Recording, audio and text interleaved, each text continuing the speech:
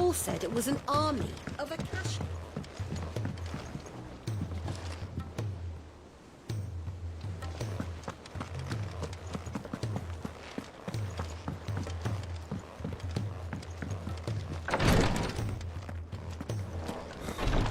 She can't keep this. Glory to Griga. There you are. And not a moment too soon. What's happened? Taya's busy working herself into an early grave. Since the arrival of her latest patient, she's refused to stop, even for a moment. I've tried offering to see to him in her stead, but she won't hear of it. Clive, she hasn't left the infirmary in days. She's pushing herself too hard. And if she doesn't rest soon, will you talk to her? Order her to her chambers if that's what it takes. Because if she keeps this up, I fear the hideaway will be without its best physica before too long. I know better than to order Taya to do anything. But I'll speak to her. Oh, thank you. I pray you have better luck than I did.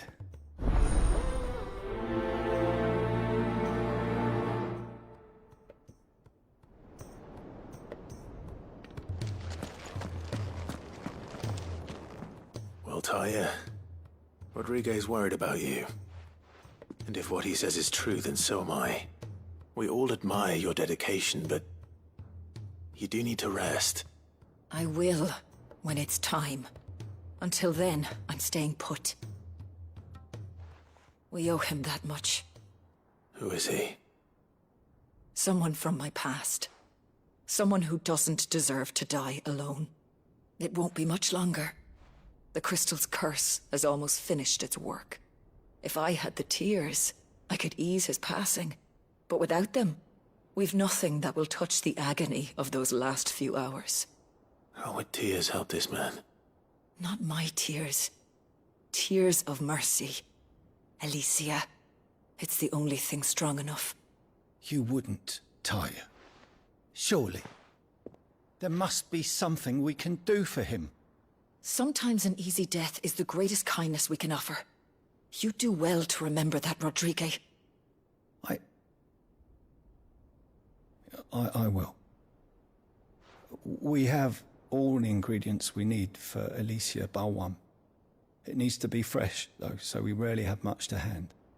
I can make the draft if you can bring me what we're missing.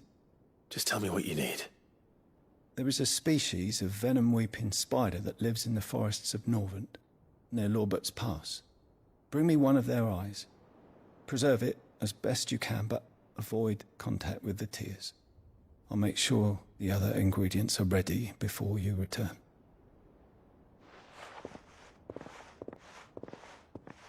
Thank you, Clive. I won't forget this.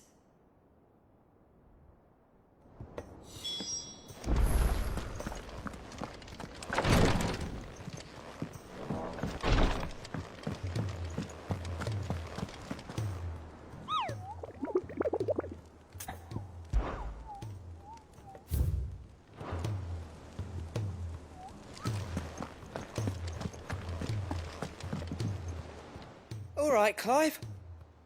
Blackthorn told me you helped him out again. Tough for that.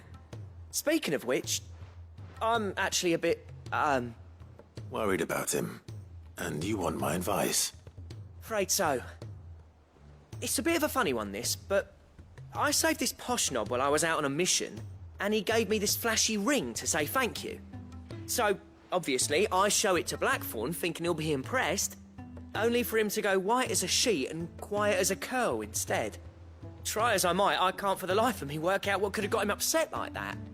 And seeing as how Blackthorn opens up when you're around, I thought maybe... I'd speak to him again. Well, I suppose there's no point leaving him to stew. Cheers, Clive. I'll be sure to pay him a visit as soon as I have a moment.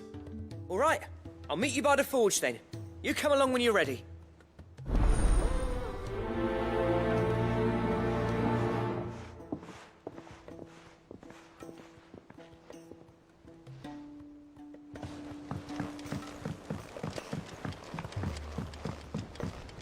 all said it was an army of Akashi. What will happen?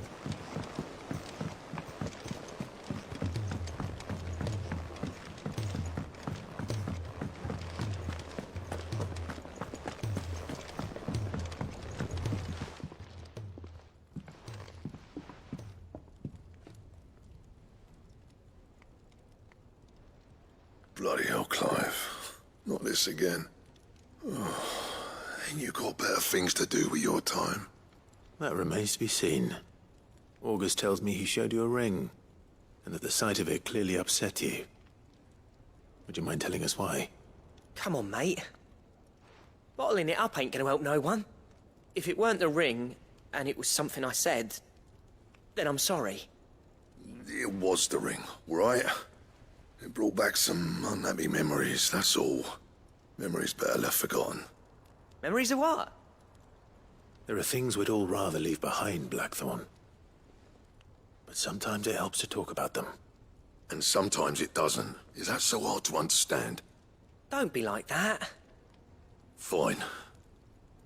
If it'll get you off my back. That ring he flashed was the work of Zoltan. We apprenticed together, back in the day. You've never mentioned him before. Why would I? Ain't seen him in decades, and the last time I did, we almost came to blows. The ring brought it all back. I could tell it was one of his the moment I saw it. Bastard's improved, though. More than I thought possible. That thing's a work of art. So it was a nice ring. Worth a few gil, maybe. What's it matter to you? It matters, because engraving metal's a nightmare, and I've got no bloody idea how he managed it. The fact is, I couldn't make anything even half that detailed. So what? You're an armorer, not a jeweler. I'm the Idaway's master craftsman. I'm not stealing a living at some backwater village forge. My armor keeps you lot safe, and my swords keep you dangerous. As far as I'm concerned, every swing of my hammer's another blow struck in the name of our cause. So I put my heart and soul into my work. Because the curse breakers deserve better than second best. And I refuse to be shown up by the likes of Zoltan. Very well. Why don't we go and pay him a visit? Learn his secret. I doubt he'd be too happy to see me. Then just this once. Make peace with being second best. Swallow your pride, and focus all your energies on the task at hand. Keeping the curse breakers armed and armored. Provided you can do that, you'll hear no complaints from me. But if you can't, and it's going to distract you, we need to do something about it. What'd you say, Blackthorn? You know he's right. And it's not like you'll be going alone. All right. Magic. So, where do you reckon old what's-his-name is then? Zoltan, was it? In Dravozd, my old village. He won't have left. He's the chief. Dravozd, eh? That rings a bell. Not far from Tabor, right? Just north of the fields of Karava. Got that, Clive? Meet us at Dravozd as soon as you can, yeah? And I'll make sure Blackthorn don't get cold feet. Good luck with that. I'll see you there.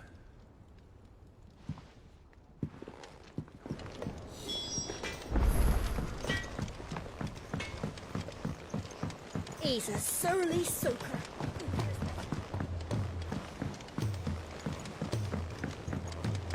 The realm's crops are all being harvested early for fear they won't grow.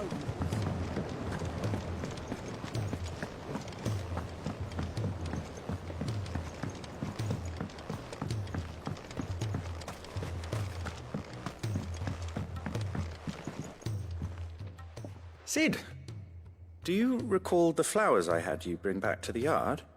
Vaguely. Is something wrong? I'm afraid so. I was able to get most of the Morganbeards to take root, but they rarely flower. I fear the soil here does not agree with them. However, I believe I have a solution. I can't wait to hear it. I'm going to marry the Morganbeards with Morbles. I know, but hear me out. Morbles are possessed of a highly choleric temperament.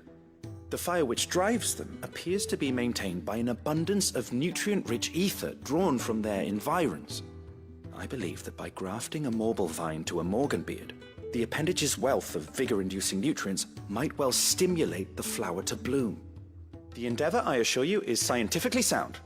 I simply need a vine to prove the theory.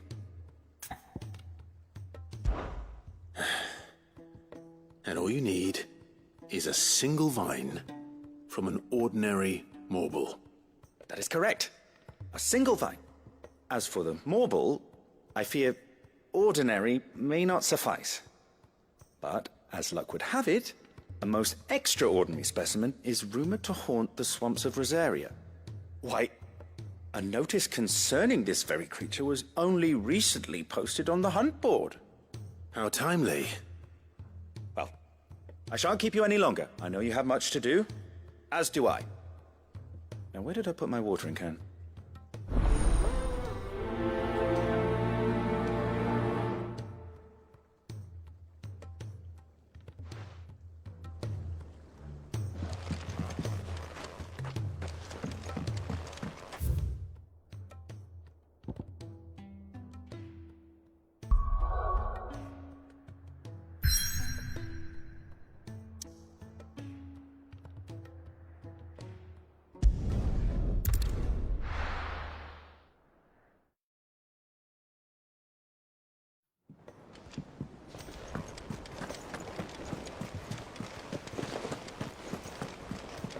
Cole said it was an army of Akasha.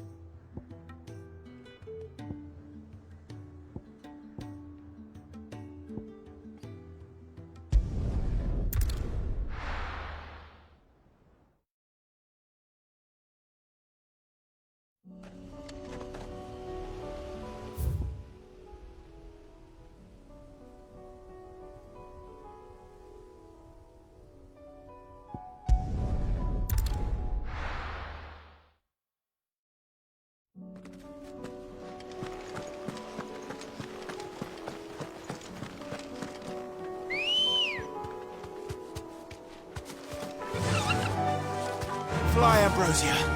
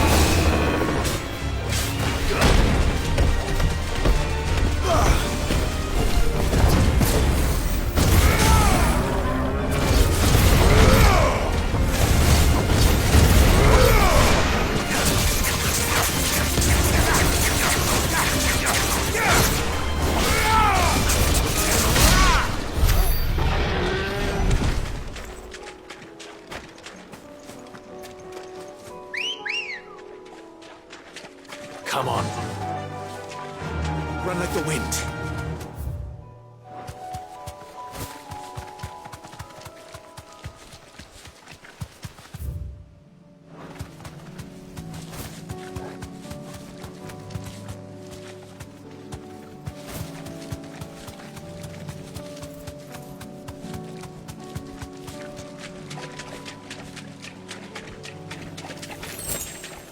You deserve a rest.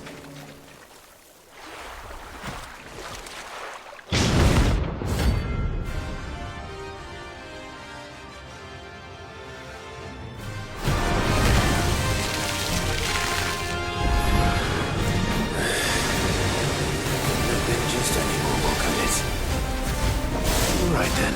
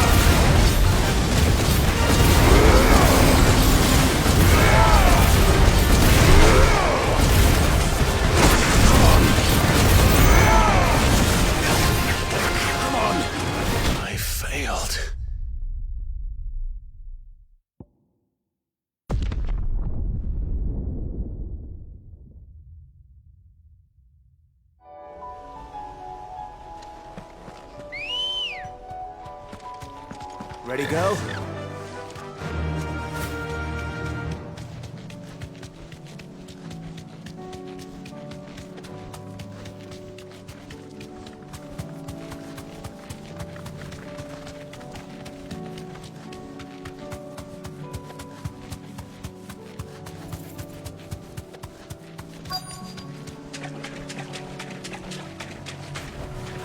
Straight home now.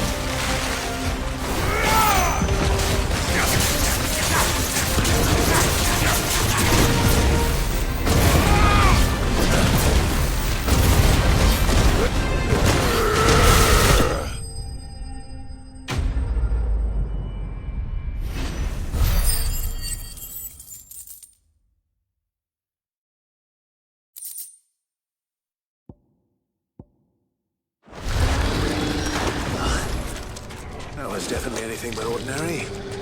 Now, let's get this vine back to the yard.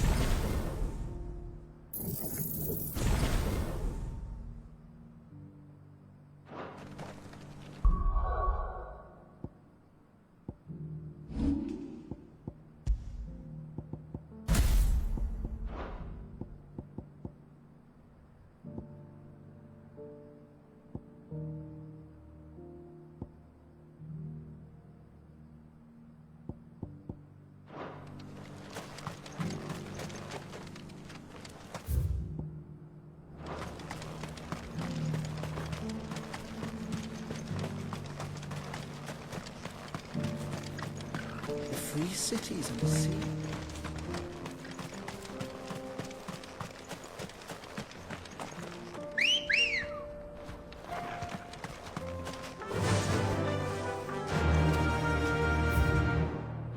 Fly, Ambrosia.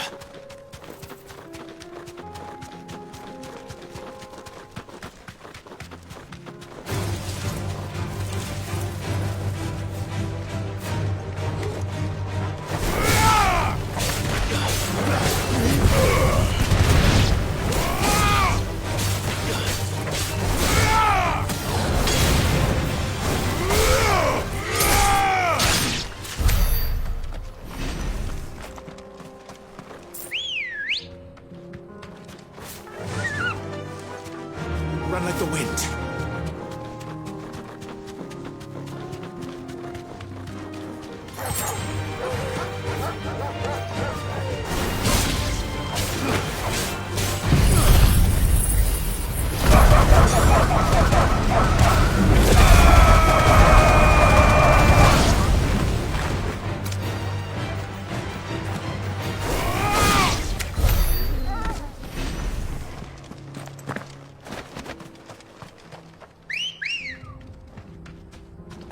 Come on.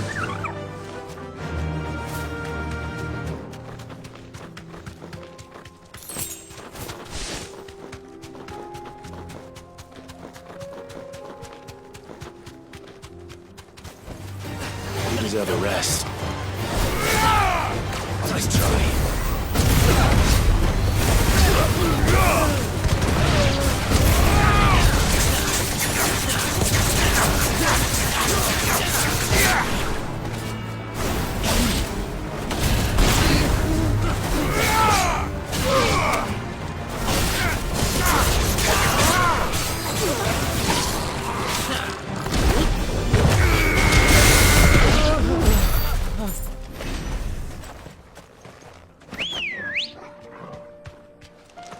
Let's go.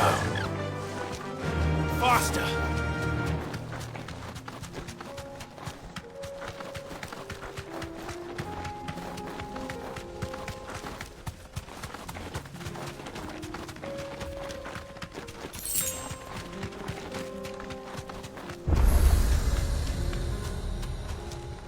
Be safe. Kicked out already? No. This charmer ain't letting anyone through. Why are the gates closed? Chief's orders. No one's allowed in without his say-so. Not that I'd have let you in anyway. You look like trouble. I suggest you go home. That's what I'm trying to do, you little prick. Ain't changed a bit, have you, Snotty? No. It isn't. Blackthorn. Long time no see, eh? What the hell are you doing here? Well, it was meant to be a surprise, but since you are so nicely, I'm here to see Zoltan, you fucking numbskull. Now let us through. All right. Just don't go starting anything with the chief. Yeah, I promise I won't throw the first punch. That good enough for you?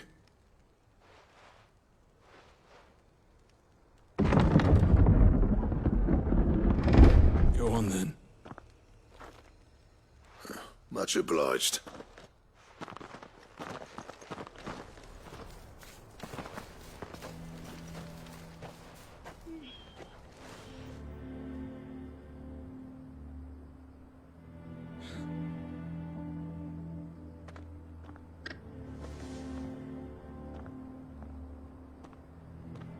So this is Dravoged. Not much going on, is there?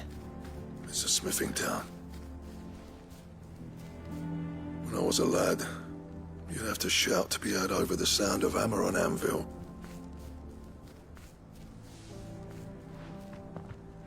Clive, you're good with people. You speak to Zoltan. Hey, you ain't backing out now, are you? There's a river of bad blood between me and the chief. But if someone can build me a bridge, then I'll cross it. All right. I'll see what I can do. I appreciate it. He'll be near the forge on the hill. It was our master's. He'd have inherited it when I left. The forge on the hill.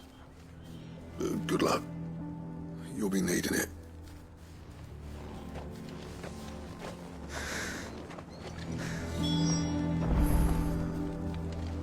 But if we can't fire the forges, how are we going to earn our keep?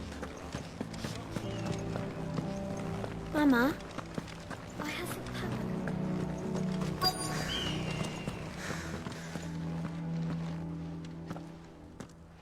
Hotter!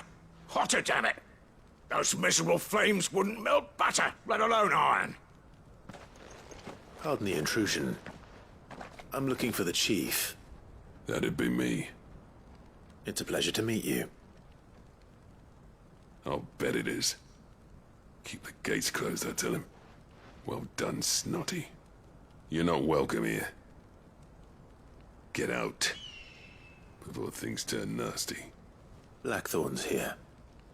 What did you say? He's traveled a long way to see you. Yes, has he? He's waiting. Down by the gates. Then I suggest you take him with you when you leave. Didn't you apprentice together? So what if we did? Fuck! We're getting nowhere. These bearers' flames are next to bloody useless. We're never going to be able to fire up the forges unless we can find some new crystals. I'm a busy man, as you can see, so do me a favor and piss off. Oh, and if you're struggling to find your way out, ask Blackthorn. That prick knows exactly where the exit is. He's not wanted here. And neither are you. All right. I'm going.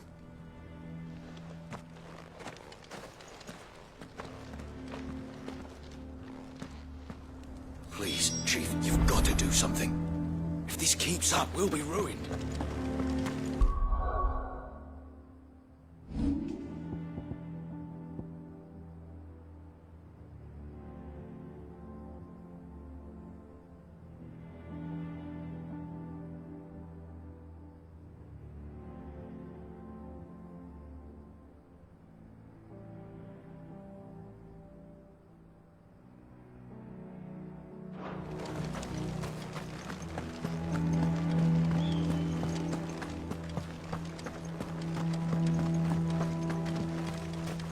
But if we can't fire the forges, how are we going to earn our keep?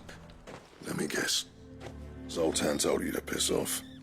As a personal favor to him, yes.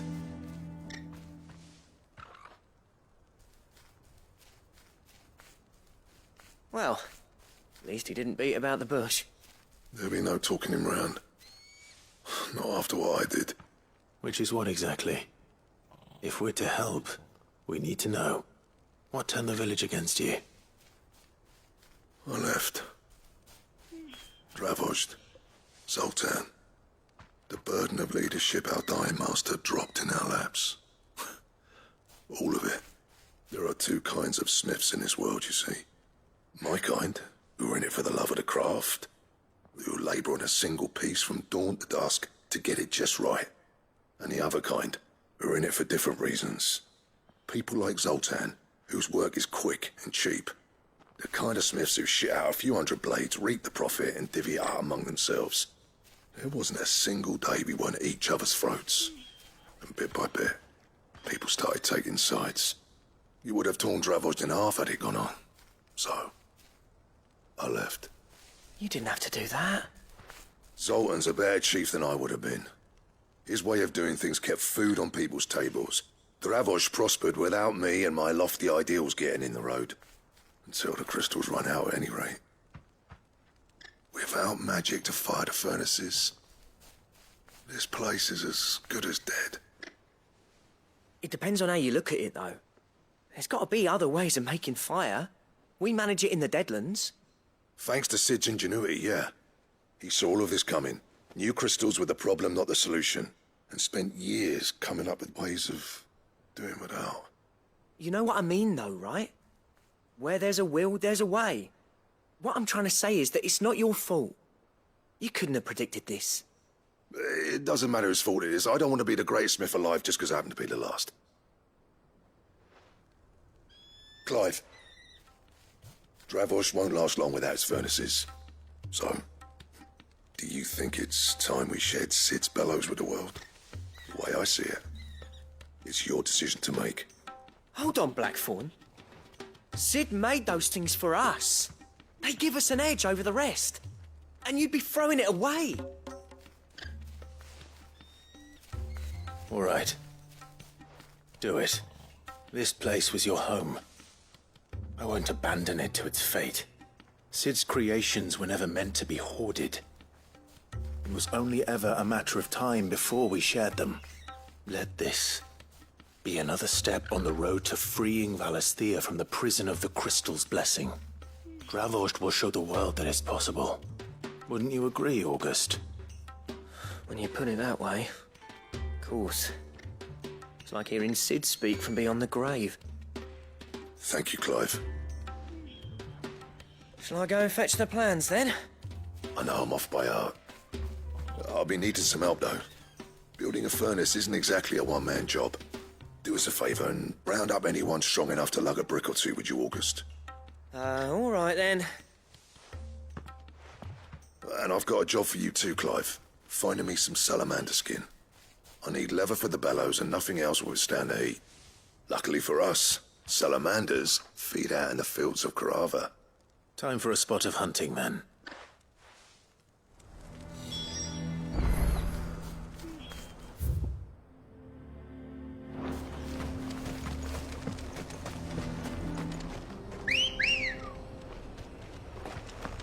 Come on.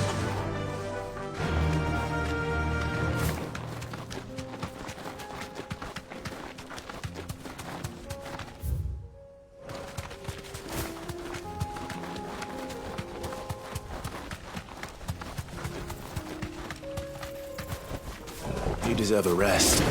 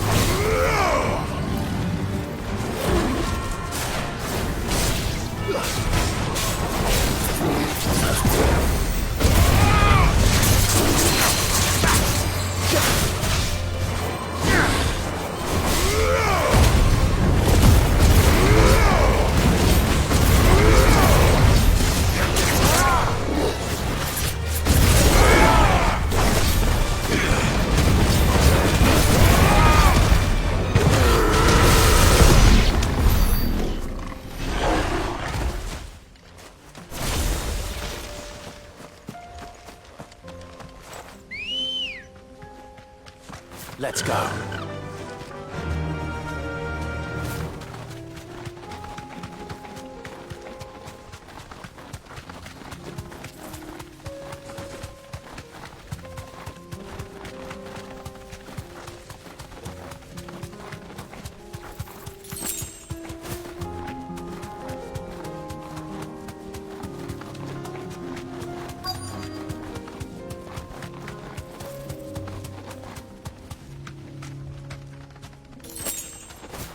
Let's make this quick, shall we?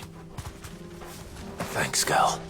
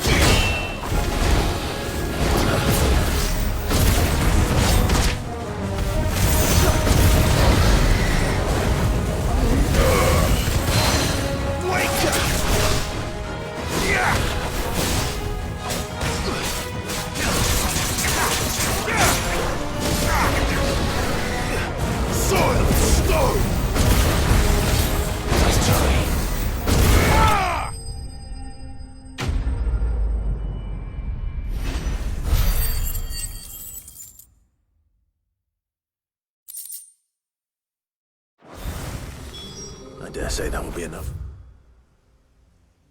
A decent set of bellows.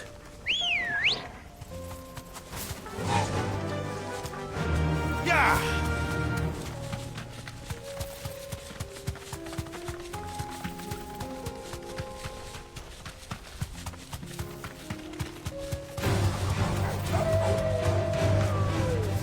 Be safe.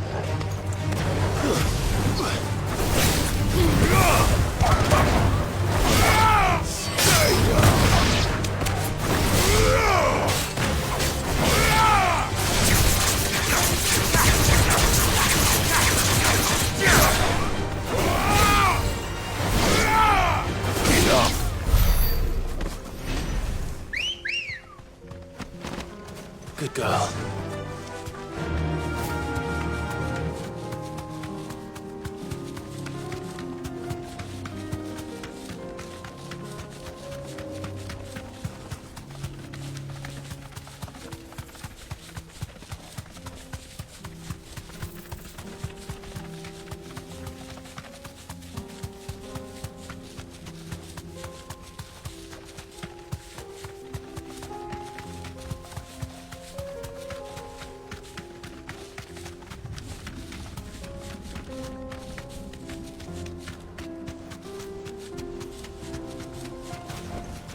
No need to ride from here.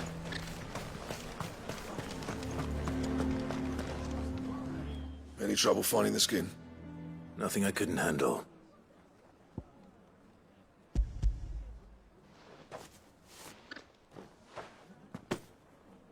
This should be plenty. Right then, time to put these louds to work. If everyone pulls their weight, we'll be finished in no time.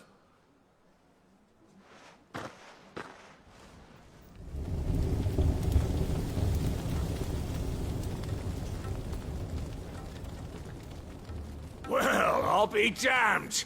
I honestly didn't think it'd work. But it's hot enough, all right. And without a single crystal in sight. You know what this means, don't you? I do, yeah. Dravost is saved.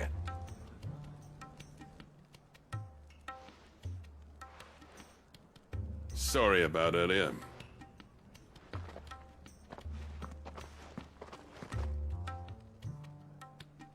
I take back everything I said.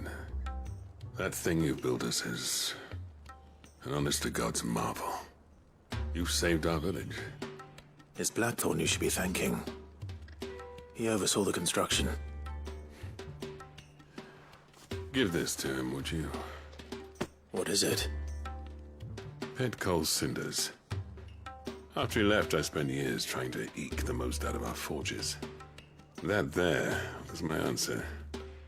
Chuck it in the fire, and your forge will burn hotter for longer, which will do wonders for your steel. Our secret for yours. Only fair. I've always envied Blackthorn. Since the day I became chief, I spent every spare moment trying to match up to the bastard. No amount of sleepless nights at the anvil will ever bridge that gap, though. He's a genius. Plain and simple. The man Dravost needed. But he took all his talent and left. Gifted and free. Is it any wonder I hate his guts? The cinders would mean more coming from you. I need to forgive him first. And that's not gonna happen.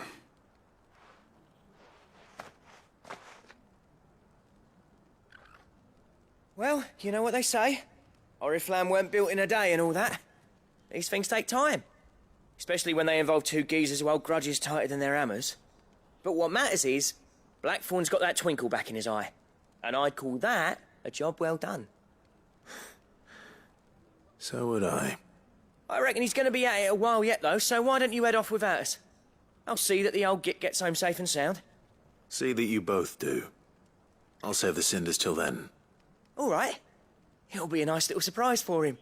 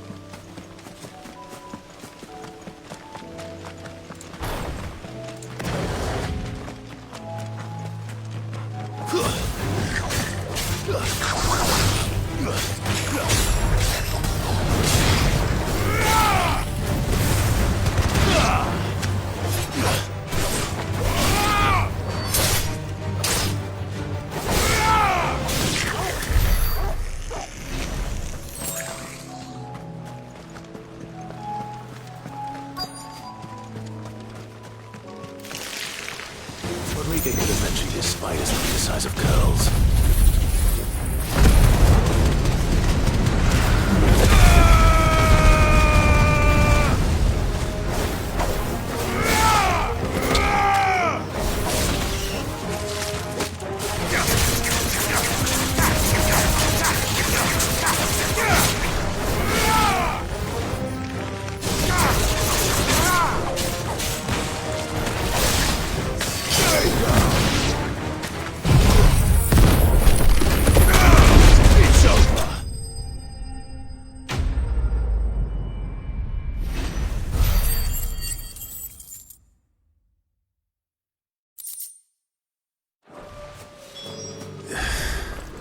Hopefully one will be enough. Rodrigo will have prepared the other ingredients by now.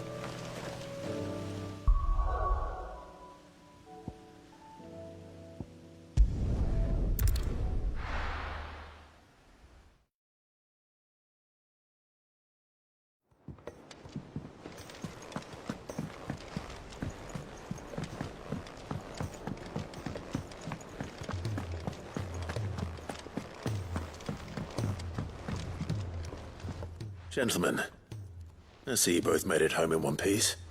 Yeah, well, we didn't want to outstay our welcome. The whole village turned out for a go on the bellows after you left. Everyone except Zoltan, that is. Didn't see hide nor hair of him. Oh, but that reminds me. I have something for you.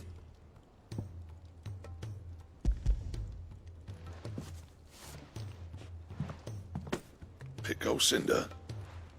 How'd you come by this?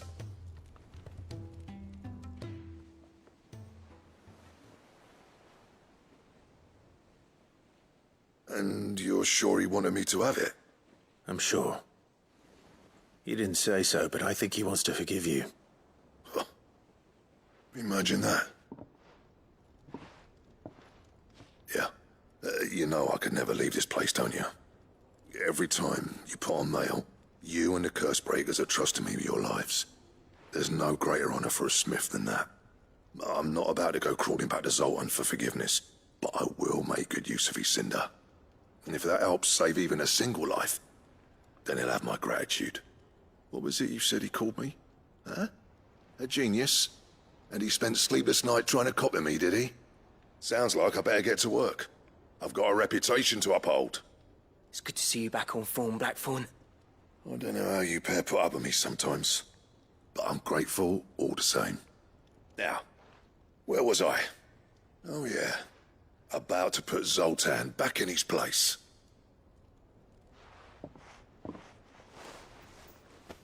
Ain't got the art to tell him how similar they are. Stubborn bastards. A little healthy competition should be good for him. You're not wrong. Still, it's a shame him and Zoltan couldn't let bygones be bygones. No use grumbling about it now, though. Blackthorn's happy. Or as near to happy as he gets. And that's good enough for me.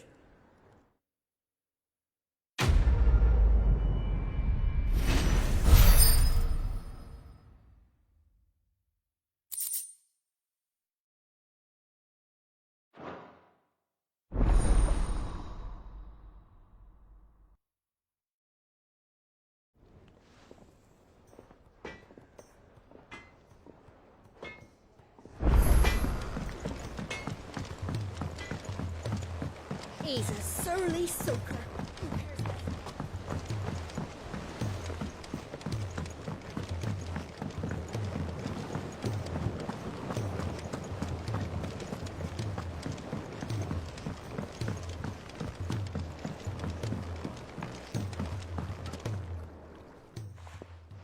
Sid, I can't help but notice that your satchel is twitching in a most violent manner. Here. It's your problem now. What an amazing specimen. The flesh positively throbs with vitality. If I can successfully graft this to the Morganbeards... When I successfully graft this to the Morganbeards, I suspect the results will be immediate. I shall begin at once.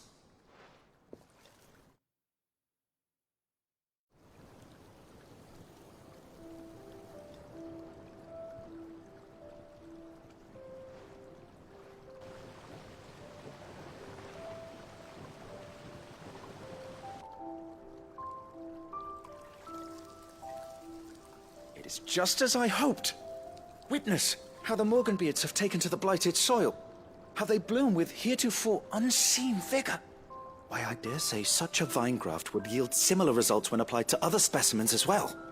I'm glad I could be of assistance. You've not only helped us, Sid. You've saved us. Do you recall the extract with which I provided you before? I took a moment to distill some more, but this time with the petals from the invigorated Morganbeards. And would you believe? Its potency has nearly doubled. You must accept this vial as thanks for your assistance. The rest, I shall give to Taya.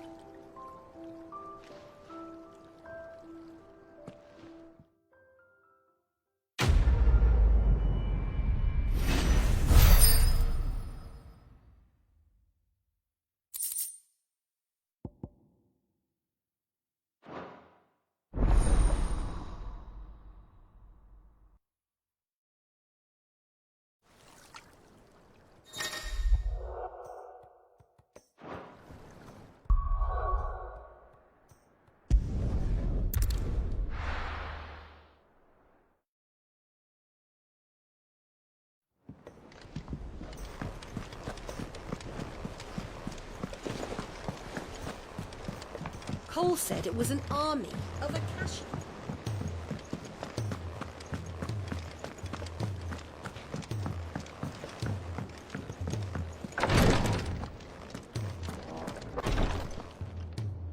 Thank goodness you're back. Taya looks like she's about to collapse. Is this what you needed?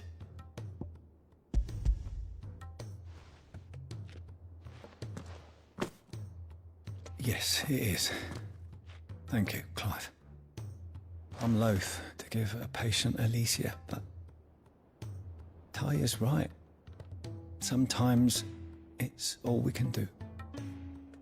A single dose dulls even the most agonizing pain, and all other sensation with it. It may be a gentle way to die, but it is death nonetheless. I wish there was another way.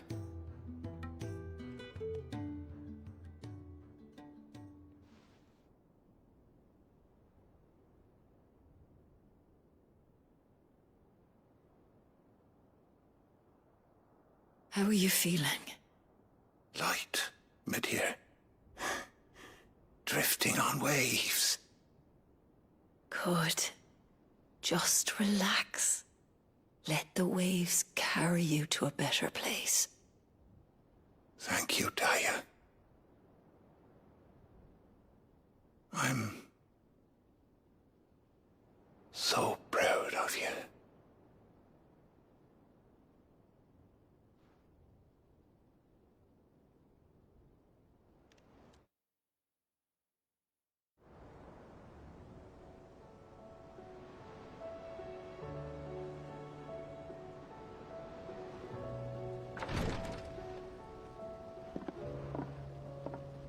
He's gone. Thank you, Rodrigue. And you, Clive? I'll see that he's properly laid to rest.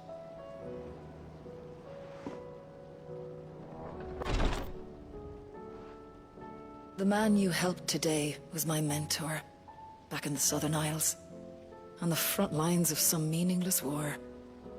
I was still a child when they shipped me to their triage tents, to treat the wounded with my gift. But in such blighted lands, I was next to useless. Until he taught me the true physicker's art, that is. An art we would be lost without. Tears of mercy were his gift to the bearers of the world.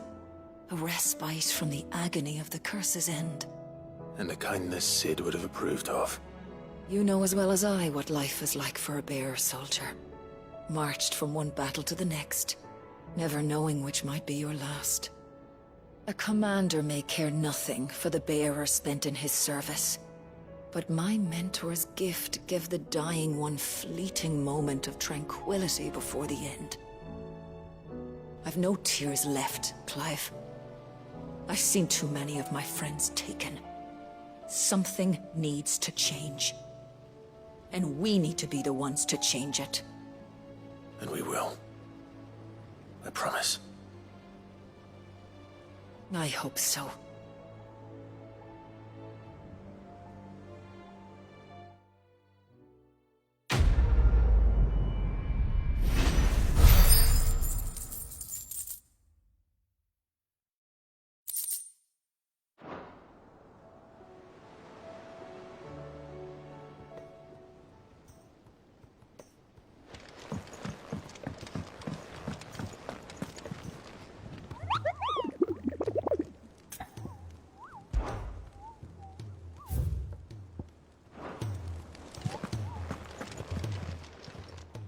How may I help you today, Clive?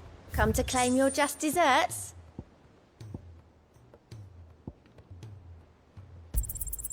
You earned this. Best of luck out there, Sid.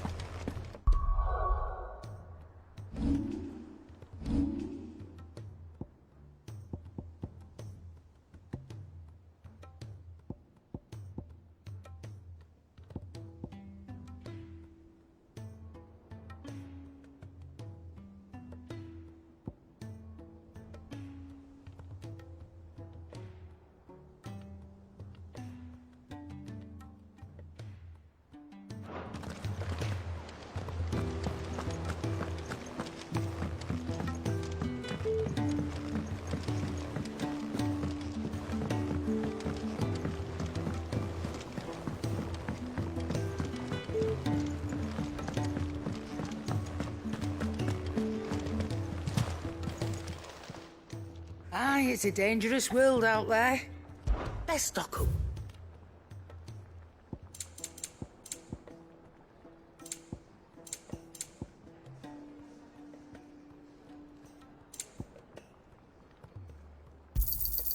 You're rubbing me blind, you know.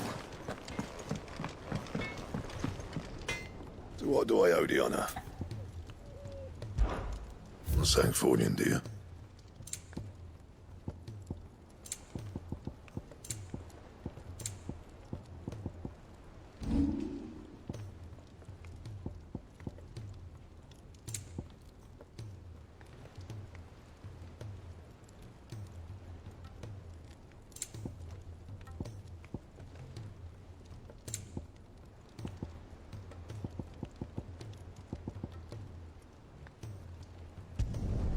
You can thank me later.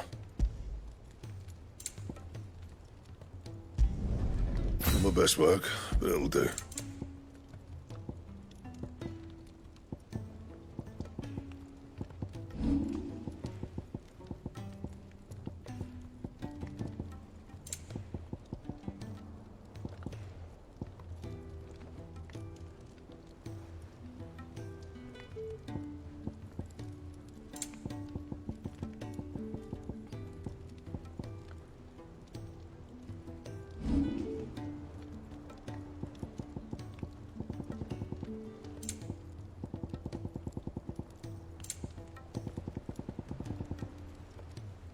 Anything else?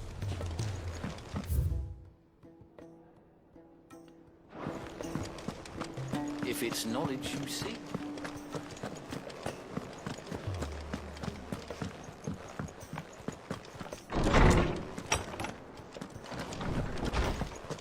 Let me help. I know my letters. Knowledge hoarded is knowledge lost. I don't believe you've read this particular chapter before.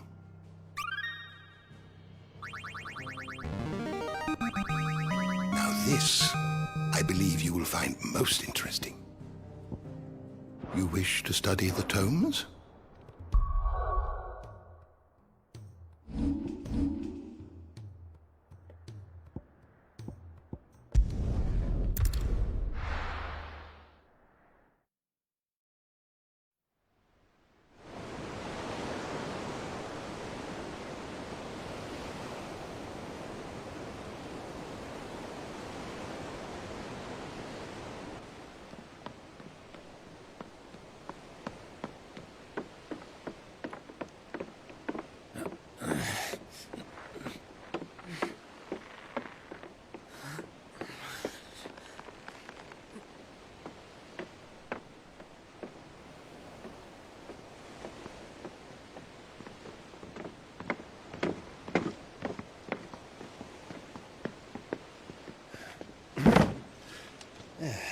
it, Clive. My dad had it all worked out. He'd be proud of you, Mid. His writings may have helped, but this achievement is all yours. Can we catch them? The Ainayar's one of the largest, fastest vessels ever built. And it won't help she has the wind at her back. Any other ship would be hard-pressed to keep pace with her, let alone reel her in. But this isn't any other ship. This is the Enterprise! And the world's never seen anything like my dad's engine. It certainly hasn't.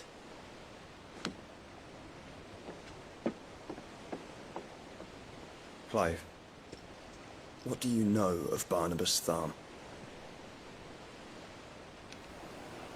Only what the bards sing. That he sailed to Ash from southern lands. That it was his mastery of the blade which won him the throne. And that his sword, Odin's sword, can sever the very threads of creation. But don't lose any sleep over a last tilt. We'll do what we must to survive. What we must. The light! I thought this cove was meant to be hidden.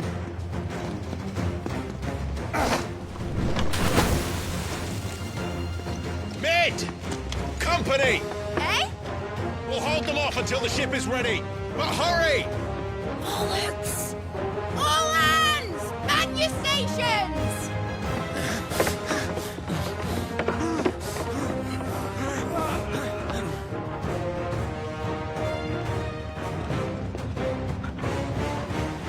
Everyone with me?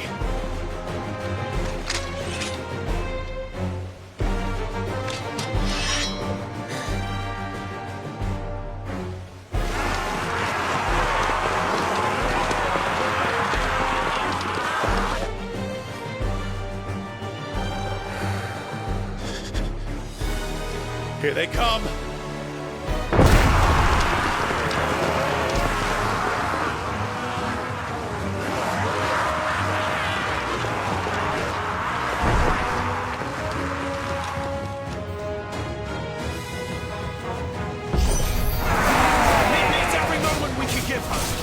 Behind me, Lord Rosfield. I'll take care of these fuckers.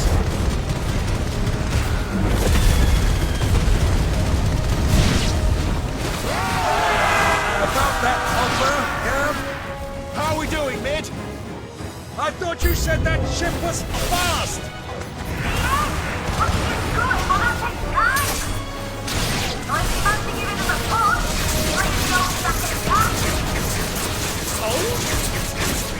I haven't felt this alive in 20 summers! Come on! Don't let the clock get you turned. We know the pay and I'll be damned if I'm going first.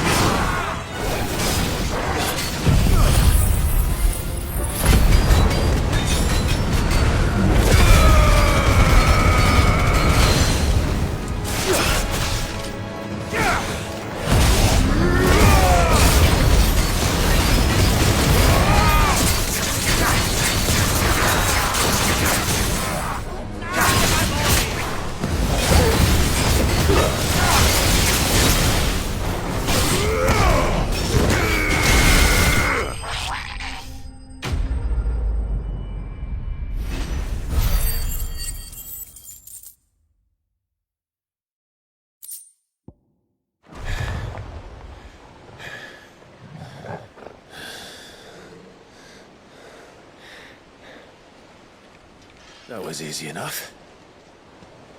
All right, you lousy lot. Get your asses on board. She's ready to sail. You heard the captain.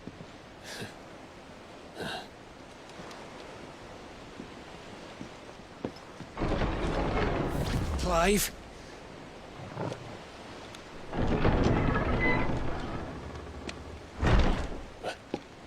But I thought he was... Confounded. Then it is as I feared. Sleipnir is no man, but a creation of Odin.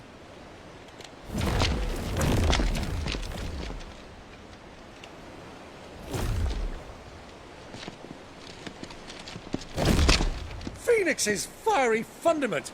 Have you no normal enemies?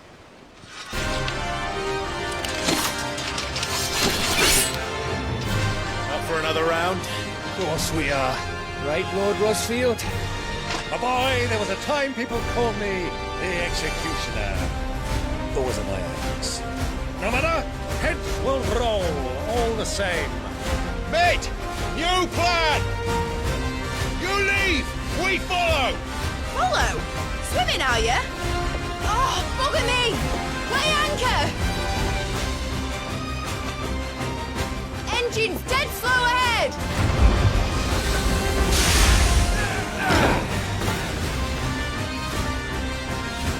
Have care, my friends. 'Tis not blood that runs through Meg's veins. These foes will not fall, but they will fall. Like oaks before a woodman. Good thing I brought one! How long are we meant to keep this up? As long as it takes. Unless you have a better. Well, I've already killed at least 5 of the bastards. Fuck it. Let's do the lot.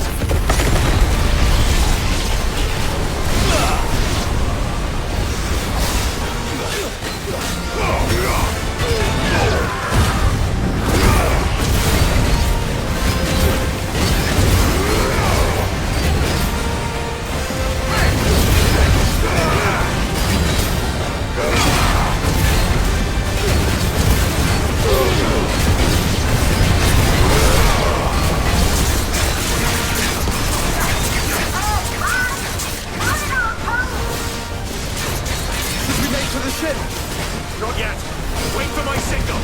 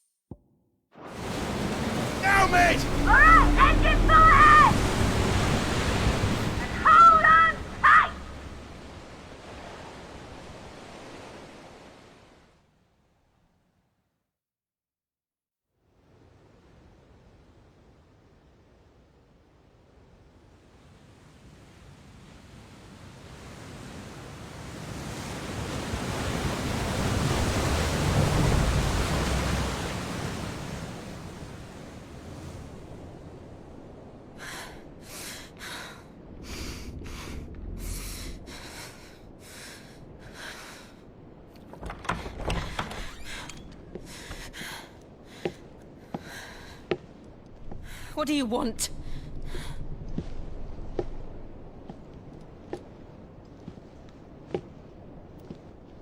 That's quite a mess you've made.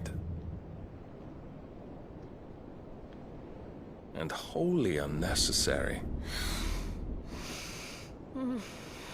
You are my offering to Mythos. I would not see you damaged.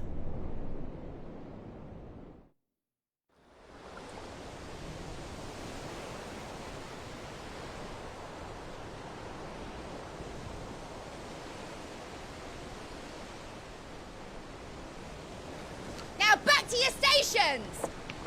Every bell spent treading water puts another league between us and the galleon.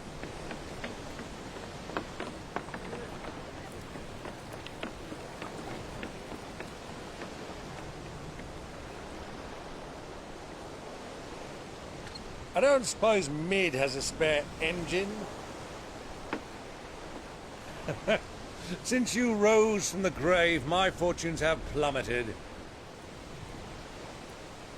Are you absolutely certain of this quest of yours, Clive? The foes you face are as terrible as they are numerous. Aye, and they'd have us live and die on their terms, which should answer your question. Ah. You have that same stubborn look as your father did when he set his mind to something.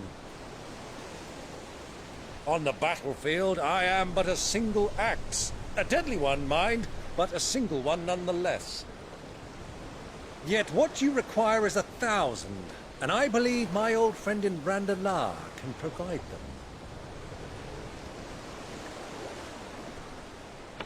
Take care, Clive. I have many more tales of your father's exploits to share. And I cannot very well do that if you're dead. Again. Good luck, Uncle. And may fair winds attend you. As for you, Joshua, take care. I shall do my best, Uncle. Farewell, my nephews. When next you see me, it shall be with an army at my back.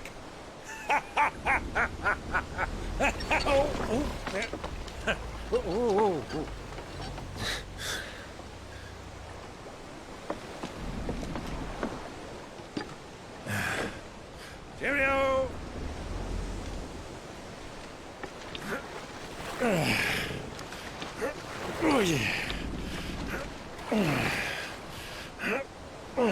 Do keep up, my boy.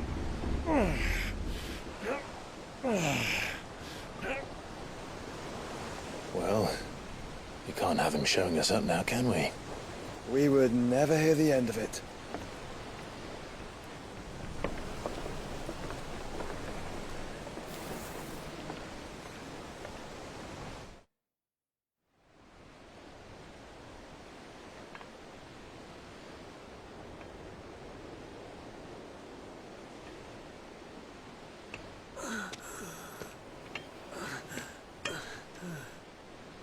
Greek of mercy.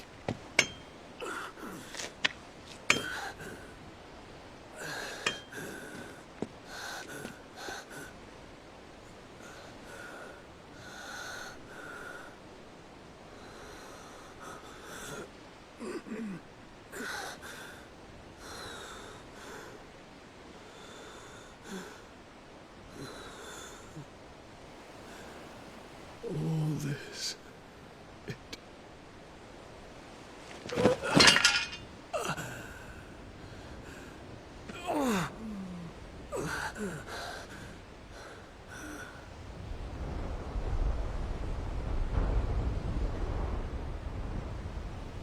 What have I done?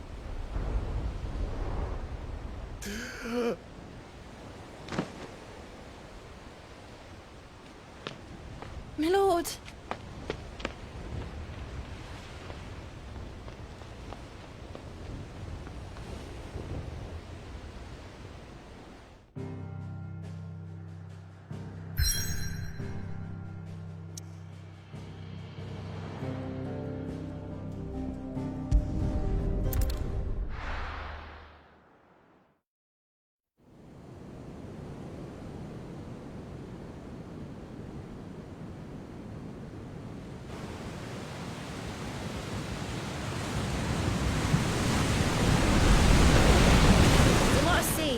here in Waloed, but any ship heading north has to round Zemeckis and put through the Narrow. Maintain our current bearing north-northeast, and we'll catch the Black Galleon before she vanishes again. What's to prevent her from circling around Ash from the south? With these winds in those waters, it'd take 'em forever and a fortnight to reach Stonehere. Mid knows what she's talking about, Clive. Better than any of us lot, anyway. I say we do as she tells. Sails on the horizon. She's ours.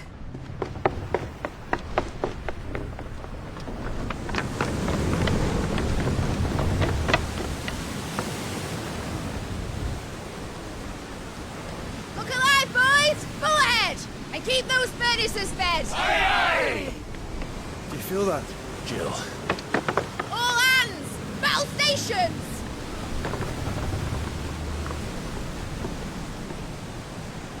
Let's see what this girl can do.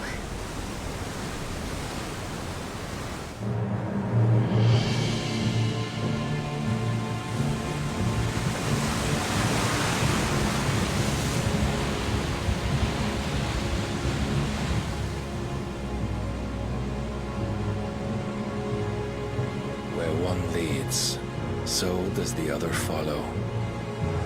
The bond of consciousness which joins them condemning both to the same fate.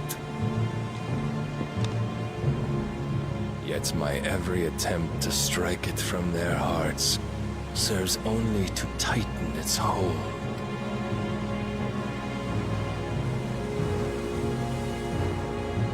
Fascinating.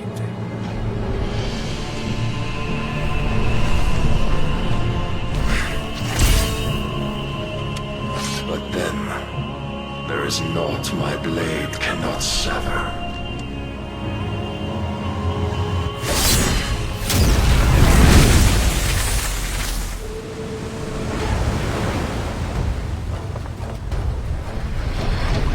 Great Grigos gas!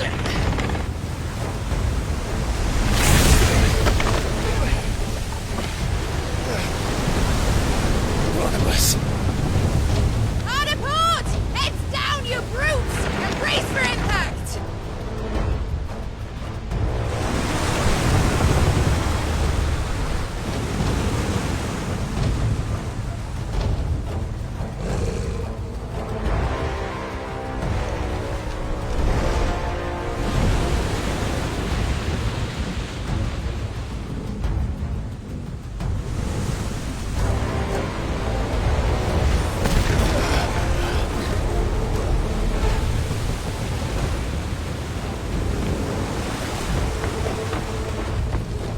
It's now or never. I'll find her.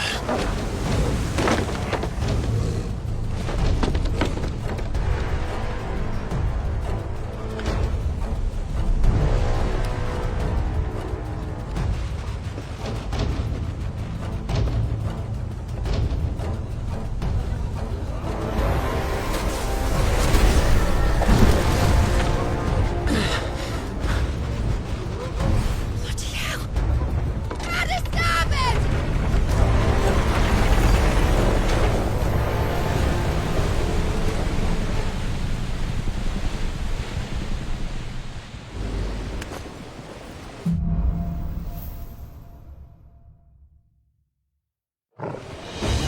Where did you hide, Barnabas?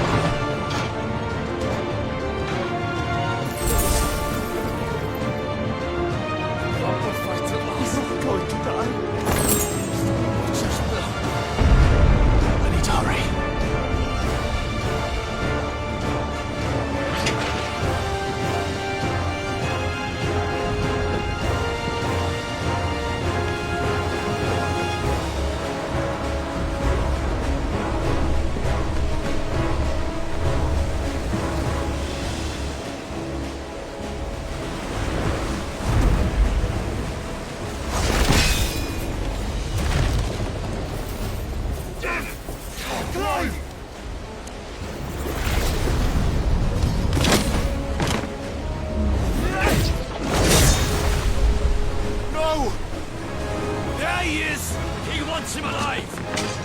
Hold on. I'm coming. For both of you. Extra shepherds!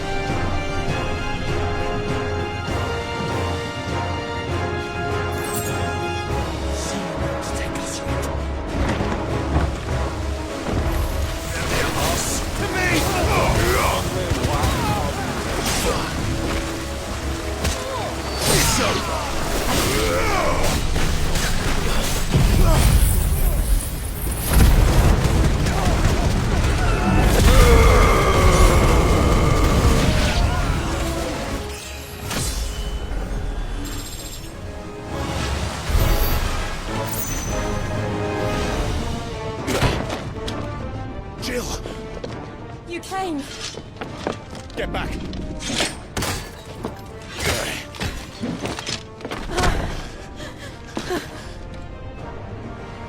Clive, how did you... I'll explain later. Hands.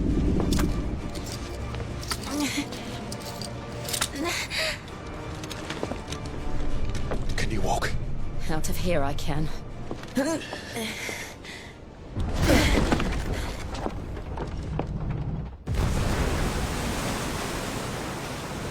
Stand still! Phoenix. Are you not the dominant of fire? I see naught before me but a guttering flame.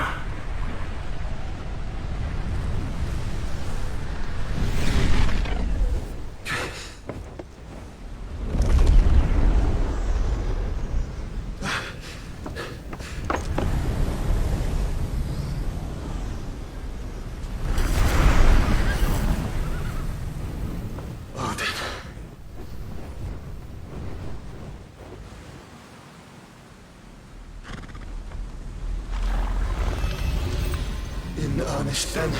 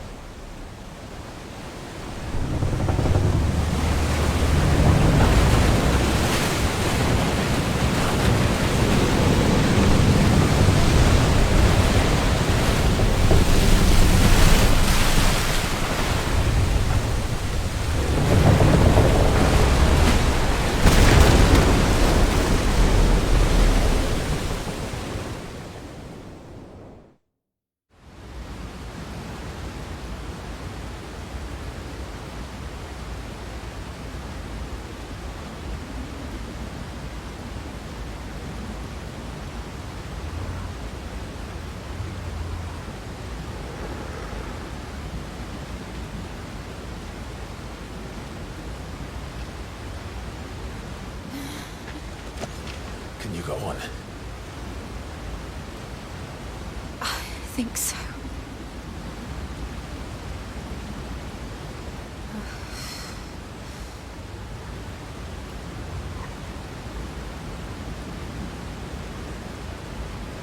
But to where?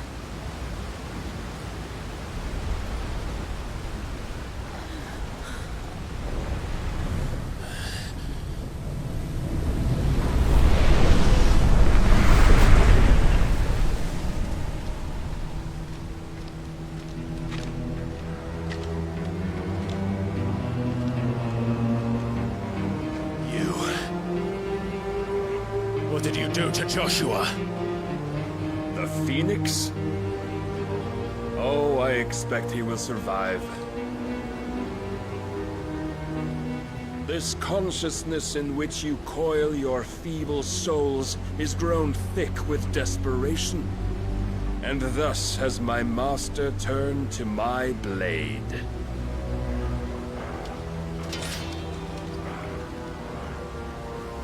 The world will soon be painted in black.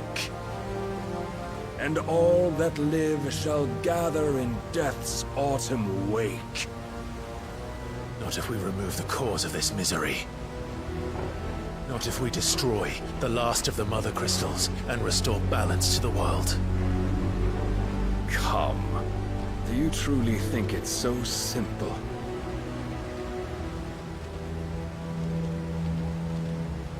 The blight is inevitable. Not even the Almighty might stop its endless march. Your efforts will avail us naught. Naught, that is, but suffering. You must embrace the truth, Mythos. Accept your place with the Lord. Keep it. As long as there's a chance, there's a choice. Ever led astray by your blind resolve.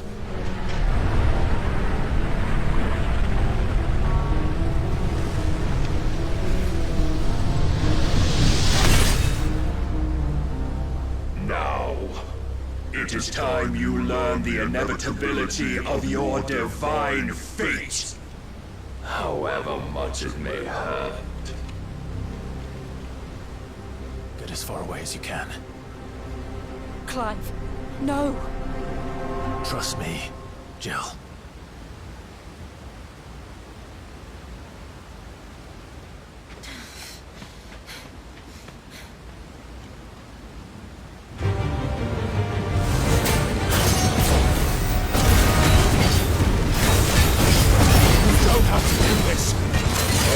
But we do. If only to remind you of your duty.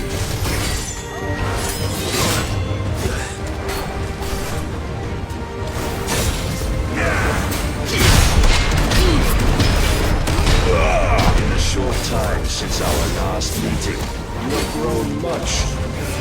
Yet as a vessel, I fear my lord will still find you lacking.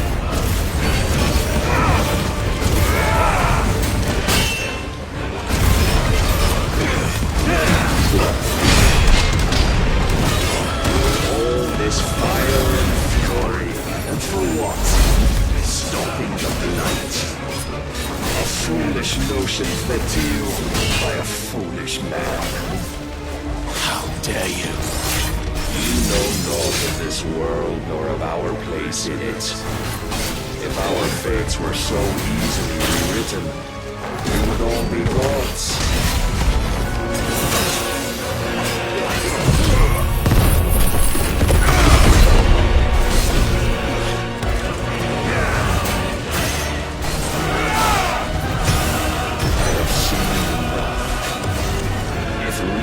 Cannot sway you. There are other means of persuasion that might. Rise, you lost.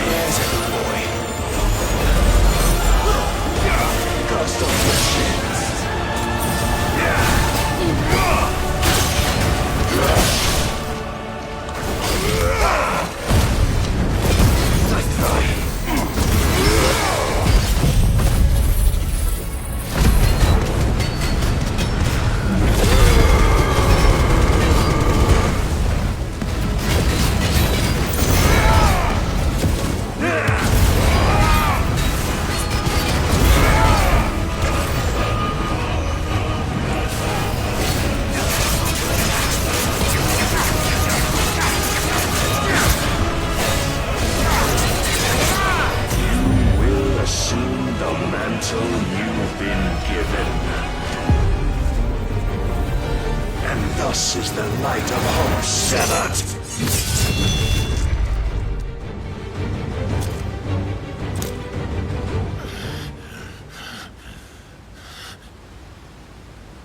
You would yield so soon. Never. Clive!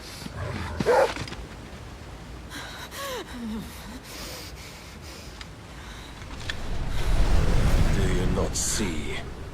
Your iron will weighs you down, dragging you ever further from your purpose. And what is my purpose? Mythos. Who are we? What are the dominants? The breath of the Creator still warm on our lips. We carry his light that we might guide the masses in his name. We are but mighty acts of God. We are more than that. You would be nothing without what he has granted you. The power we wield is his, and yet every time we draw upon it, it wears away at our very being. It breaks us. It unmakes us, that its immaculate aspect might reveal itself. The icon. It is too much for even his chosen few. Apart from you, Mythos, you wield the might of many, yet your body does not answer for its avarice. What are you saying? What I am saying is that we dominants are a means to an end. We were created for you, that you might drink deep of our strength and thereby fulfill your divine purpose. Which is? To feed. As you would know, could you only look beyond the walls of your prison of self-regard. As long as you choose to ignore this, you shall never penetrate my defenses. Still, you may take solace in the fact that you are not alone in your plight. The chains of volition shackle all of mankind, but there is yet cause to rejoice. For the Lord, in his mercy, has taken pity on his flawed creations, and shall see them restored to their proper forms. And what exactly would that be? Why, loyal servants to God. No. Manners, Lord Rossfield?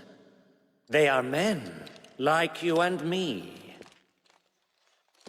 Albeit ones unburdened by the wills that drive our kind to madness.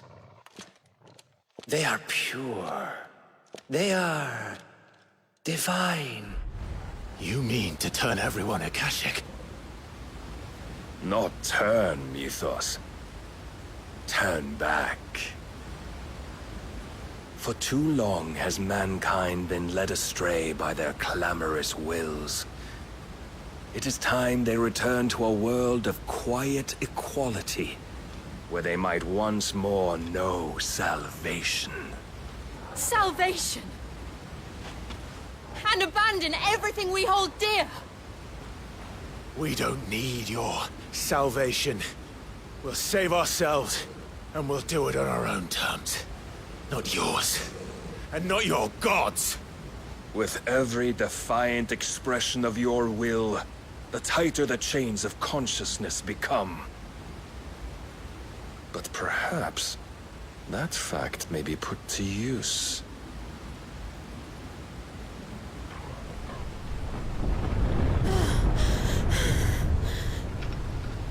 Clive! The faster it binds you to the remaining dominance, the stronger your hunger will become. Until it leads you back to the only answer there ever was. Mayhap not by the path my master intended, but back all the same.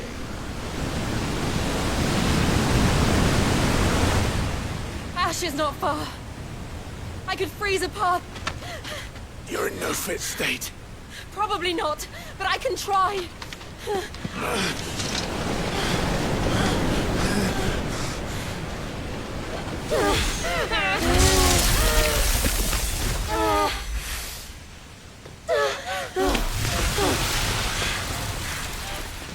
Don't look back!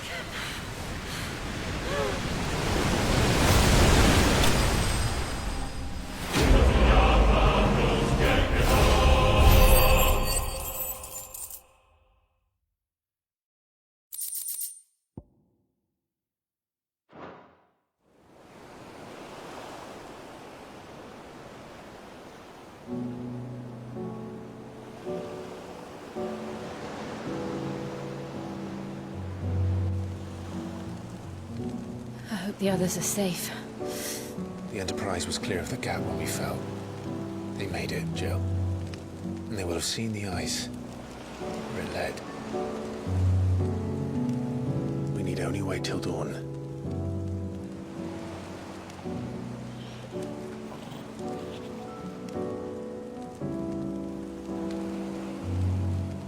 This is the second time Barnabas has bested me. I'm powerless against him.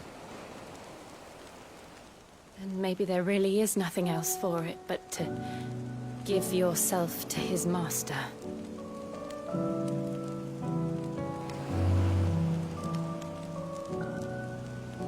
Only you won't do that. The Clive I know would never do that. So you believe? But do you really know me? If what Barnabas said was true, then I'm more monster than man. And each time I summon the flames from within, I burn away the things that make me who I am. Do you, though? Think of what you've used that power for. of all the people you've saved. It doesn't matter how or by whom it was granted, only how you choose to use it. And you've chosen to use it for good, haven't you? I've also used it to kill. What if that's my purpose? What if it's all I'm good for?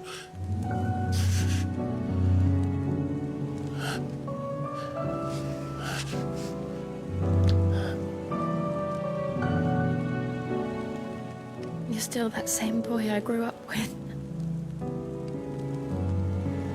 Always so eager to save everyone around you, and yet always so alone. Because you failed to realize the one thing that needed saving most of all. You, Clive. You. You never once took the time to save yourself.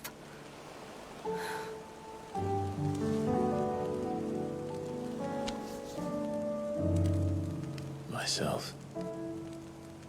I think I might be beyond saving. No one is beyond saving, provided they want to be saved. You fight to survive. And you survive so that you may protect those you love. It's what you do. What you've always done.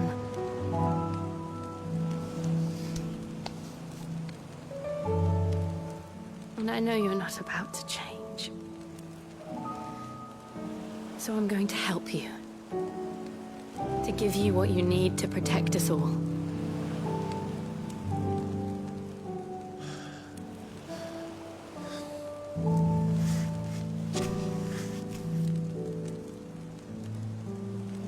Jill. Are you sure?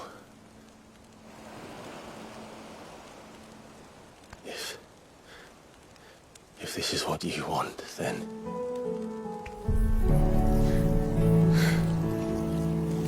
Don't worry, Clive. It is.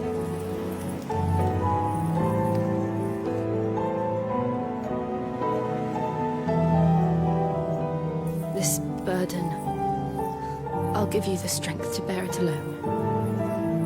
But I'm not alone.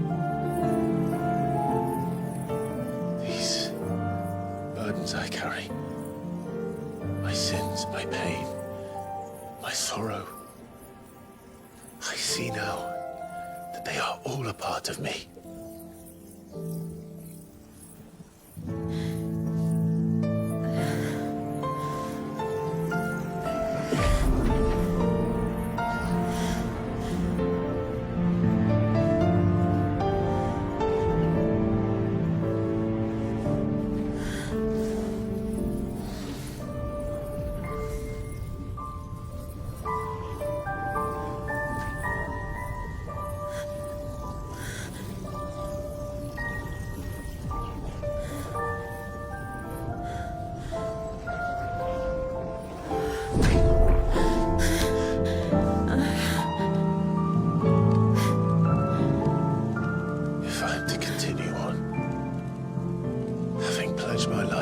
I love, and I will gladly bear your burdens too, until my last breath. Clive.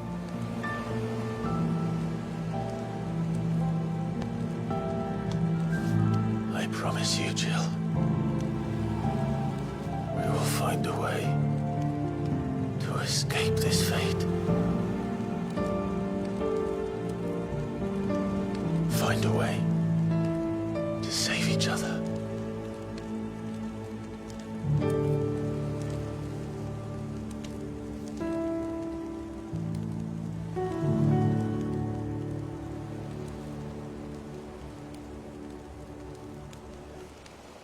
That we might one day look upon the moon again, together.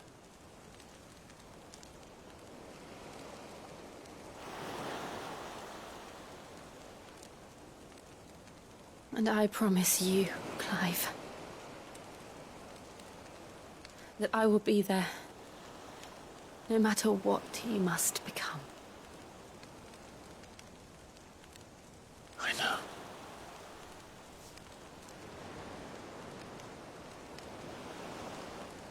I never thought a smile could bring me so much joy.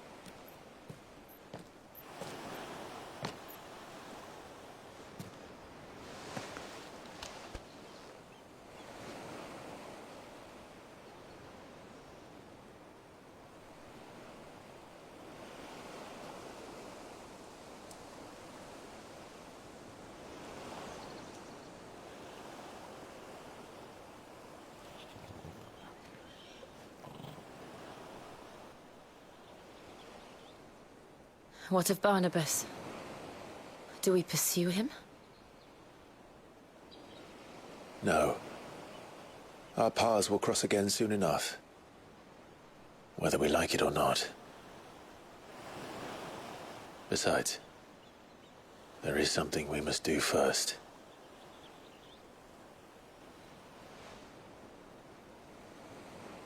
Of course. Drake's spine. The last Mother Crystal. The Einherja is at the bottom of the sea. Waloed won't dare move on Storm without her.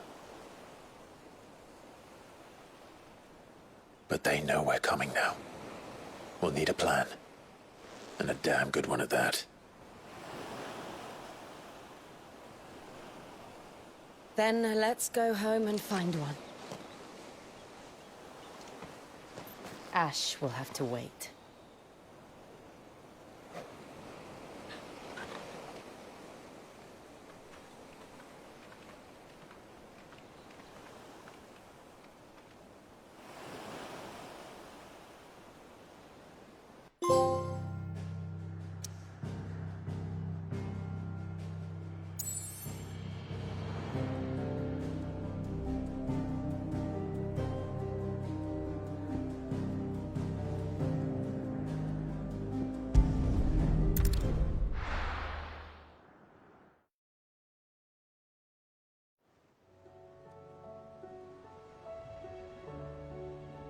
Mid says Odin split the sea in two. She's always been partial to a tall tale. But there's tall, and then there's tall. I struggle to believe it myself. I see your uncle isn't with you. He stayed with the Enterprise. After our brush with the Einherja, she was in urgent need of repair. And my uncle knows a shipwright in Randalar. We're to join him there when we're ready to sail for Ash. You sure that's wise? Last I heard, the place was still overrun with Akashic. Show me a city where that isn't true. Ultima's plague is spreading. We're running out of time, aren't we? We've done our best to shore up that hideaway. But I doubt a few planks will stop what's coming. Still, we'll keep at it. Every little helps, I suppose. Let's hope so.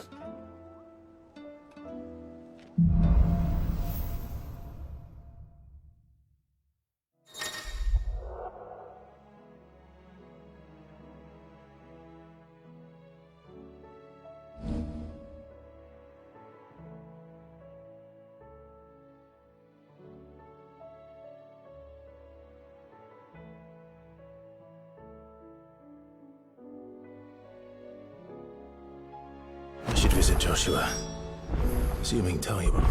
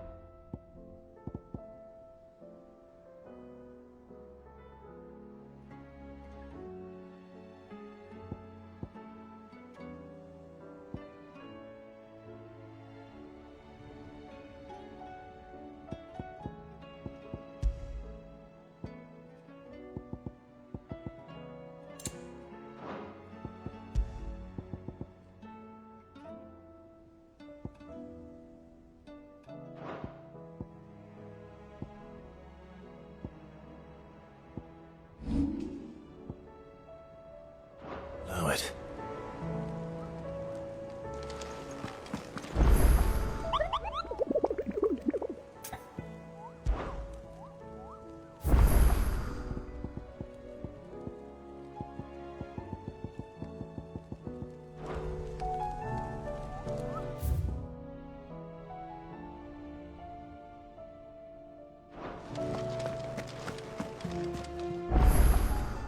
Fancy a look at the list, do you? Anything catch your eye? Seen enough?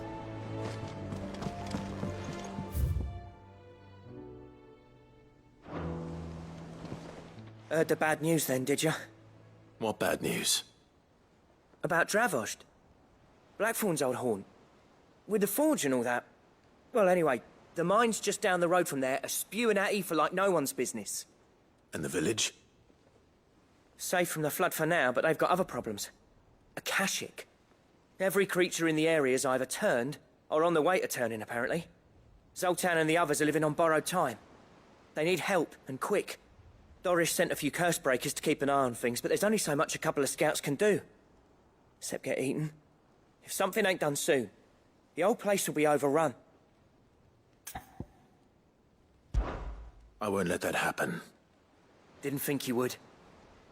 Does Blackthorn know? I thought it might be better if he didn't. He'd only do something stupid. You reckon we should tell him? No. It's better this way. Yeah, well... I can't stand about knowing what's happening out there, so I'm off. I'll see you in Dravost.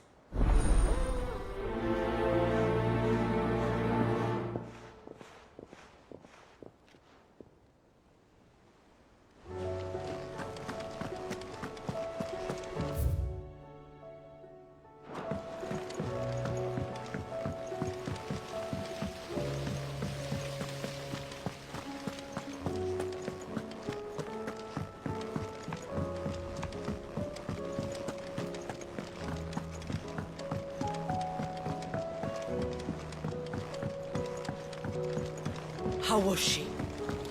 The Enterprise, I mean. Ah, Sid. Just the man I was hoping to see. Did you have a mo? Don't tell me. You need more bomb ash. Oh, no. We still got plenty of that left. I'm working on bringing another one of the Chief's designs to life. This time, it's a new smelter. It's got a reverberatory hood over the top for additional thermal amplification and a system of reciprocal recirculatory regenerators that let's just say it gets very blimmin' hot. A heck of a lot hotter than anything Blackthorn's got in his forge, that's for certain. Only mithril engines get hotter, and you can't chuck ore in one of them and get metal out the other end. Trouble is, we won't be able to make it out of any old rubbish, neither. We need the good stuff. And I hear you once helped Helena get her hands on exactly that. Any chance you could help me too? If it's for the good of the hideaway, I'd be happy to. Oh, it is. I promise you. So, what exactly is this good stuff you need me to find? We've got a couple of examples here. Spherical echoes, we call them. More fallen materials. So this smelter is similar to the mithril engine in more ways than one. right. They're a bit like the thermal helms. Fallen ceramics deal with heat like nothing else, see? And what's more, they're directional, transferring heat from the inside to the outside. But these things, they're all outside. If we line the hood with them, they'll reflect the heat right back into the furnace. We've collected as many as we can, and I know where we can get the rest. Trouble is, they're all watched over by their bigger, uglier cousins. So you want me to visit some ruins, destroy some echoes, and bring back the spheres they're guarding? That's it in a nutshell, yeah. We're only 3 short, mind, and we know exactly where they are. There's one up Amber Way, in that ruin that they call Lost Plume, and another in the Silent South, over in Dalmekia. Last one is in the ruins of Advent, which is in the Empire. All right then. Wish me luck. Will do. I'll be keeping all my fingers and toes crossed.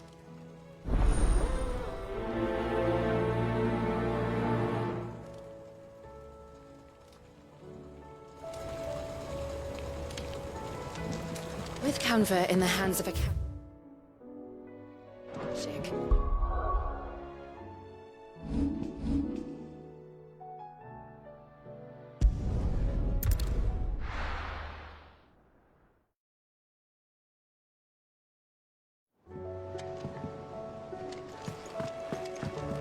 Come back.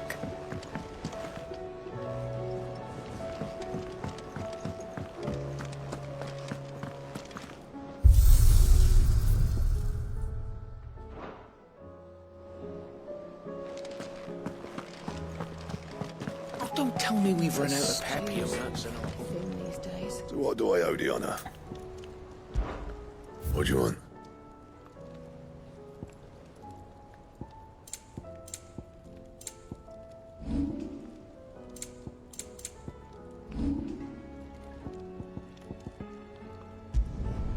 No scratches, all right?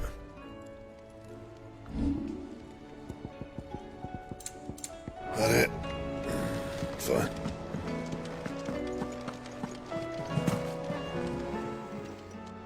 Still alive, are you?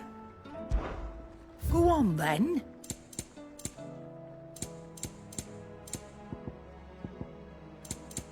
Come again. Or don't. I'm not much bothered either way.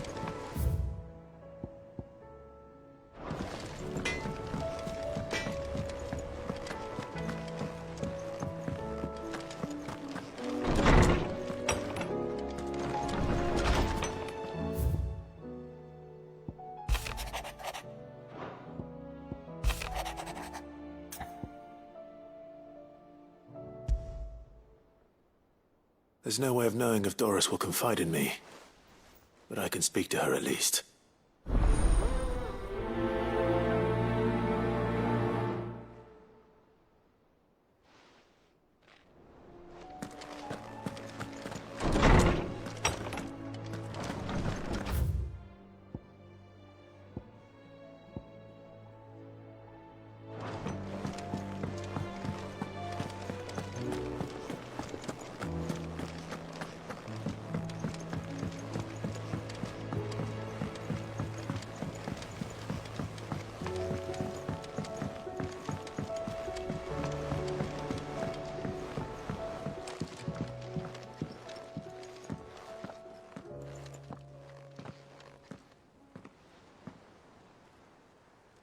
Where are you? Can I help you, Sid? I'm looking for Doris. Is she here? I'm afraid not. She's at Martha's Rest on a job. My job, actually. When she heard what the mission was, she insisted on going herself. Alone. Did she? What was the mission? Following up on some new information. Once they'd settled in, the bearers you helped liberate in the Dragon's Eyrie were keen to talk about their imprisonment. And about their captor. The slaver Cole's team were tracking when they were attacked by the Beastmen. I'll go and find her. She's at Martha's Rest, you say? If she's not moved on already, yes. I hope everything's all right. Why would Doris insist on going alone? Maybe Cole was right to be worried. How do you split the sea, you reckon? I reckon we're better off not knowing.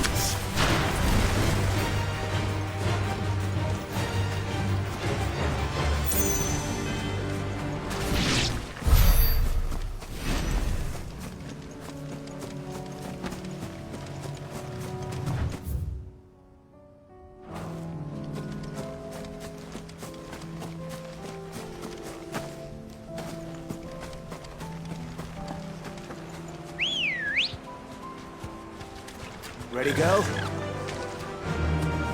Damn it. The whole village is turned.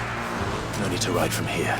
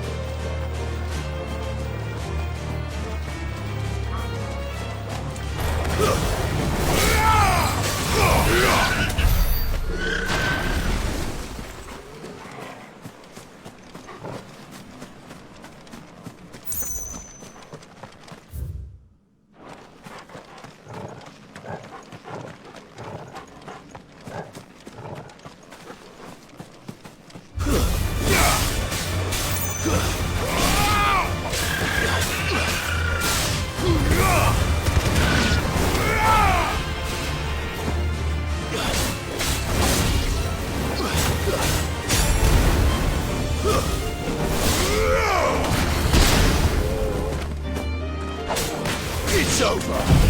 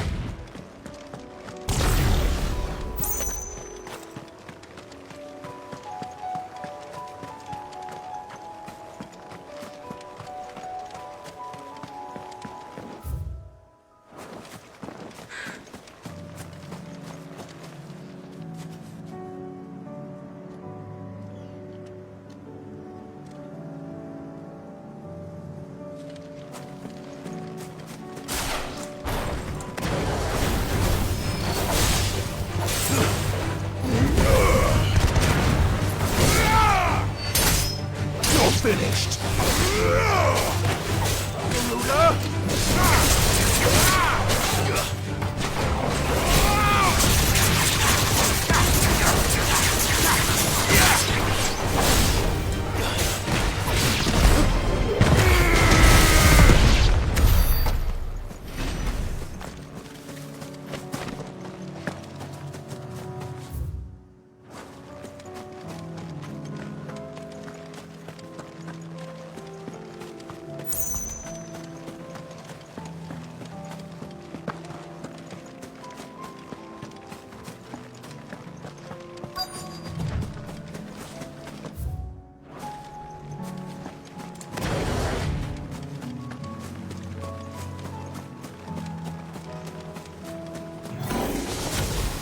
To deal with these ones first.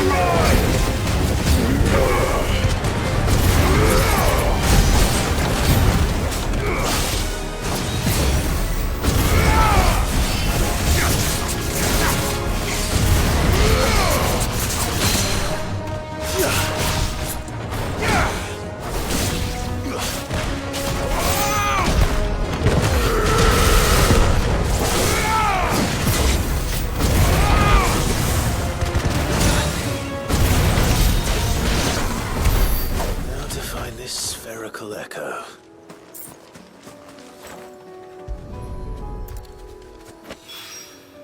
This is it.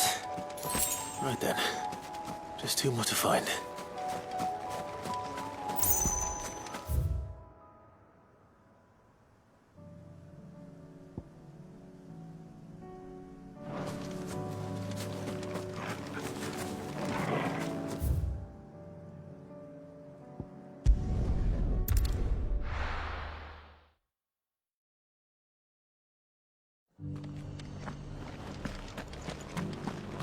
Or it should be somewhere nearby. Assuming she's still here.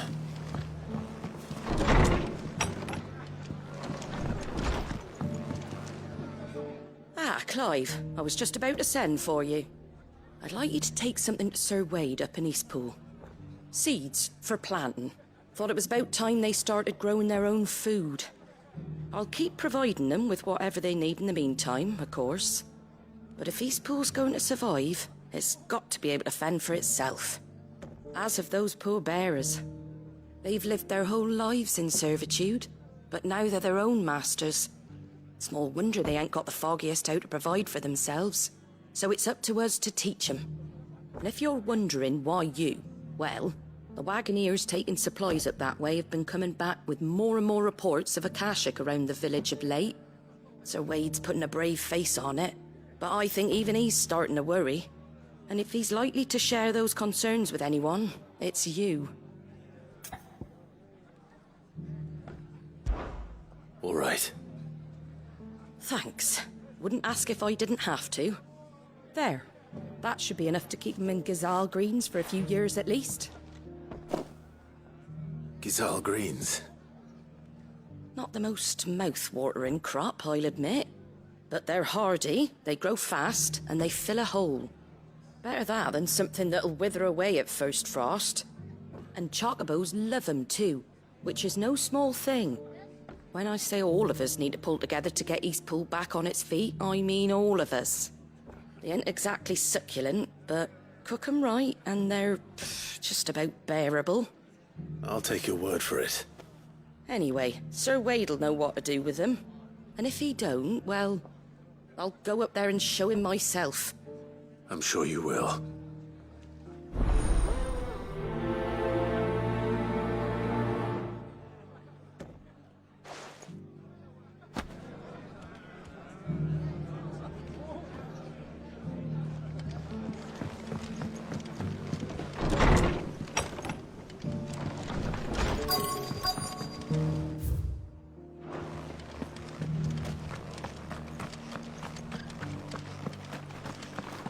world seems to be changing so fast lately I can hardly keep up.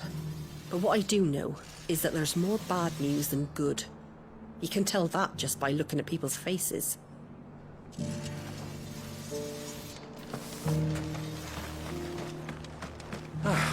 Just because the heavens have gone to Rackaroon, it don't mean we have to. Anything catch your eye?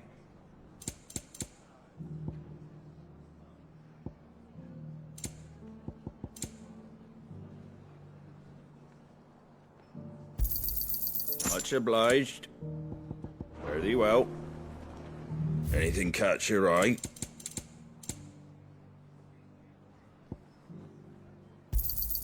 There you go. Much obliged.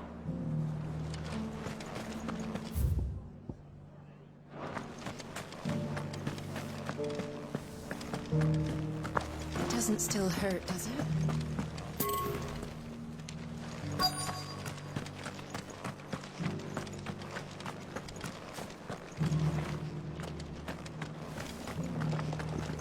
Want to know how to tell if the world's going to rack and ruin?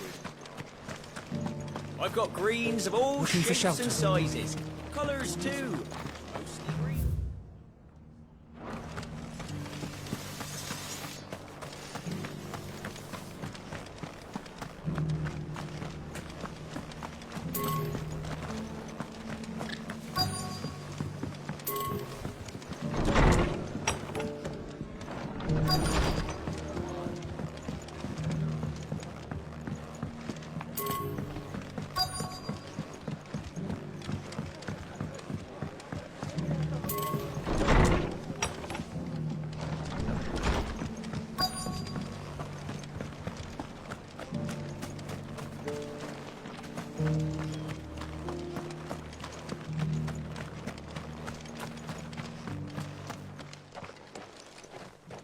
It's been a pleasure, Doris.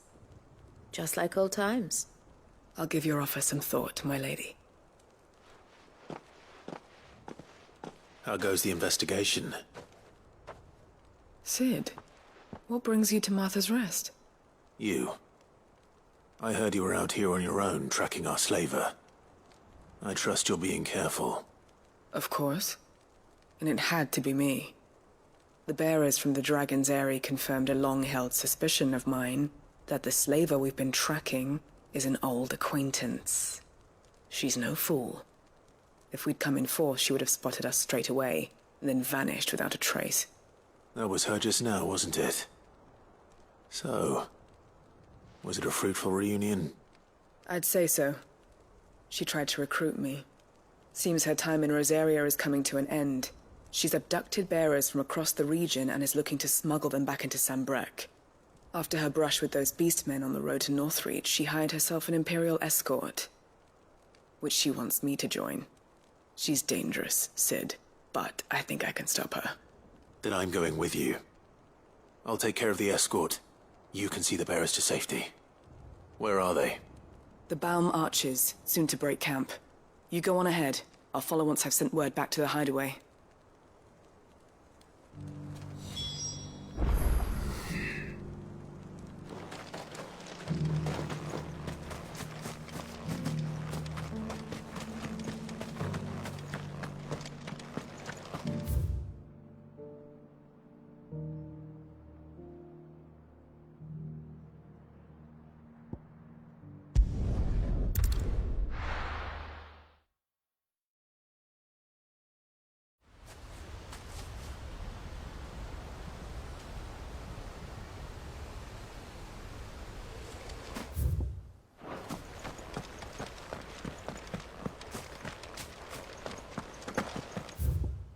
I heard the Guardian saying we're supposed to grow our own food.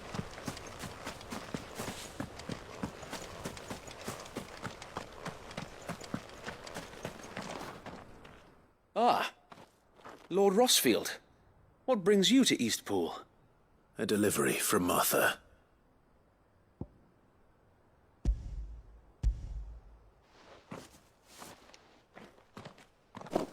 These are Gizal green seeds. Martha's keen to cut the apron strings, then, is she? I jest, of course. You see, I had thought we might be able to revive the old wheat fields. but they'd long since gone to seed. Only without the seeds. Martha was hoping you might be able to show the bearers how to plant and tend these, so that they'll be able to fend for themselves. That's not a bad idea. These bearers had only recently escaped their bonds before we brought them here. They know little of freedom, of providing for themselves and their loved ones. Unless we teach them how to live like free men, I fear that all we have achieved in bringing them here is to exchange one master for another. Not that myself and the Guardians have been the best example to them so far, subsisting almost entirely on Martha's charity as we do. It's about time we all started to provide for ourselves, bearers and Guardians alike. Unfortunately, we've been a little too busy of late to focus on much besides bolstering our defenses. There have been alarming reports of... The Horde is closing in. They're coming, so wait, all of them. Damn it all, I thought we'd have more time. Gather the men in the square. Send to the rest for reinforcements. Yes, Sir Wade. The Horde. A Kashek, a veritable legion of them. They've been seen prowling around the northern reaches for a while now. We don't have the numbers to hold back a swarm that size. I had hoped to build a perimeter wall so that myself and the Guardians might be able to defend the village, but... Now you're out of time. Precisely. If reinforcements from the rest arrive before they do, we may just scrape through, but I fear that's rather an enormous if. What if you could call on reinforcements from Eastpool? You mean the bearers? We brought them here so they might live, not die, fighting for their lives. So wait. You said you lack men to defend the village. Are the bearers not men? Do they not wish to see Eastpool saved? Though they may not be trained soldiers like your Guardians. What help they are able to offer could still prove the difference between victory and defeat. You're right, my lord. I will appeal to them.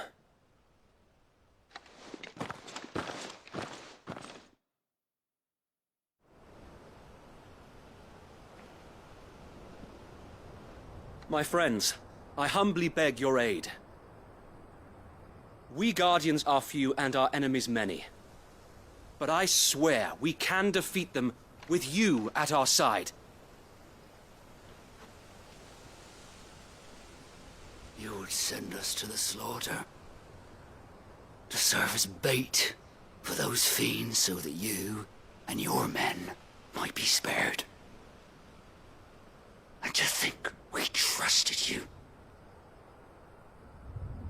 Say what you will, a home is not worth dying for. But it is worth fighting for. Sir Wade fights to give you lot a chance. Just like I do. Just like Sid does. We all wanted to give you a home where you could be free. And you got one, didn't you? This place, Eastpool. This is your village. Your home. And if you don't fight to protect what's yours, you'll lose it. You know I'm right. This world wants to take everything from you. Everything. Your homes, your freedom, your very lives. So then, are you going to stand by and let that happen to you? Are you going to accept fate like good little Bran did and die, having never stood up for yourselves? Or will you fight like free men and women?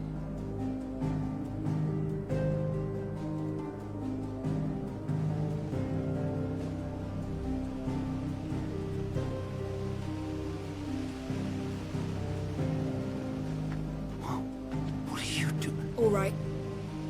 Give me a sword. I never dreamt I'd have a home of my own. And now that I have, I don't want to lose it. I will protect what's mine, or die trying. We all will. Free men and women, fighting together.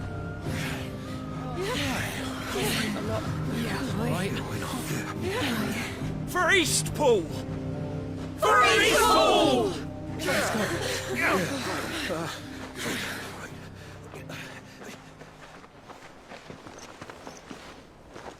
Thank you, Martha. Don't mention it. Just promise me one thing. That you'll show them how freeborn fight. Gladly.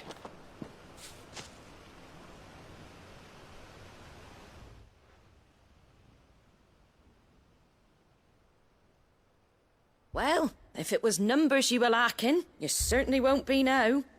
Thanks to you. Me? Oh, I just love the sound of me own voice. Lord Rossfield, my lady, we're ready. So what's the plan of action? We'll divide our forces into several small detachments, each made up of guardians, bearers, and guards from the rest. These will position themselves at strategic points around the village. Upon engaging with the Akashic, each detachment will keep the creatures occupied as best they can, steadily retreating all the while. You're going to lure them into the village? I am. We will have neither the time nor the resources to treat the wounded, so injuries must be avoided at all costs. Instead, we will focus purely on defense at first. By coordinating our withdrawal through the use of messengers drawn from among the bearers, we will aim to have the swarm converge at a point of our choosing. With luck, that point will be the village square, the perfect place for our most able warriors to surround them and fall upon them, and for you and I to finish them off. A sound plan, but one that'll require a leader with a cool head and strong nerves to coordinate the retreat. I'd say you have both in abundance, Await, but you'll be needed. Please, leave the last of the fighting to me. Ha! And let you have all the glory. Sir Wade! They're here! Then you know what you must do. We work together, everyone playing their part, each shielding the other that no man might fall, that Eastpool might live on. For Rosaria! For Rosaria! We've no time to argue, my lord. I'll do as you ask. And I will do as you ask. Suppose we'd better do our bit too then, eh? Right you are, Martha.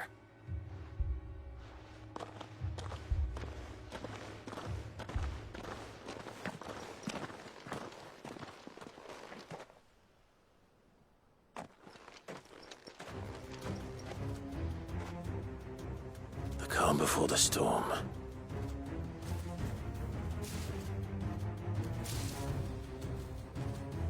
And here it comes. Not let this village fall.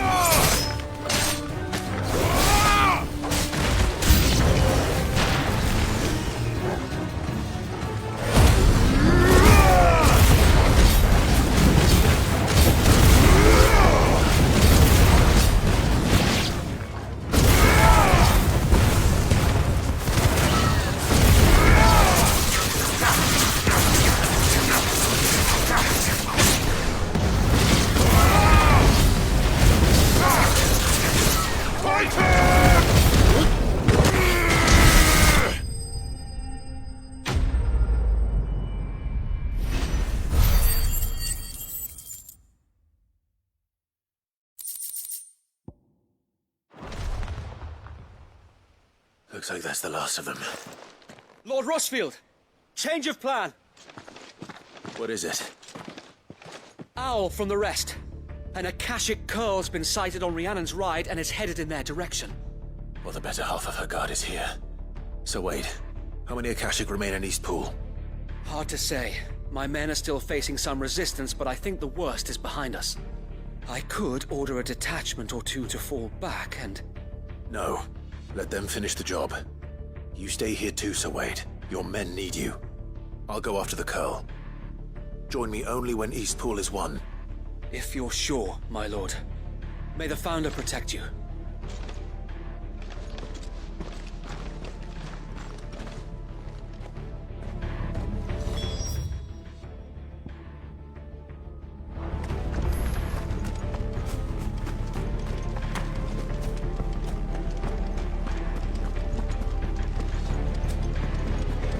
Next one's mine. I might not know what...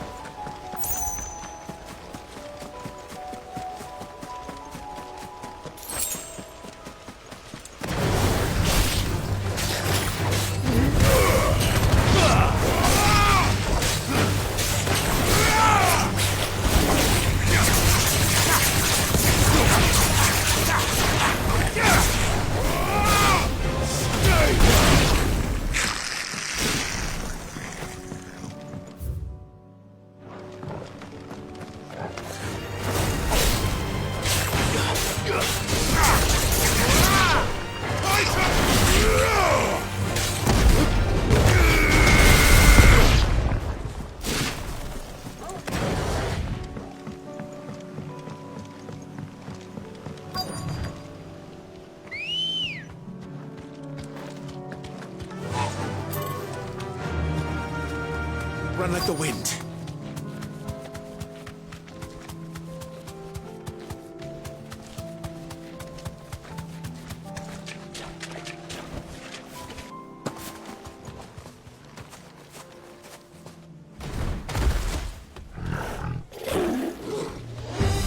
There it is.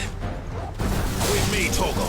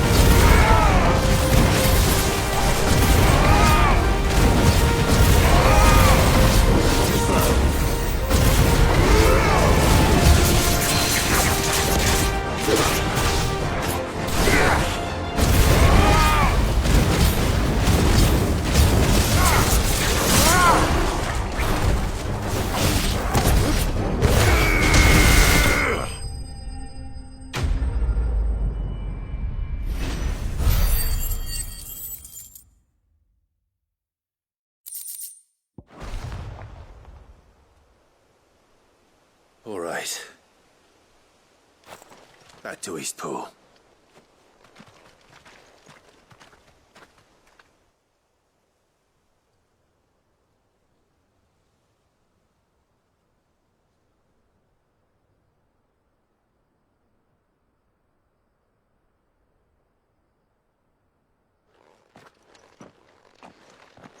Lord Rossfield, the Curl, is it? It's dead. Thank the Founder for that. And for you, my lord. We were able to eradicate the rest of the Horde. I have guardians posted around the village to keep watch for further attacks, but all seems quiet for now. I hesitate to say it, but I think it might be over. I think it might.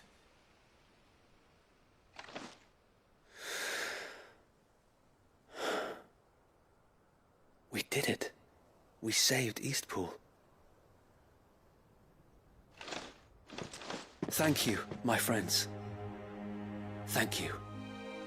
No, Sir Wade. It's us who should be thanking you. You brought us together. Showed us what it means to fight for what you hold dear. We never had nothing to call our own before.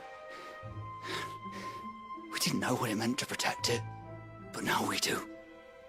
We really do. Forgive us, Sir Wade.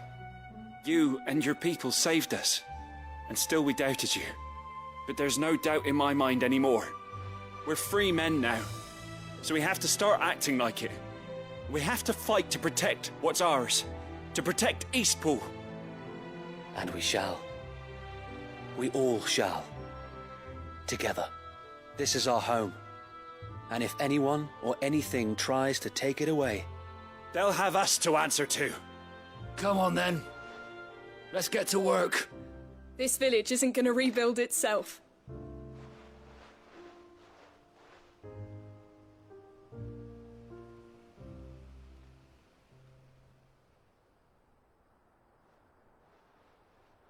They're not slaves anymore. No.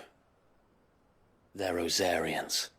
Your father took pity on the bearer's plight, and I believe if he was still with us today, this is what he would have wanted. I believe you might be right. I shall remain here, my lord, and do what I can to help rebuild the village. After all, this is my home now too.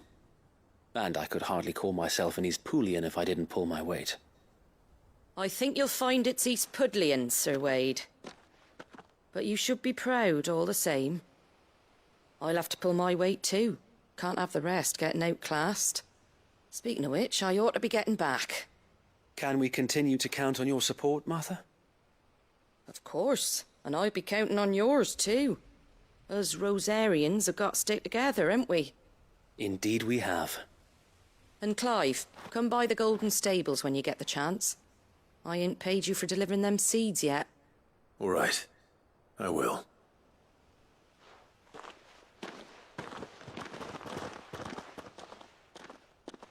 Lord Rossfield, do you remember our very first mission together? Clearing the goblins from the Stillwind marshes? How could I forget?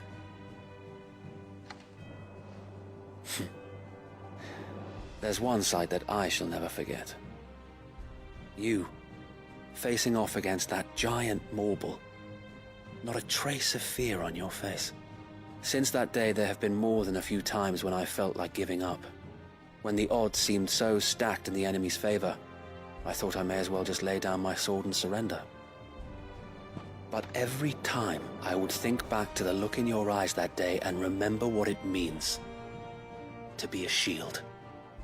Know that whatever trials Eastpool may face, I shall never lose courage. Thanks to you. So Wade, you have always been a true shield. I know that Eastpool, and indeed all of Rosaria, will be safe in your hands.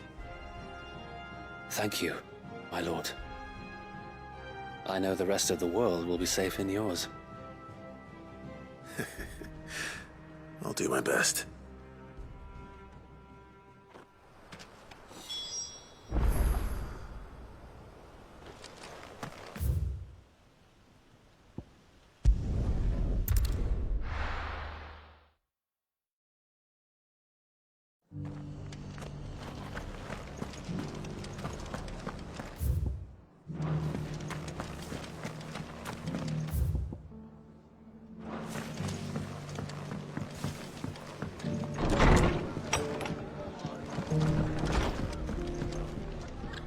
The hero returns. It's lucky you came by when you did, eh? Not only did my seeds get delivered, but you went and saved Eastpool and all. I just did what I could. And it's only right that you get rewarded for it. Take it before I change my mind. Thank you, Martha. So, Eastpool's finally back on its feet again. And a home to free bearers. Who'd have thought we'd see the day, eh? Well, it was your idea. I know that, but I never stopped to think what it would mean. Bearers in charge of themselves, thinking for themselves, working for themselves. Like your hideaway, but not even hidden away. Though I suppose the rest ain't much different nowadays. You know, bearers living free like that reminds me of when I first met Sid.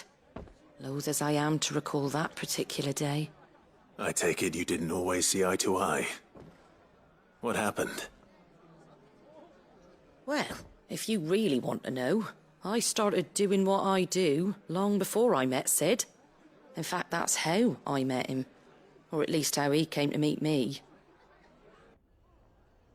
He showed up at the stables one day, asking questions about who'd been buying up bearers. Founder knows what he thought I was doing with them. Running a hunt, poking around in their innards. Something awful, anyway. Me, I thought he was a new constable. Thought the game was up. But somehow we both managed to work out what each other was about. And before I knew it, the cheeky arse was rattling on at me about how I was doing it all wrong. After all my hard work. Told me I was giving them relief, but not freedom. That my bearers were still dying as slaves. Got right under my skin, it did. Told him if he didn't like it, he could bugger off and report me to the garrison. And do you know what he did? He smiled. And then he laughed. And then I did the same. We made a pact that day, that whenever one of us was in need, the other would always be there for him. And you were? Well, we both wanted the same thing. To make life better for bearers. Just like your dad. Do you know I was born right around the time Elwyn became Archduke? Growing up, I saw how he tried to change things. He certainly didn't lack for ambition, that one. Indeed. But the loftier one's ambitions, the harder they are to achieve. Which is why those of us who follow in their footsteps need to finish what people like Sid and my father started. Suppose you're right, aye. And if we don't manage it, there's always them who come after us. Good thing we've got a few half-decent sorts waiting in the wings, eh? It's almost enough to give you a little bit of hope. Just a little. Anyway, enough nattering. Better get back to work. Let's see about making everyone some dinner, shall we? The least the folks who saved Eastpool deserve is a hot meal. And you and me ain't gonna save the world on an empty stomach neither. That sounds like a wonderful idea.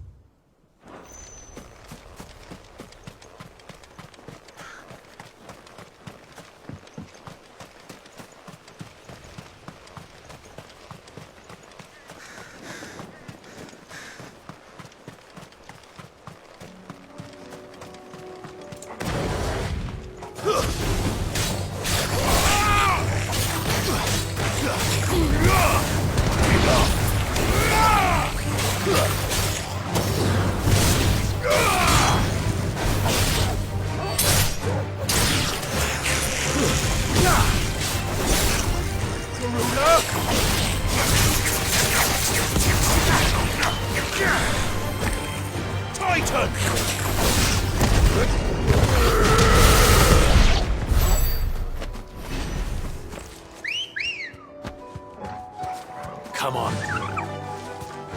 Faster!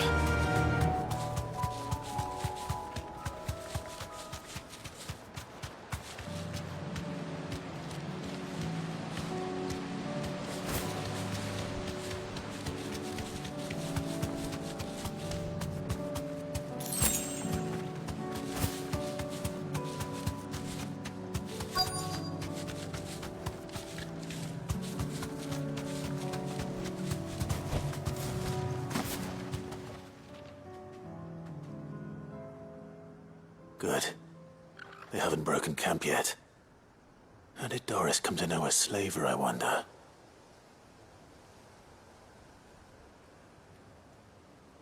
We've waited long enough. She's not coming. Ready the bearers. We're leaving. Back to civilization, is it, Mom? With all haste, lest any of you lackwits start talking like these feckless bumpkins. I presume your men are ready. We've suffered too many delays as it is. Any more and I'll be docking your pay. Yes, Mom. Oh, but before you go, it appears we have company.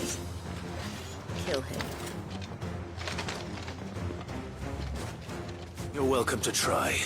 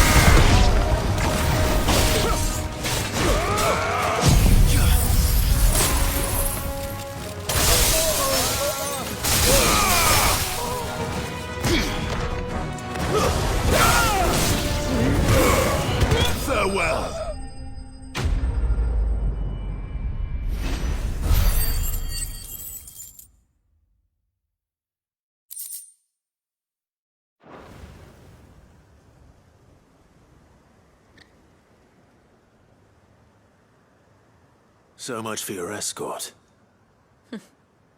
You'll forgive me for not avenging my men. I'm not the swordswoman I used to be. I surrender.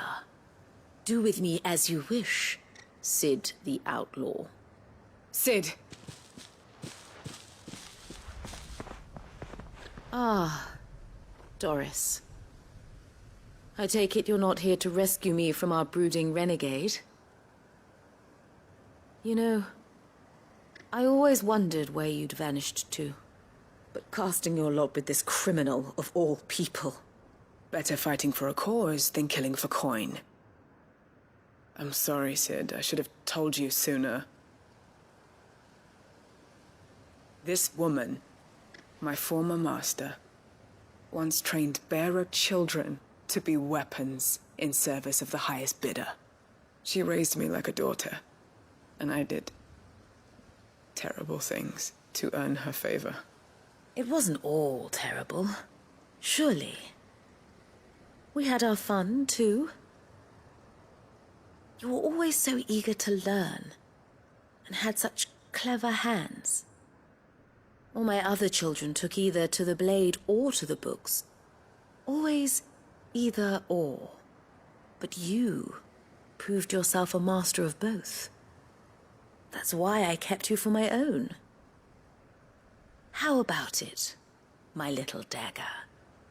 Care to swear that blade to me again? I never swore my blade to you, nor will I ever. I fight for a higher cause, to liberate the bearers of this world. Farewell, Master. Thank you for making me the weapon I am. You always were a righteous child. Perhaps that's the reason I loved you so.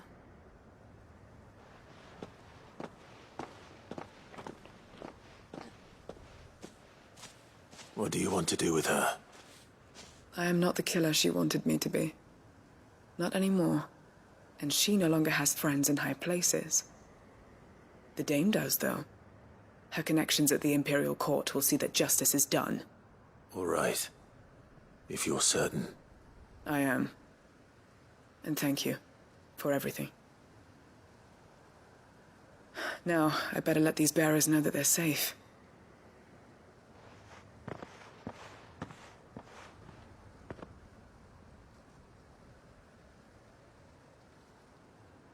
And I should head back to the hideaway and put Cole's mind at ease.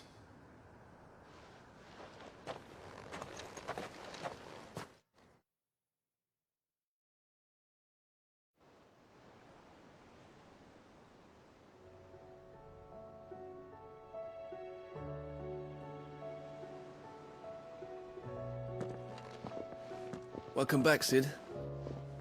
Doris's message just arrived. I hear you saved more bearers from being smuggled across the border. With any luck, they'll be joining us in the hideaway shortly. Oh, and your letter. You don't need to worry about Doris anymore. I'd been hoping as much. She mentioned one or two things in her report. So the slaver we'd been chasing all these months was her former master. Wish I'd known. She's been arrested, by the way, over in Sandbreak. Went quietly, or so we're told. And she won't be getting off lightly.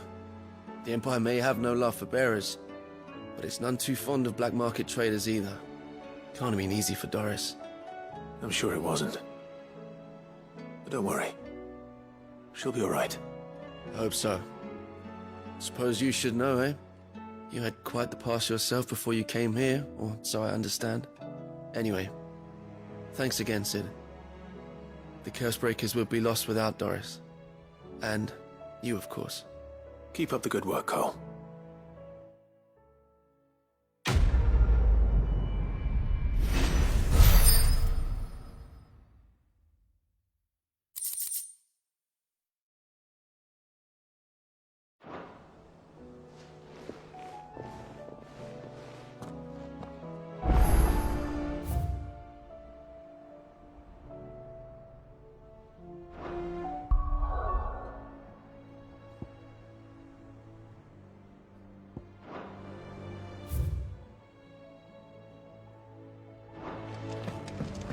Come back.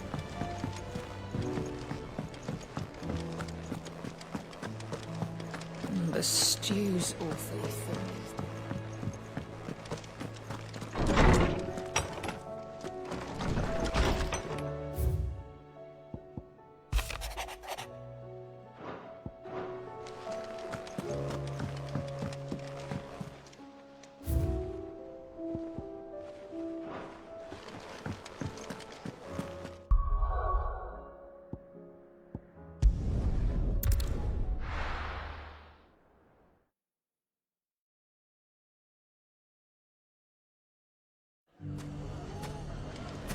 Everything's back the way it was. Take that, you naughty... Clive! To what do I owe the pleasure? I just wanted to see how the town's been faring since you brought everyone together. Since we brought everyone together, all is absolutely wonderful. Conrad and Natalie's hands remain safely away from each other's throats, and firmly at the helm. Our stores are full, and the bandits still too disorganized to raid them. Just as the good Lady Jane and Lord Underhill intended. Are you a lord? Lubor's going to be one too. They're going to make him the Lord of Dalimil, because of how he stopped all the grown-ups from fighting. It's the mayor of Dalimil, dear child, and the vote hasn't taken place just yet. But if the people wish me to lead them, I shall.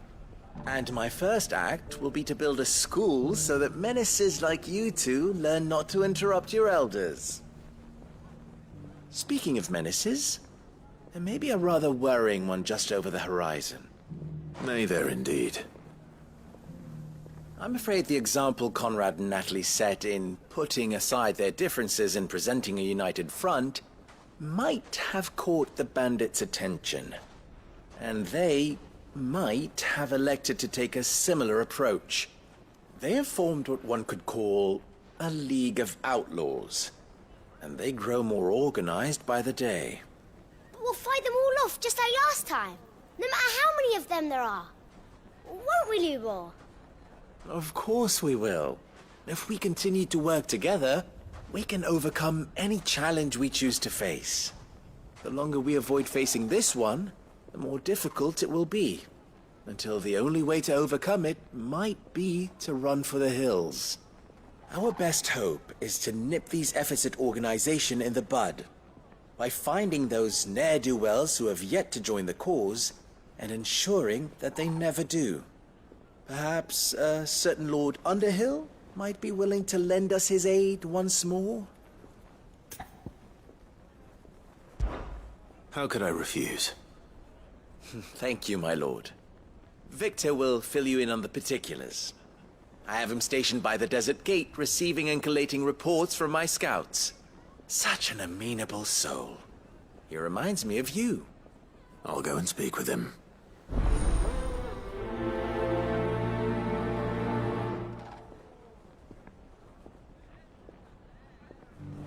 What's the difference between a lord and a mayor? That's easy. A League of Outlaws.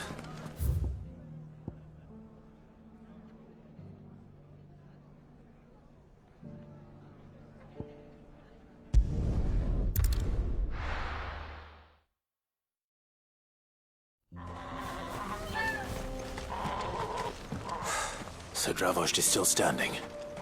For now, at least.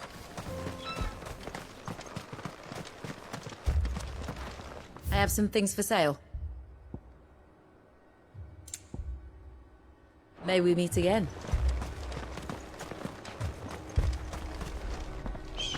Clive! You're here!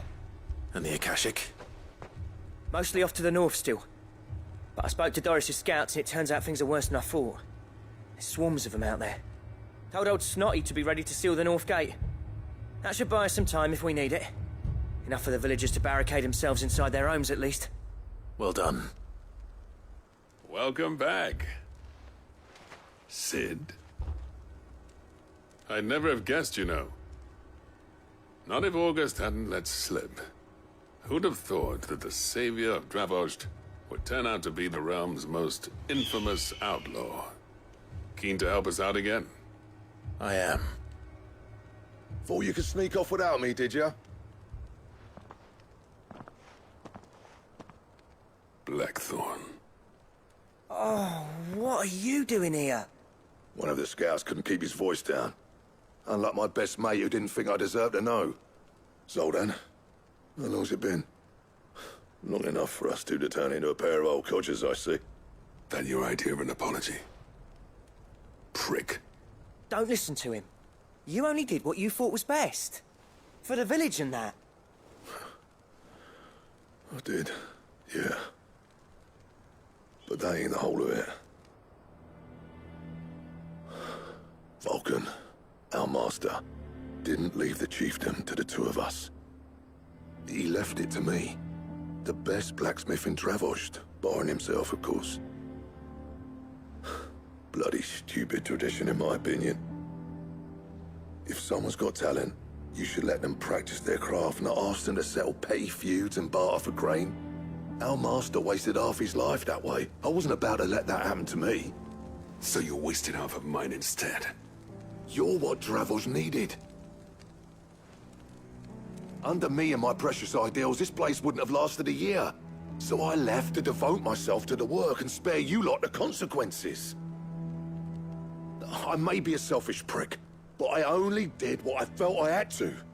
What you had to do was your duty! Even if it meant we all starved? Enough. This is no time for bickering. You can finish beating each other up once Dravost is safe. Fine. I've said my piece anyway. Yeah, so have I. Sorry, Clive. I shouldn't have stuck my nose in. We're short enough on time as it is. Still, give us a mo, would you? I need to get my head straight before any of them Akashic try to bite it off.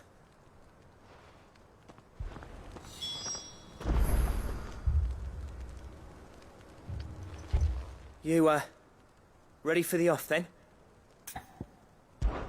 We can't afford to waste any more time. Right you are. Might be worth having one last word with the scouts, though. Don't want any nasty surprises, do we? Oh, and Blackthorn, you and Zoltan might be better off staying inside the... Akashic on the move. How close are they? Within sight of the walls, and there are more coming up from the mines. What was I saying about nasty surprises? They'll wash right over us if we stay out in the open. We're pulling back behind the gates. Good idea. Get yourselves inside, but keep your weapons handy. Understood.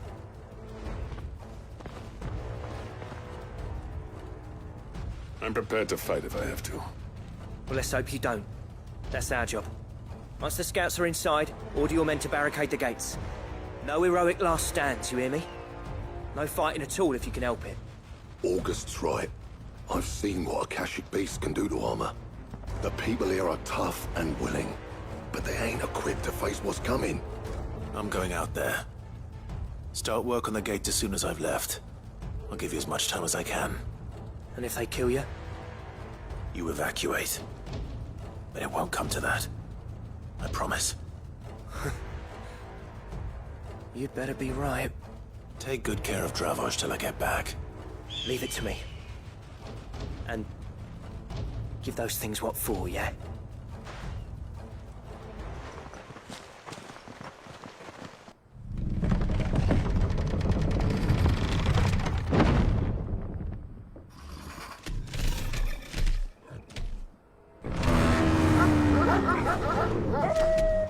All right. Which one of you's first?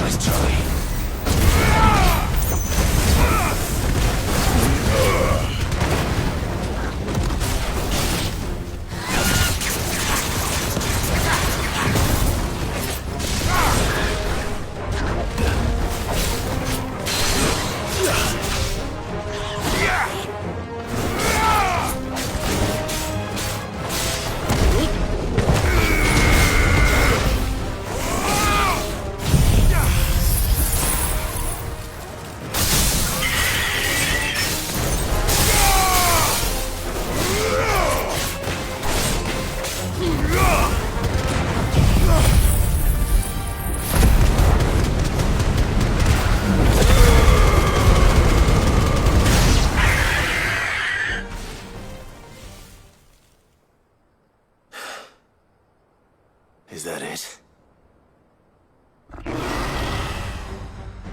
Apparently not.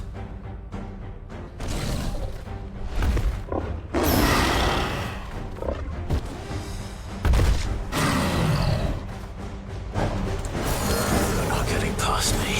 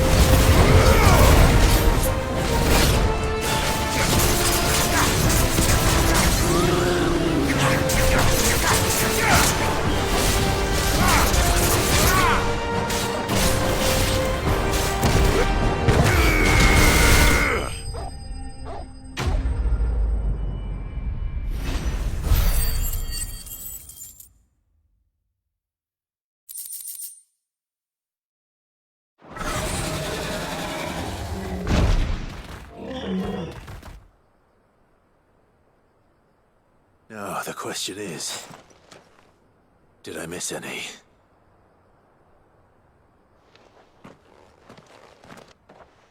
Man alive! You're still in one piece! I slew as many as I could.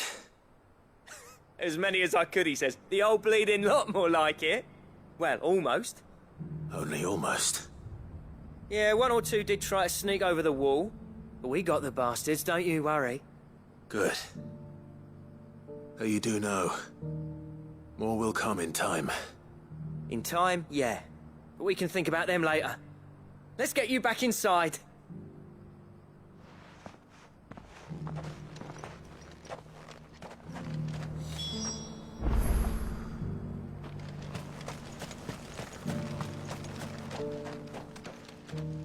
Sid, you're even more fearsome than your reputation. Enough to give those Akashic monsters nightmares. I almost felt sorry for the wretched things. But mostly, I felt grateful. Dravoged won't forget what you did today.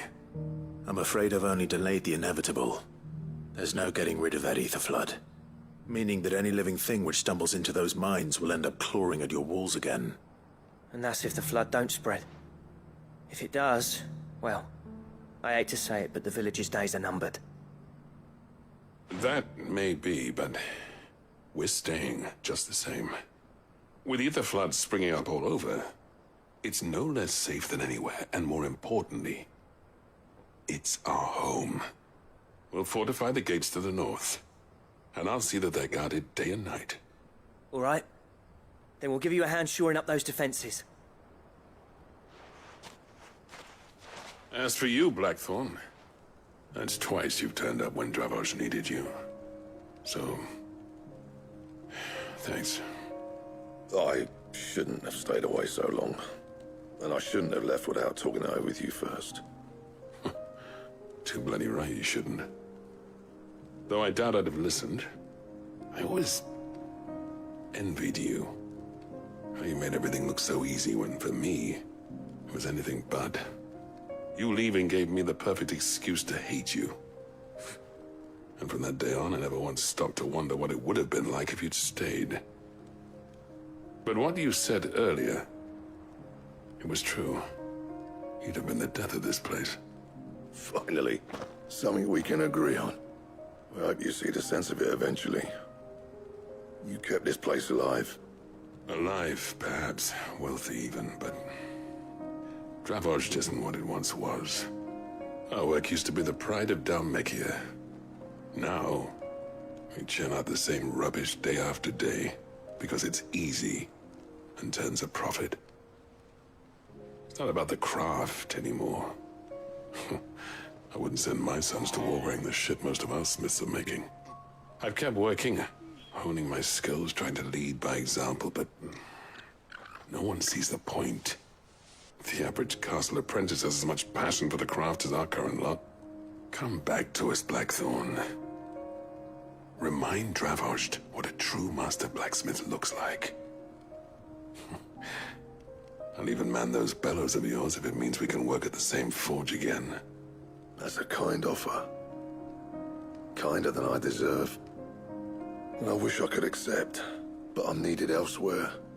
There's people who trust their lives to my steel, and I daren't let them down. Fair enough. But that doesn't mean I couldn't visit from time to time. Let's see if we can't rekindle this town's passion for the craft, shall we? I'd like that. Just be sure to tell Snotty to let me in the next time I come calling, yeah? Knowing him, he'd let you in anyway.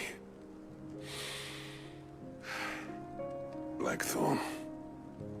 The Master Smith turned outlaw, back in my good graces. I never thought I'd see the day.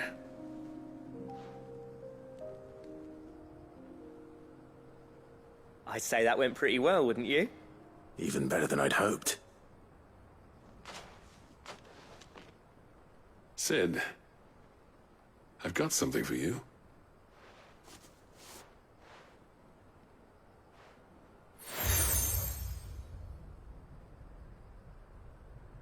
And this is?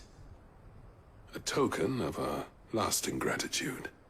But I'm of a mind to make you a far grander gift. Designs for a certain sword have been passed down from chief to chief for generations. Now hold on, Zoltan. There's a reason no one's made that blade in centuries. There's not been a craftsman equal to the task. I'll admit your cinders make impressive steel, and I've learned to own an edge Odin will be proud of. But the engravings on that thing are enough to make a jeweler cry. And they're not just for show, either. Have you forgotten what brought you back to Dravozd in the first place? A certain ring? I knew I'd never surpass you with the hammer and tongs. So I turned my hand to a different kind of metalwork. Between the two of us, I'd say we're the equal of any master craftsman ever to have graced a forge.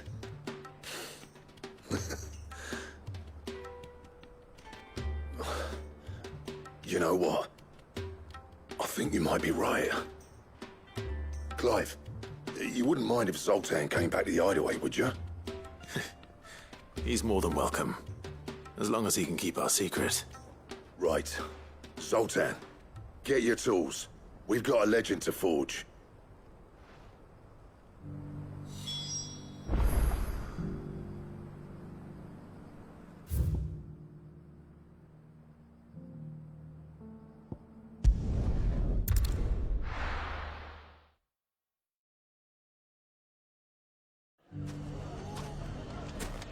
Everything's back the way it was.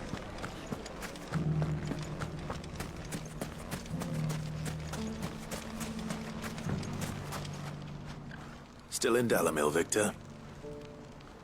Ah, Sid. I thought you'd have returned to Cosnis by now. I did. Then I came back. I've developed something of a fondness for the place. And having worked so hard to see it saved from one fate, it would seem remiss to abandon it to another. A sentiment Master Lubor certainly isn't shy about exploiting. Hence my doing his bidding yet again. You're not the only one. What does he want you to do? He asked for my aid in putting down the bandits. And he said that you might be able to help me find them. Then you've come at just the right time. I was on my way to speak with Conrad about how to organize our forces. There are more camps in the vicinity than we can safely strike at once. But we must strike together, and we must strike soon at as many camps as we can. We can't give this league of theirs time to rally its forces. All right. Which camp shall I take?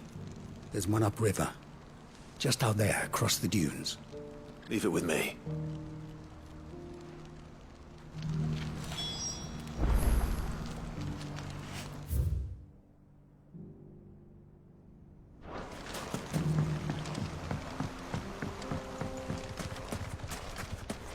Those ne'er-do-wells want to band together.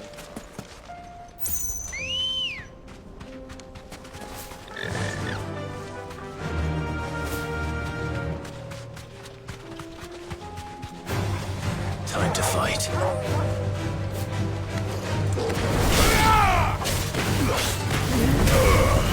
Farewell.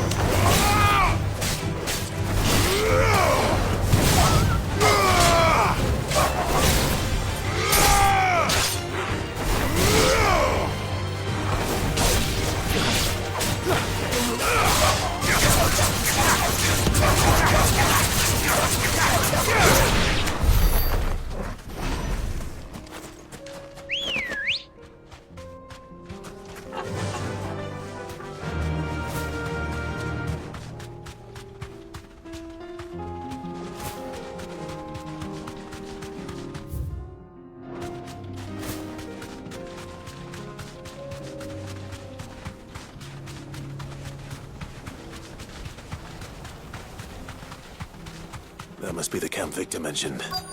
Come on then, Toggle. That's him! The one who killed Locke and Fingers!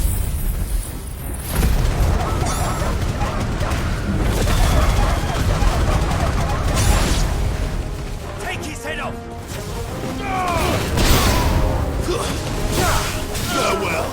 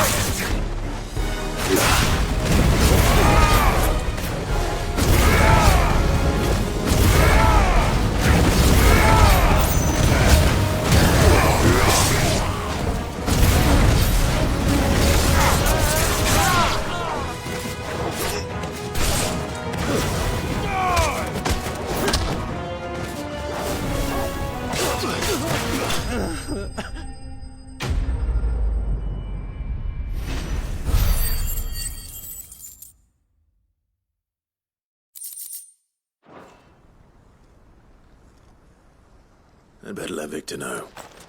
Sid, where are you? Ah, I see the bandits didn't pose you any trouble. No, but that's not why you're here, is it? No. Something's happened. We need you back in Dalimil. What is it? The whole town's in uproar. They're saying that Lubor is a bearer. What? Seems that one of our parties wasn't as thorough as they should have been. They let one of the bandits escape, and his escape route took him right through Dalimil. Some of the children spotted him, and he was about to silence them. And when Lubor felled him with a bolt of magic, and without a crystal. But that's not possible. It is, if he's a bearer and has been hiding it all these years, which is what people are saying. If he has, well, I wouldn't blame him. No man is branded by choice. Still, all those people see is a man who's lied to them all his life. One who was made a leader of himself when the world believed he should have been a slave. Fuck. I don't know where we go from here, but I know one thing. Lubor needs all the friends he can get right now. You're right.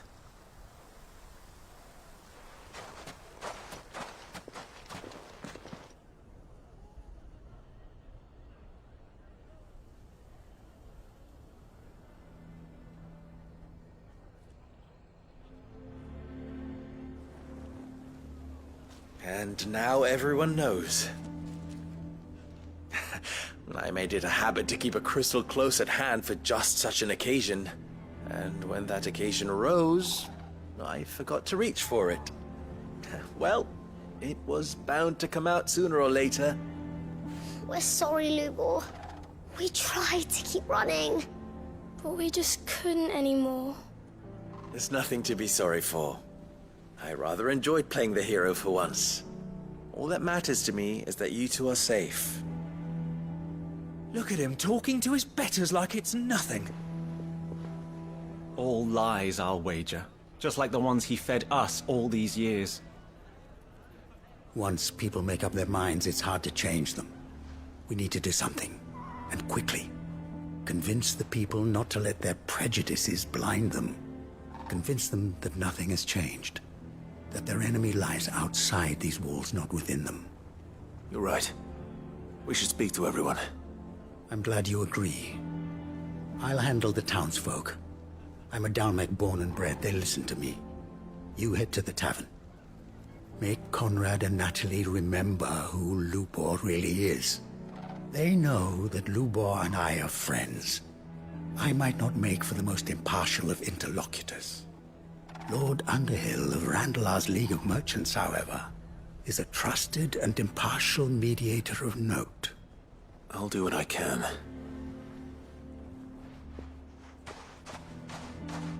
Lubor, stay here with the children. I can't promise anything, but we'll try. And that is all I can ask of you.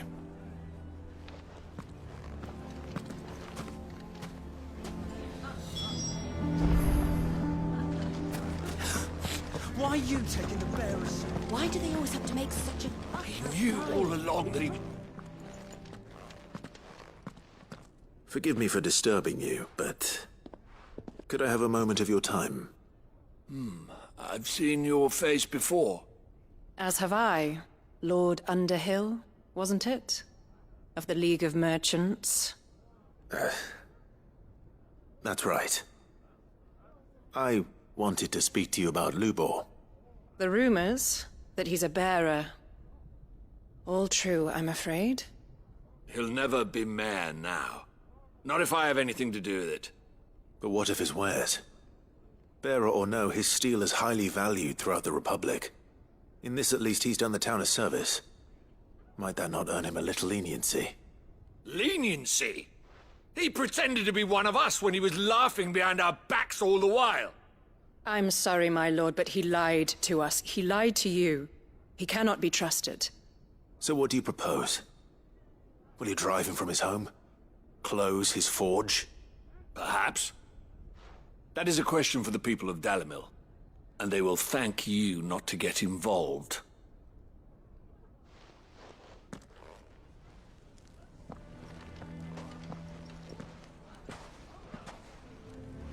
townsfolk have made their minds up. There was nothing I could do. Nor I. Conrad and Natalie refused to consider anything but their own wounded pride. You never know. Once their anger is cooled, they might see things differently. For now, we should report back to Lubor. All right.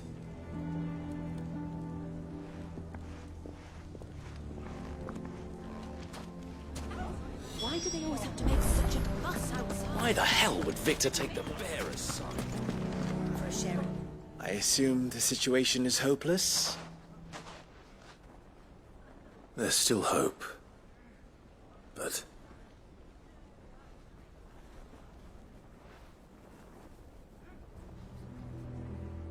But perhaps not in this lifetime, I think it's fair to say.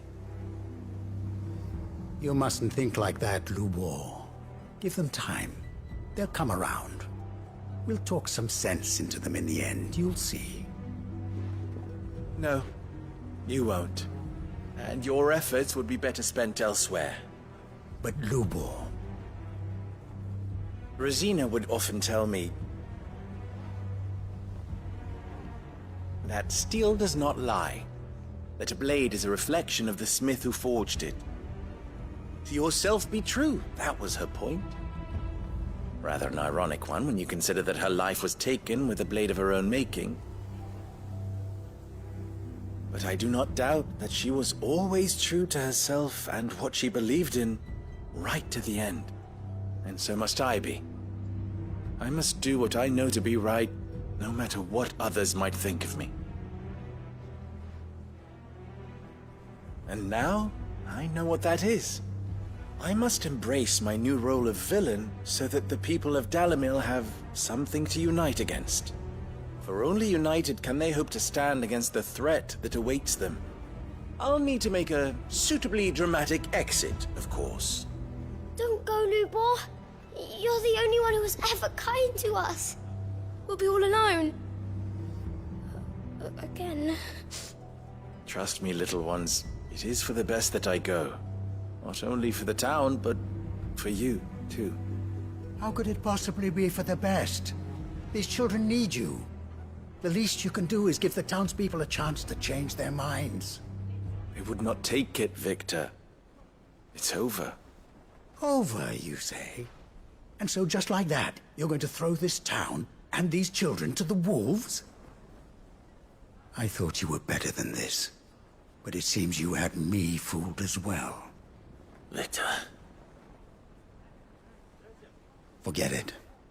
Do what you will. You sure you're making the right choice, Lubor? Of those available to me, I believe it's the best one. Yes. Ah, but where are my manners? Here. A reward for clearing out that bandit camp. Right then. I have packing to do. If there's anything I can do. Anything. I'll bear it in mind. Thank you.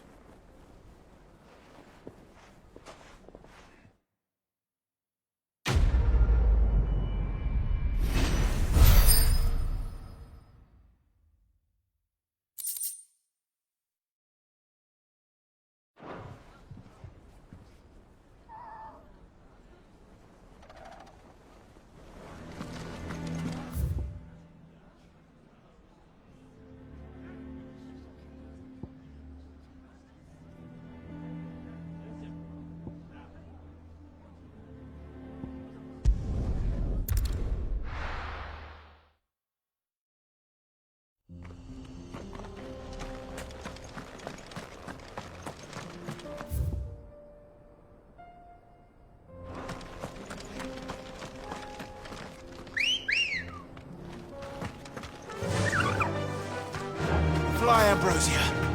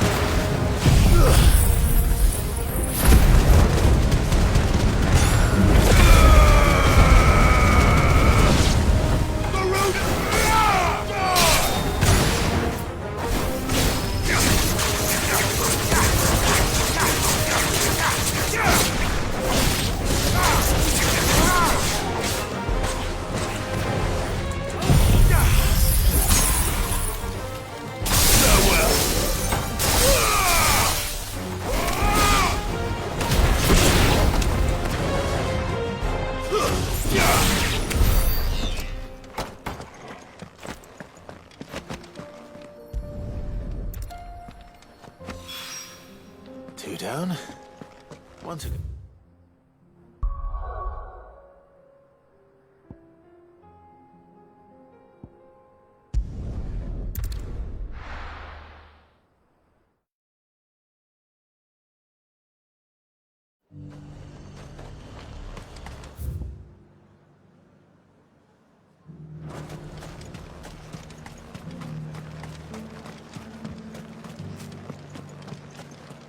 No use calling Ambrosia now.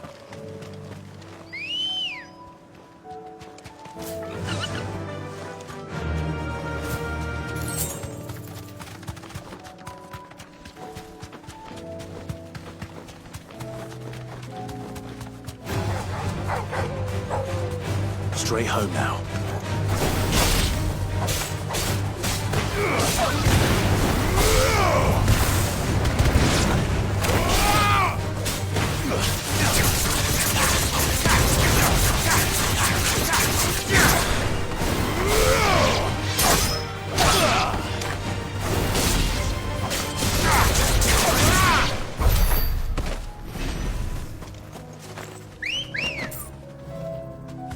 Let's go. Faster!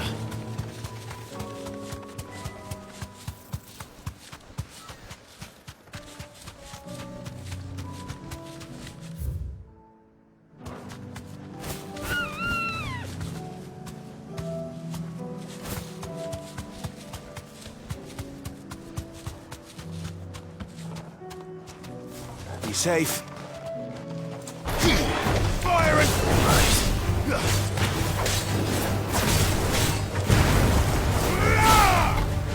Farewell!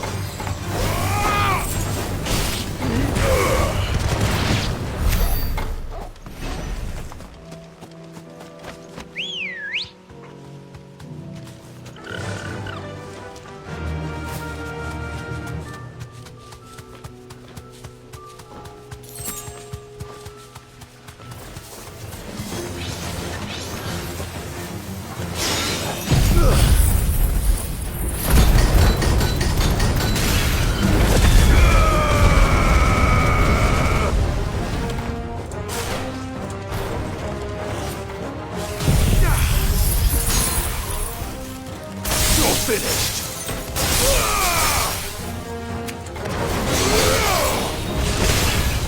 Enough.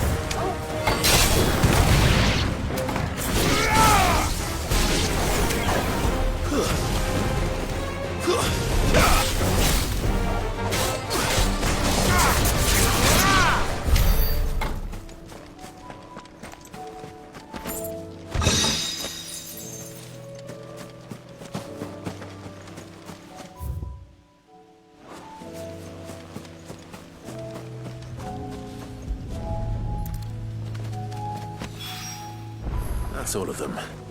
Owain can uncross his toes now.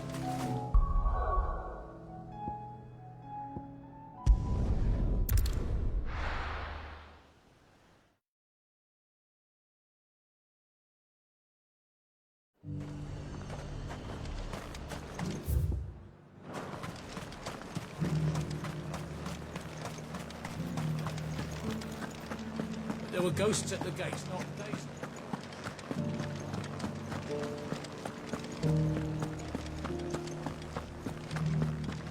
Those things I said before.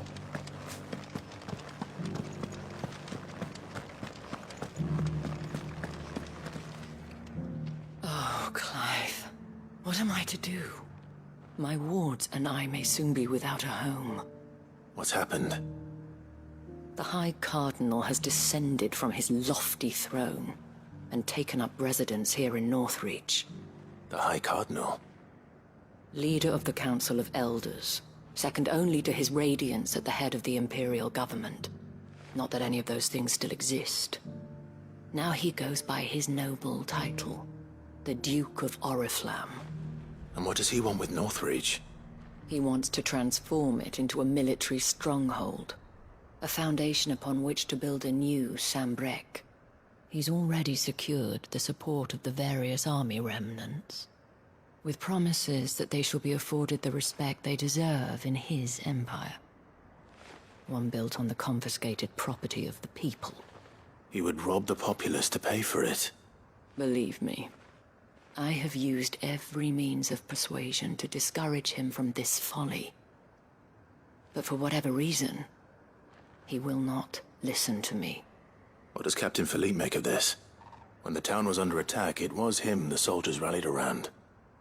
Couldn't he use that influence again? How? By speaking out against one of the most powerful men in Sambrec. A man whose stated aim is to revive the empire Philippe's comrades swore to serve, and to improve the soldiers' lot within it. The captain can offer them a regular supply of gruel, and an occasional trip to the Vale to help them forget the terrors they face each day. The Duke offers them a vision of strength and safety. No. Any attempt to incite mutiny would cost Philippe the support of his men, if it did not cost him his life. But given the mood around town, mutiny may yet be unavoidable. The people have little appetite for further deprivation, least of all when it serves only to elevate others. Who could blame them? Clive, would you appeal to the Duke on my behalf? For your services to Northreach, you have the respect of the soldiers, and they will take you to His Eminence if you ask them. And unlike Philippe, no bonds of loyalty prevent you from speaking your mind to the man. Well, will you try? You could hardly fare any worse than I did. I'll see what I can do. Thank you, Clive. Tell me then, where will I find this Duke of Oriflamme? In the garrison? Overseeing the troops, yes. All right. Wish me luck.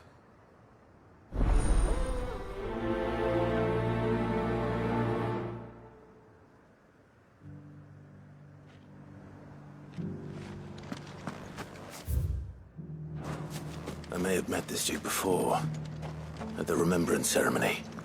Let's hope I didn't make a strong impression.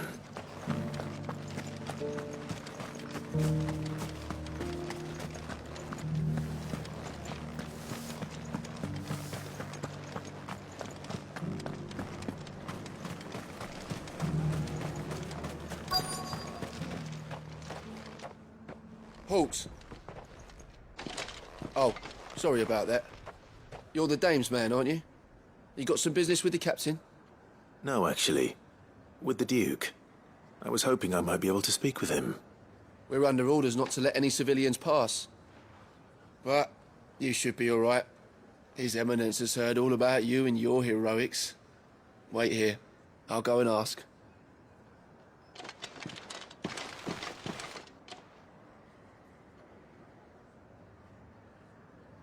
So, you are the sellsword who lent his aid to the garrison.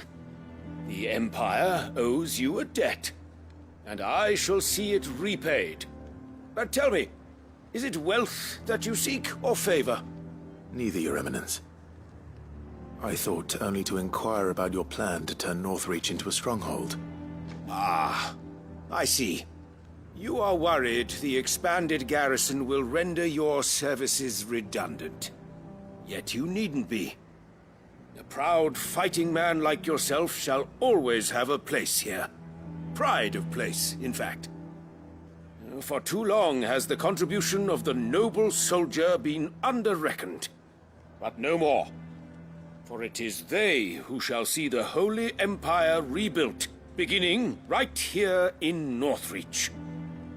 Why here, Your Eminence? The town has been fortunate enough to escape largely unscathed from the recent troubles. Her defenses are sound, and her garrison well prepared. Which is more than can be said for Oriflamme or Twinside. The Empire wants for a capital, and I believe Northreach to be the perfect place. With Caer Norvent as her citadel. Once we have seen to the refortification of both the town and the castle, we need only build a wall around both to create a city that would be the envy of the twins. Plans are already underway for the construction. Soon enough, these thralls shall learn that they are no match for the might of Sanbreque. I fear you underestimate how dangerous these creatures are, Your Eminence. Should they return in force, you will need all the people of Northreach to come together in defense of the town. Something they may be loath to do if they've been deprived of their worldly goods. The people will do as their leaders command. If Sanbreque is to be rebuilt, she will require a functioning government. One whose authority is beyond question. That is why this levy is necessary. So that any man who wishes to join the army might do so and be fed, outfitted, and paid as befits a defender of the Empire. And yet there are those who persist in peddling the treasonous lie that I seek to steal from the people and drive them from their homes. I suspect they're afraid of losing what little they have left. Precisely. The common folk have little and less, and you mean to deprive them of even that. You would sow the seeds of your new empire in your own salted earth. Sabine, we have discussed this. Yes, and I told you then how putting the empire before her citizens would lead only to revolt. Without an empire, there are no citizens. And in yours, there will be only beggars. Is that what Griga wills for her people? Do not take her name in vain, Sabine. I'll come back later. A citizens' revolt. I wonder what the people really think of the Duke's plan. It wouldn't hurt to ask them, I suppose. Let's begin with those on the other side of the wall.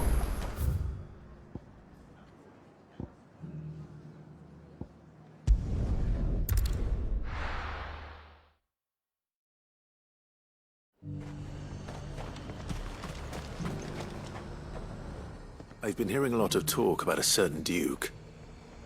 Nothing good, I'll wager. Going around acting like he owns the place. And with hardly a word to the dame. This is her town, not his. I take it you'd rather she was in charge. As far as I'm concerned, she still is. Just need his eminence to sod off back to Oriflamme.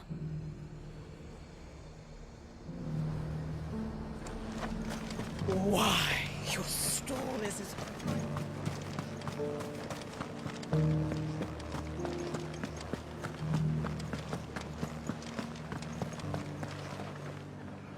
All right there.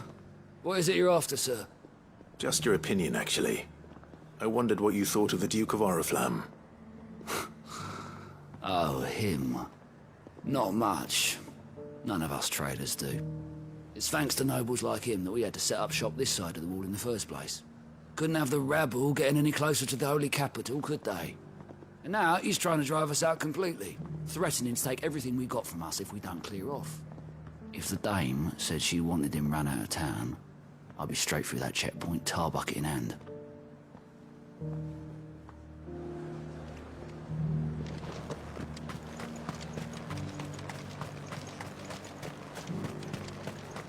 I heard the dame got an icon to rid the man over. A question, if you don't mind. What do you think of the Duke of Oriflamme? Don't get me started. You build a life for yourself somewhere, only for some noble to turn up and tell you you've got to hand it all over to him. If he thinks his name and his chains give him the right to empty our purses, he's in for a rude awakening. We'll do whatever it takes to keep what's ours. Whatever it takes. Well, the people seem united enough. What about the soldiers?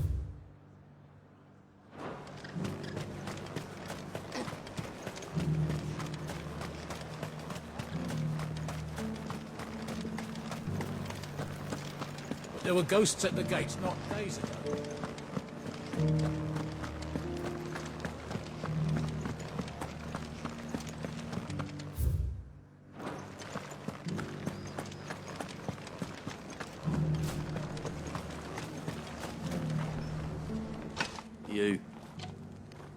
You're the one who was talking to His Eminence.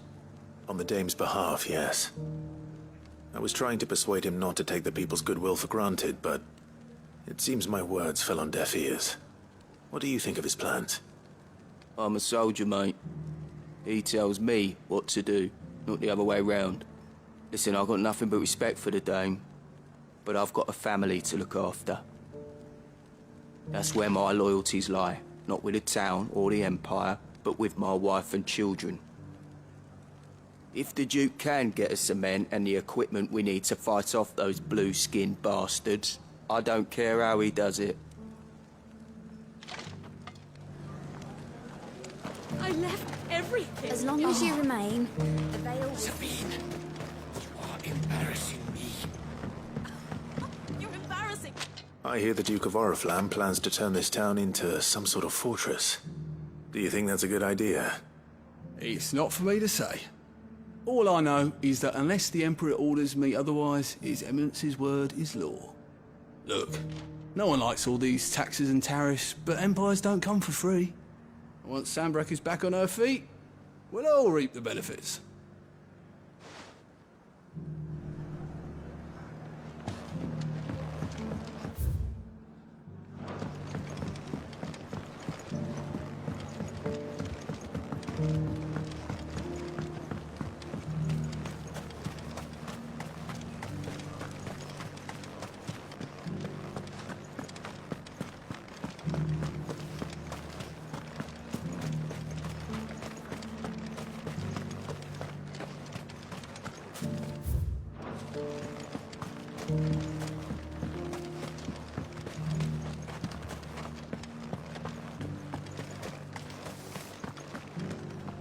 Excuse me, do you have a moment?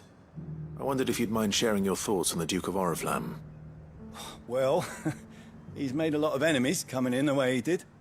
I mean, look around us. You can see the state the realm's in. The traders might not like having the screws put on them, but if they volunteered a few more of their hard-earned gil before things got bad, maybe they wouldn't have to. I think the Duke's got a point when he says rebuilding the Empire's the best way of making sure we're all protected. And if that means people who don't know one end of a sword from another have to make way for those who do, well, that's just how it goes. Let's see what Philippe makes of all this.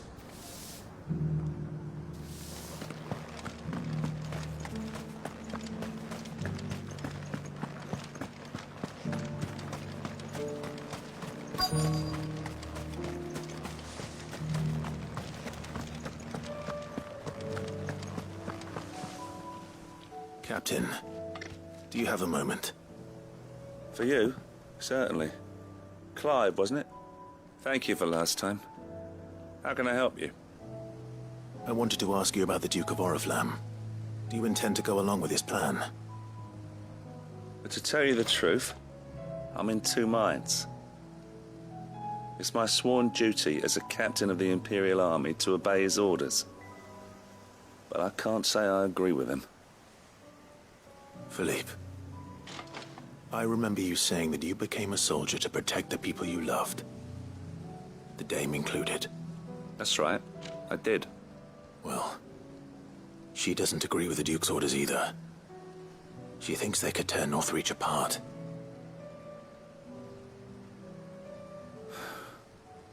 And she's probably right. Thank you, Clive. I know what I need to do now. Protecting the people I love is what matters. Doesn't matter how. Well, duty calls, so I better go. Thanks again.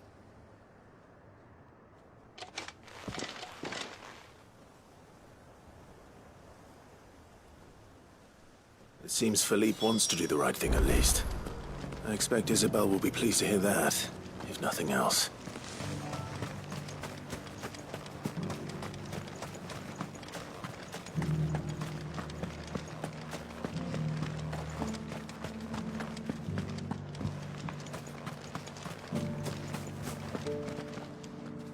Ah, Clive. How did you fare? Were you able to speak with the Duke? I was, but...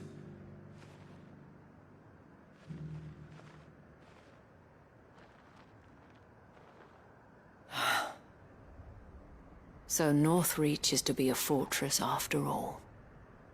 Well, it will certainly help to hold back the thralls. There's no denying that. Though I doubt it will come as much consolation to the townspeople whose worldly goods are confiscated to pay for it. They deserve to be heard, Clive. To have a say in this new empire the Duke means to build. Sadly, His Eminence values their obedience more than their opinions, and hopes to reassert the authority of the state. I fear he sees the people as mere pawns on his chessboard to be sacrificed for the greater good. Needless to say, they themselves are of a different opinion, and would rather their destinies were in your hands. The soldiers, meanwhile, are content to follow their orders. And not just because of the Duke's rank, but because of his vision. I thought as much. Had I sworn to protect Sanbreque, I dare say I too would want nothing more than to see it rise from the ashes. Thank you for trying. But the battle is lost. I don't know about that. What happened to your uniform? I handed it in, along with my resignation. Told the lads I wished them well, but that I owe it to those I love to call it a day. But why? Because I realize what really matters to me.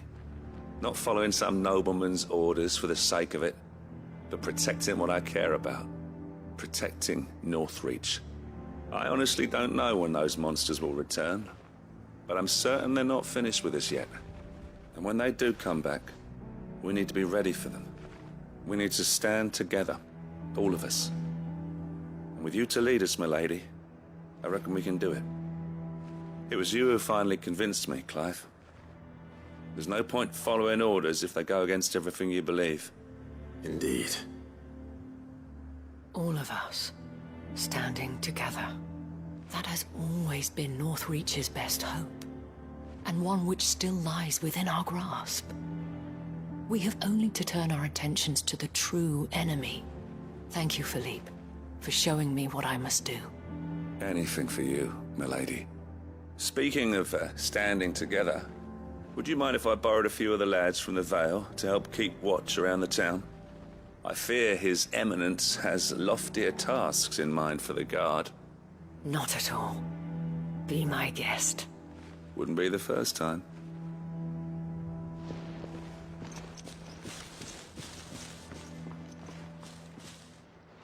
There may be hope for Northreach yet. Especially with men like you and Philippe to champion our cause. I, for my part, shall continue to work upon the Duke, in the stubborn belief that I might still tempt him into joining hands. But I suspect I shall have to call upon your aid again.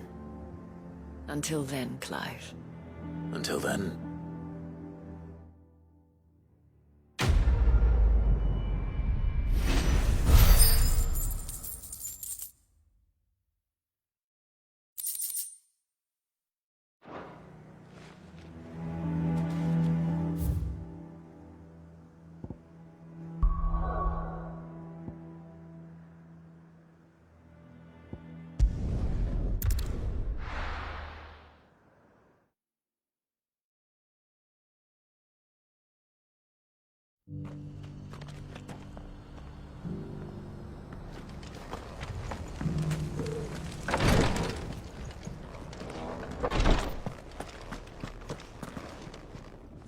Lord Rosfield, is there aught the Undying might assist you with this day? Perhaps. My brother said that your order was helping him with his quest to uncover Ultima's origins. Have you learned anything of note since last we spoke? Little and less, I regret to report. I see. Be assured, however, that we will not rest until the truth is known. Even now, our archaeologians scour ruins in every corner of the realm for traces of Ultima's touch. Fallen ruins, I take it. Dating back as far as Phoenix Gate. Indeed. Ultima's thralls are oft sighted among the remnants of the fallen civilization, as if protecting the secrets concealed within. Secrets we'd see unearthed.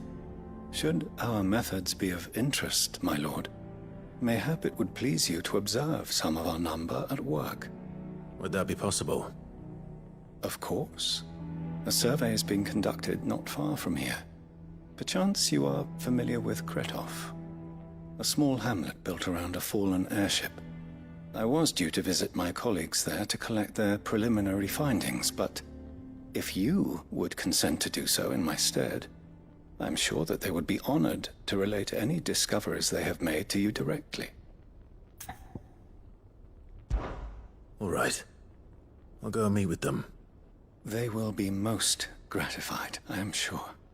Might I suggest you take the road through Titan's Wake? It will lead you straight to the village after but a short walk. Thank you. I will. I wish you a safe journey, my lord. May the Firebird's flames burn ever in your heart.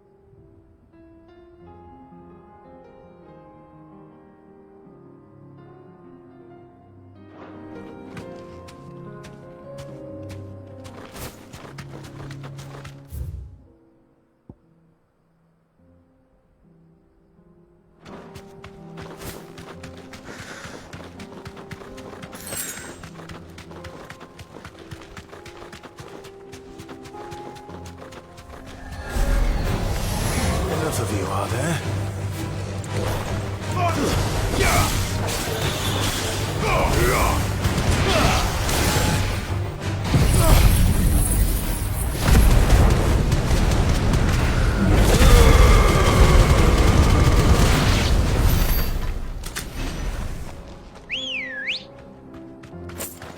Good girl. Faster!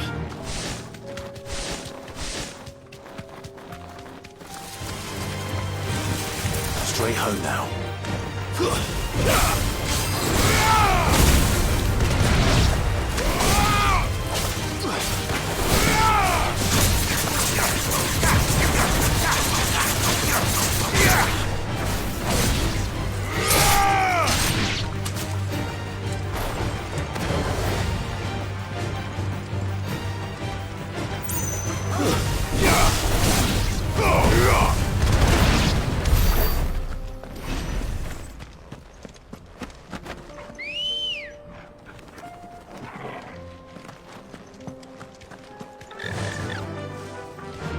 Fly, Ambrosia.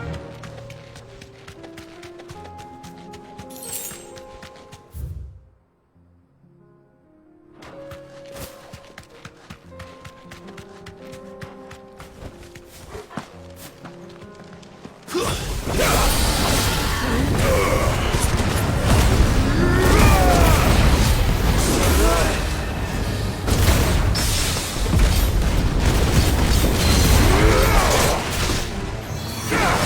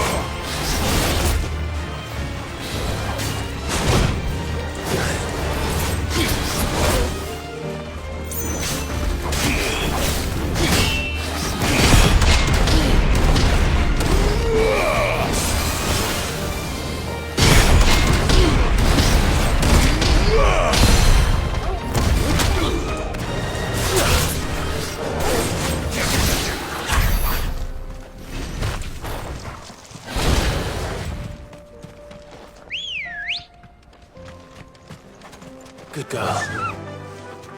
Run like the wind.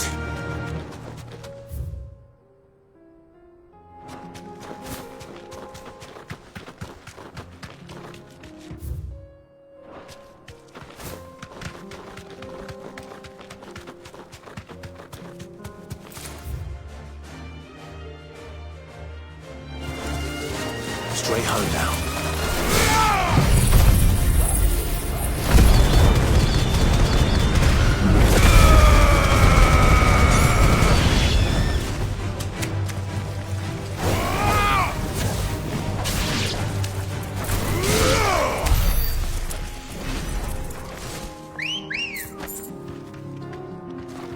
Let's go.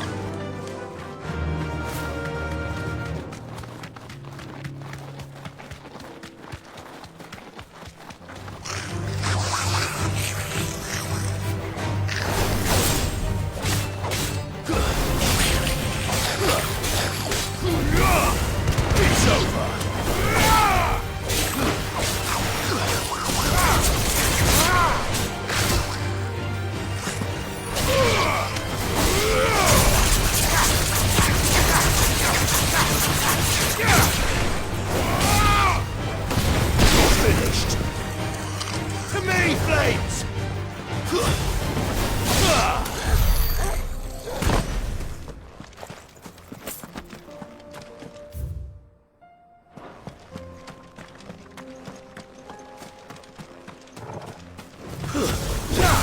This one's easy.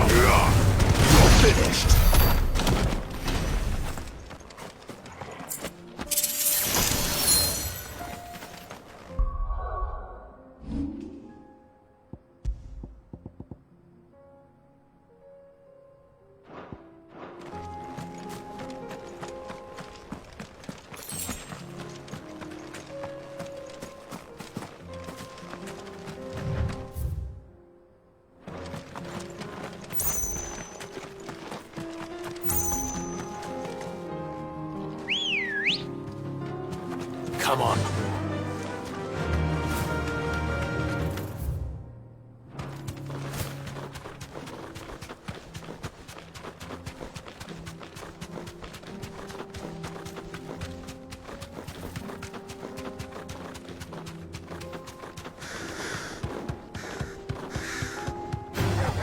Time to fight.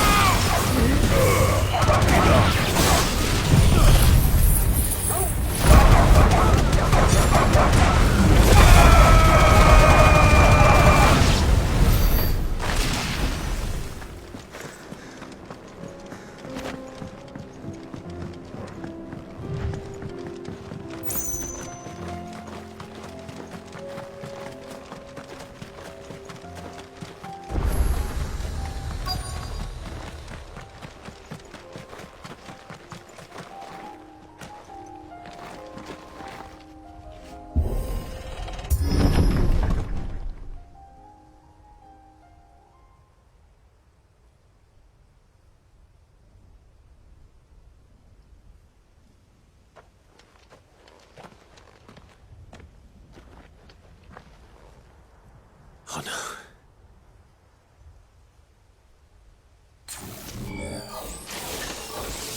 You'll pay for this. There may still be survivors.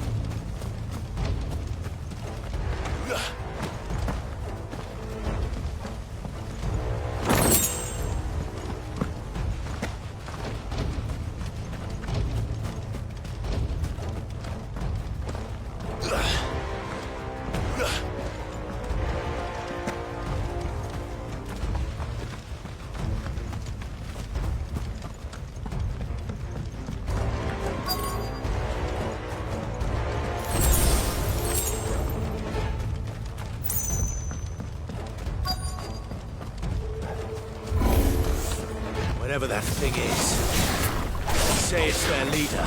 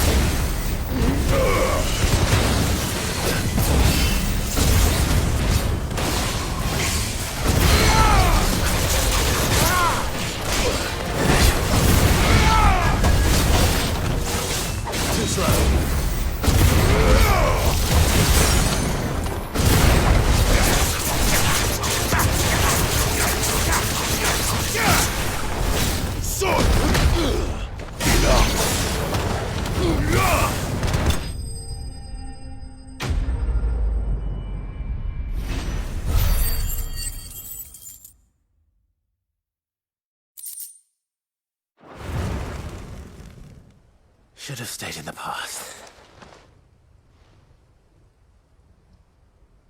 These must be Cyril's colleagues. You have our thanks, stranger. Who are you? Ah, forgive me, my lord. I did not recognize you.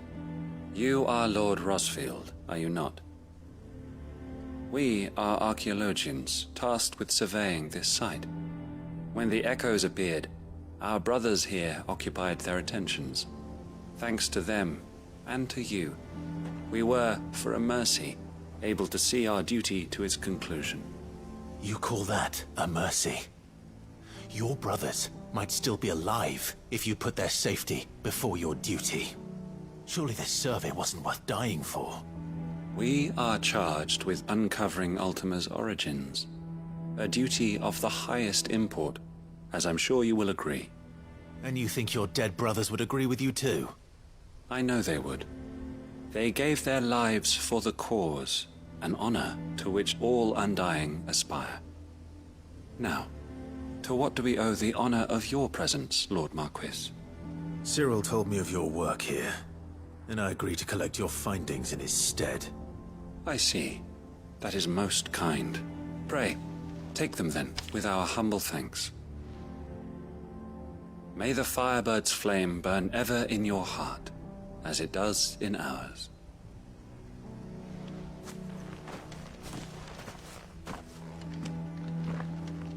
It's one thing to lay down your life for another.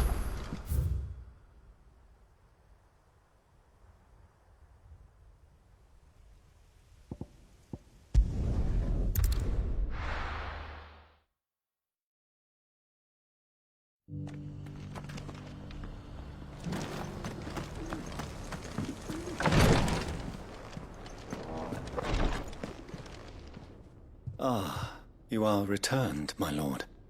I collected your colleagues' preliminary findings. Here, take them.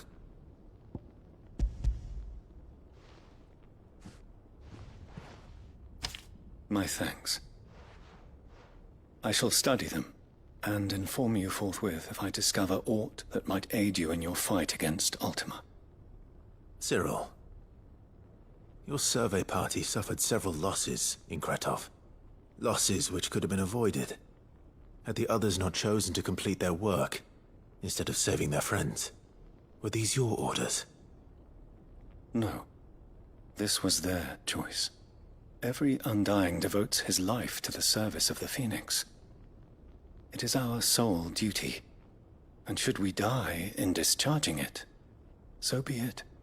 Even when death is avoidable. My lord, I fear that this is not a point over which it would be fruitful to argue. The Undying have served the Phoenix for countless generations, and your opinion of our methods, however earnest, is not like to change them. We live to serve the Phoenix. Our very order exists for that purpose, and that purpose alone. Cyril, I know that you and your brethren answer only to Joshua, but allow me to offer you a word of advice. It does not further the cause of the Phoenix to have his loyal followers surrender their lives without good reason. Provide your survey parties with an escort, that they might live to do their duty for years to come. Think not only of how you can serve the Phoenix, but how Joshua would want you to serve him. Please. For all our sakes. I thank you for your advice, my lord. If you will permit me to respond, our faith in his grace, Joshua Rosfield, is absolute.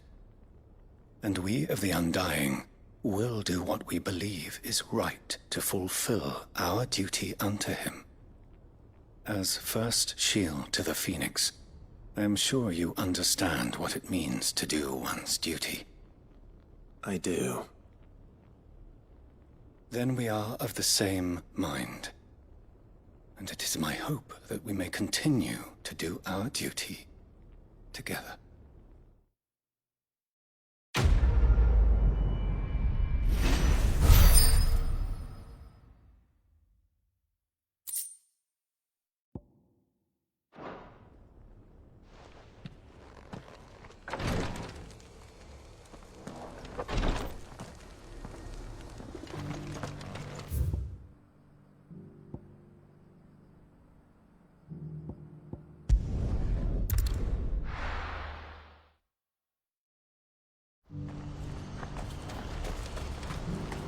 What's happened?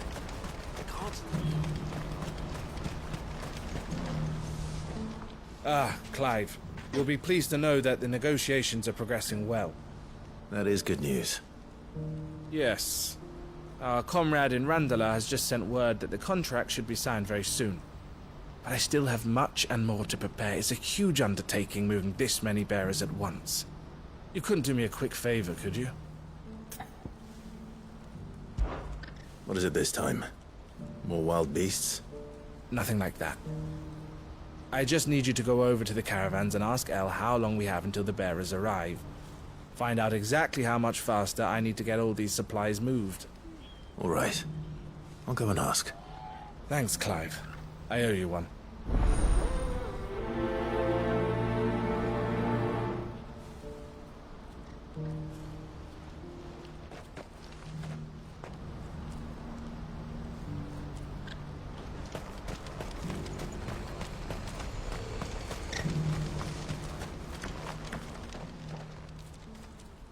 Don't blame yourself, El. This is their fault, not yours. I know, but... No buts about it, all right?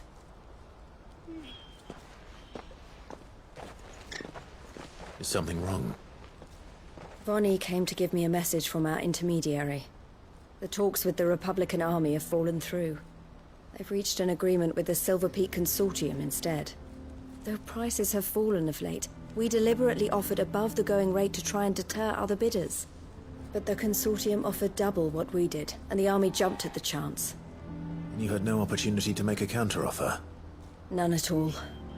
And we were so close. El? What's happened? I saw Vonnie leaving. She didn't look happy. And with good reason.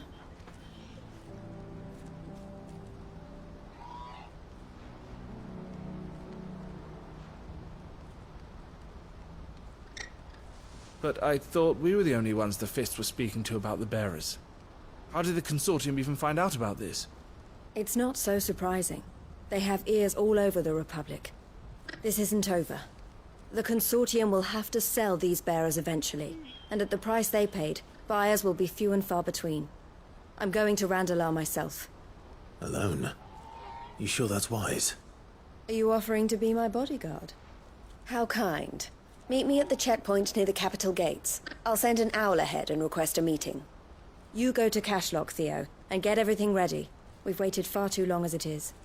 Even if I fail to free these bearers, there will be others.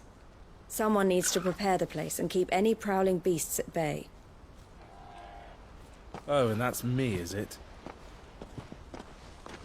Well, it looks like I'm following orders till she gets back from meeting the Silver Peak Consortium, who've been doing their best to undermine our scheme.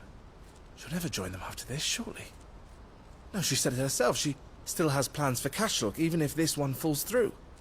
She means to stay with us, then. I can't say I'm not happy to hear it, but... is this what she really wants? You have to trust her. You're right. It's what she wants now. And if Elle's off fighting for the cause, I should do my part too. So I bid you farewell and safe travels, my friend. I'll gather my men and leave for Cashlock. We'll make sure the place is well stocked and defended. You go to Randalar and see if you can stop my sister biting the Consortium's heads off. If she won't consider her prospects, someone has to. I'll do my best.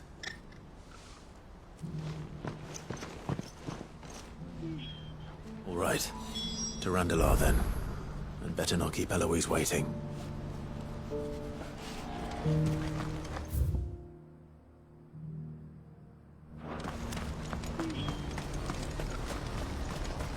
What's happened?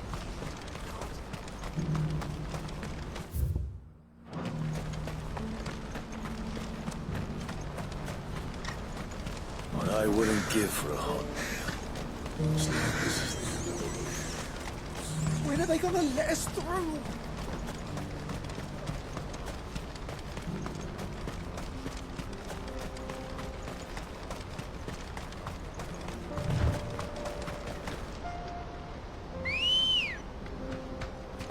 Ready, go?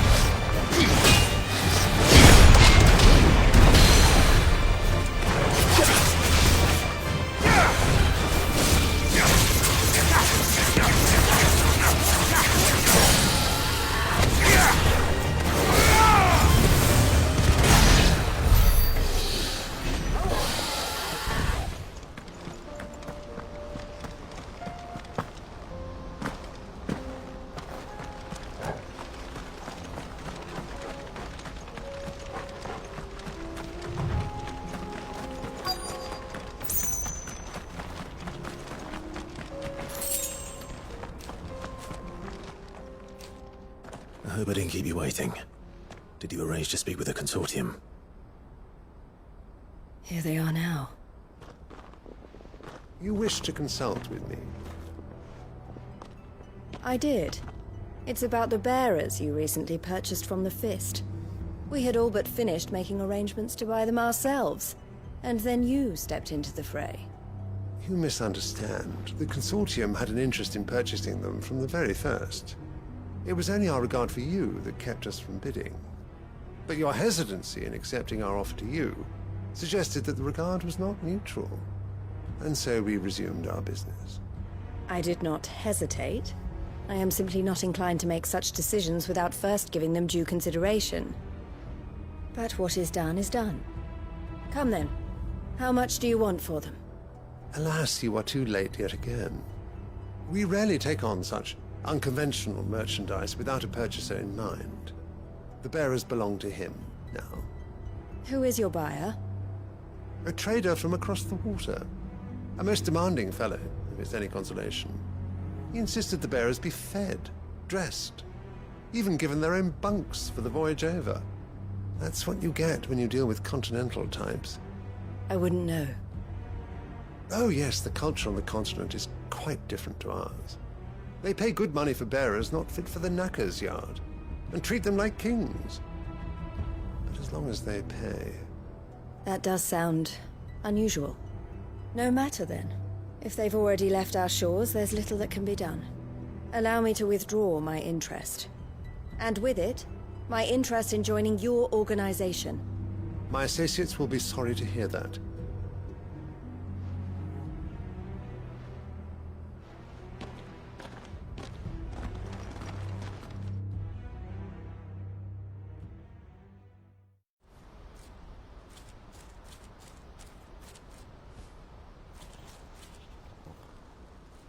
I'm sorry you weren't able to save them.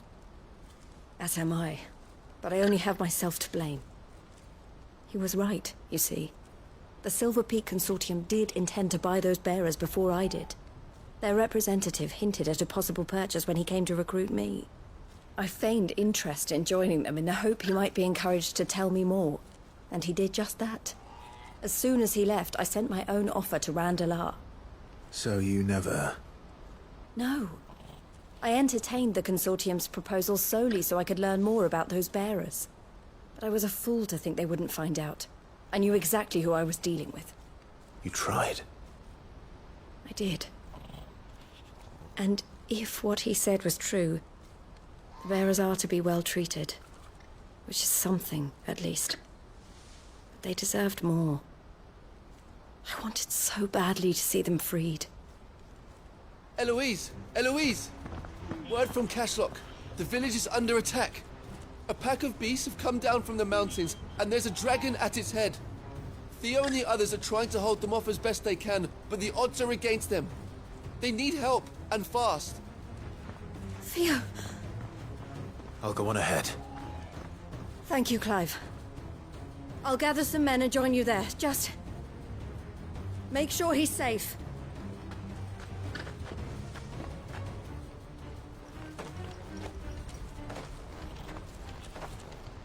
Hold on, Theo.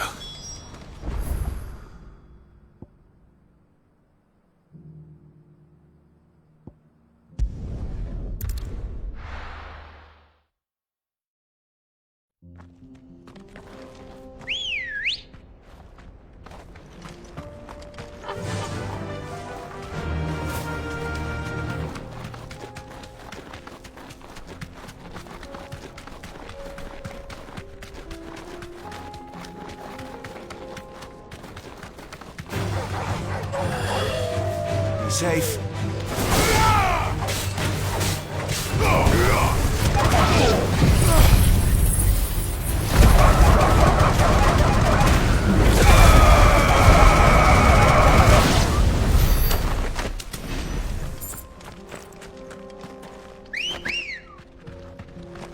Come on.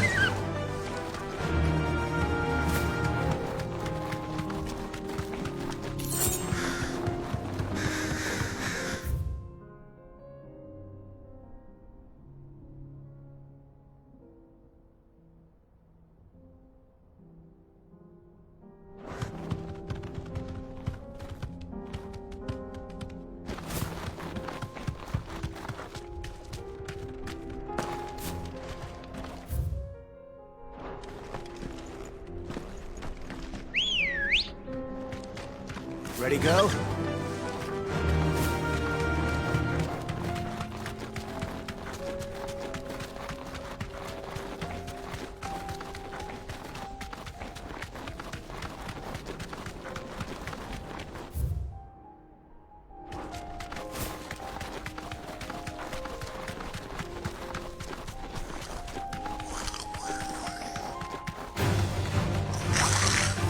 You deserve a rest.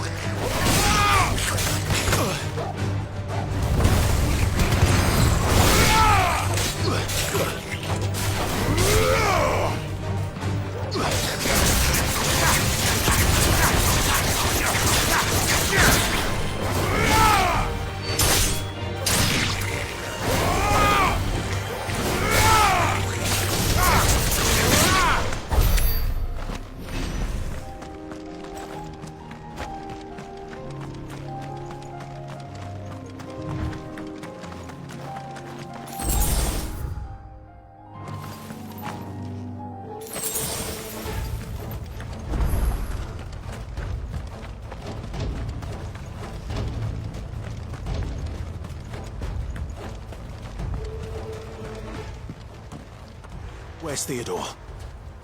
Upriver! He led the dragon that way to keep it from the village, but the whole area's flooded with ether. We just have to pray he makes it out in one piece. I can do better than that. Torgal, with me.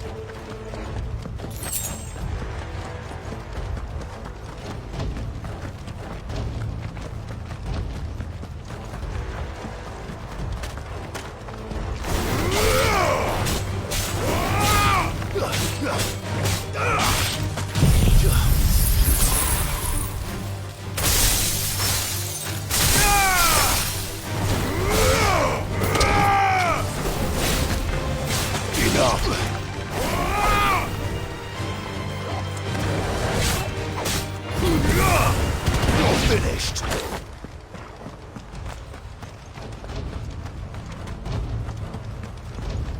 Where are you, Theo?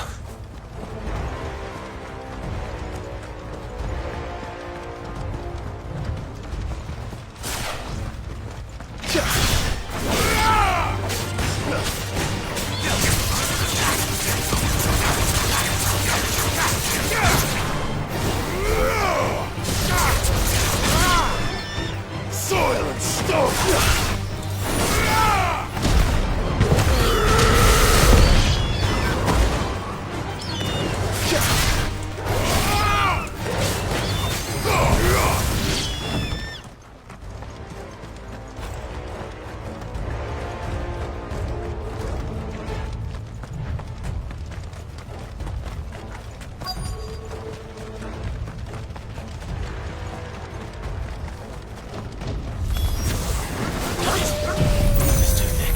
These creatures have already turned.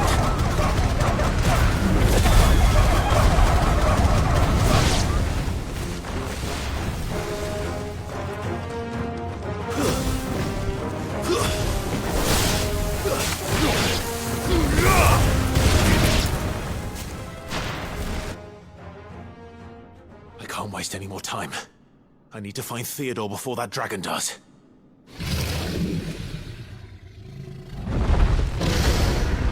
Looks like it's found me. This thing's turned as well. This isn't going to be easy.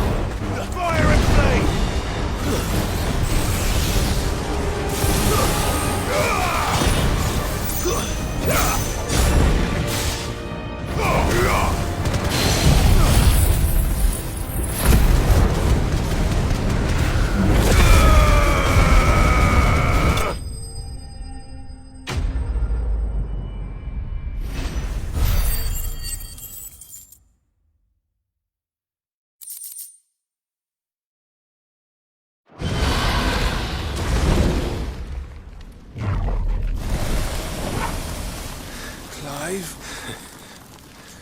Theodore, you had me worried for...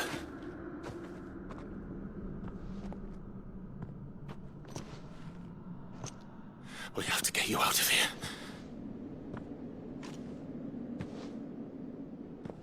I think it might be a little too late for that. Bearer or no, there's only so much ether a man can take, and that Drake just wouldn't let me leave. You have my thanks, Sid, for finishing what I could not. For keeping Elle's dream. Theodore!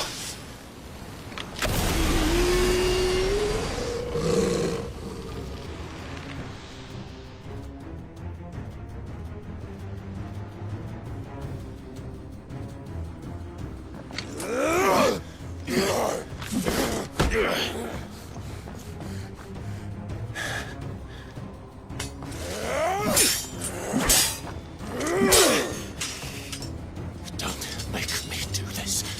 Stop it, Theo! Stop! Stay back, Eloise! He's turned. And so will you!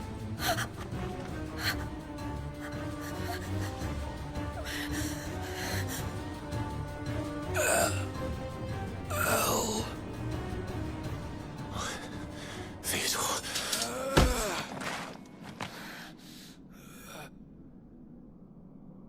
Take care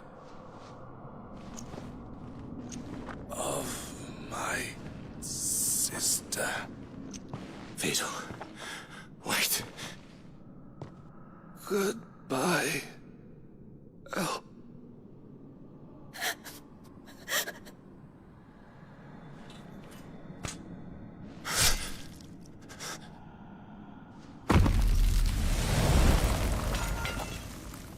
No! Theo! Theo!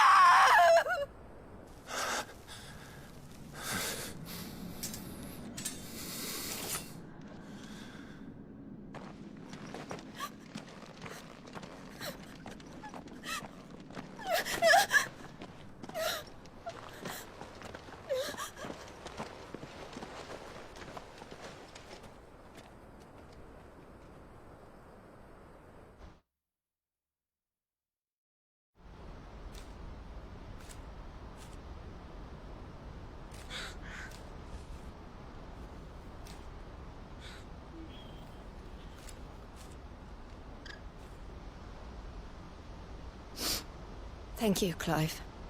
I think I'll be all right now. That was true bravery he showed.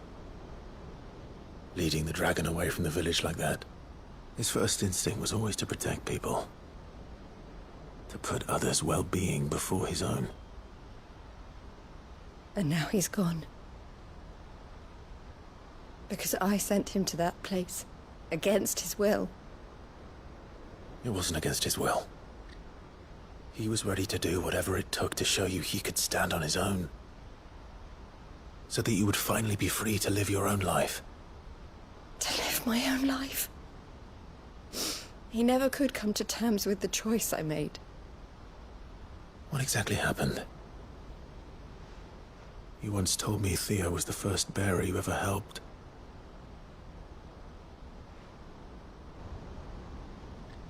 We grew up in Canva. We were born to one of the great trading houses. And I was chosen to inherit the family business. I had my father's head for figures, you see. Theo did not. While I studied the art of commerce, he played at soldiers instead. A late bloomer, in more ways than one. For unlike most bearers, it wasn't until his 15th summer that his powers awakened. My parents tried to drive him out of the house and into the care of the constables. But before they could, I took him into mine. Theo told me something else. He clearly admired your devotion to the cause of freeing others like him from slavery. But he said you deserved a better life than this. He wanted to free you from what he called your bonds, just as you freed him from his. I would be lying if I said I had not wondered from time to time how much easier my life might have been if I had allowed Theo to be taken and devoted myself to the family business instead.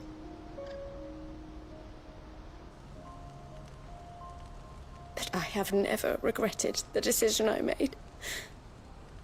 Being with my brother meant more to me than tradition or reputation. I only had to look at him to remind myself of that night and the choice I made and the fact that I would make the same choice again in a heartbeat.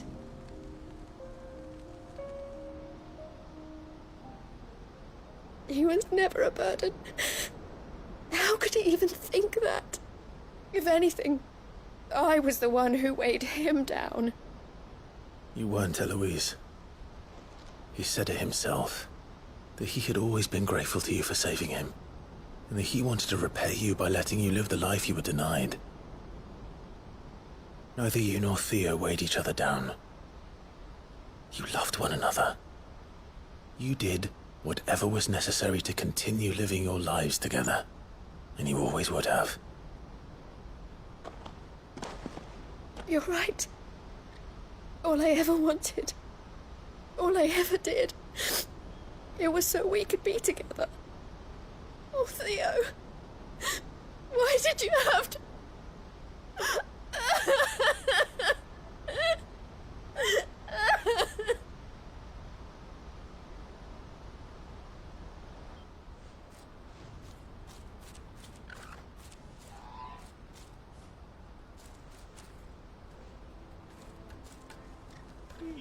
I know Theo wanted me to move on, but I'm staying here at the Crimson Caravans to continue our work. We can make a difference here. We can help people, save them. I need nothing more from life than that. So I'll carry on doing what we do, ensuring that goods, people, bearers get where they need to be, bringing smiles to people's faces just like we always have, and to Theo's. Wherever he is. This is the life I have chosen. The life I will always choose. I've made a choice of my own, to continue helping you however I can. Whenever you need it. Thank you, Clive. Let's go on together then. For Theodore.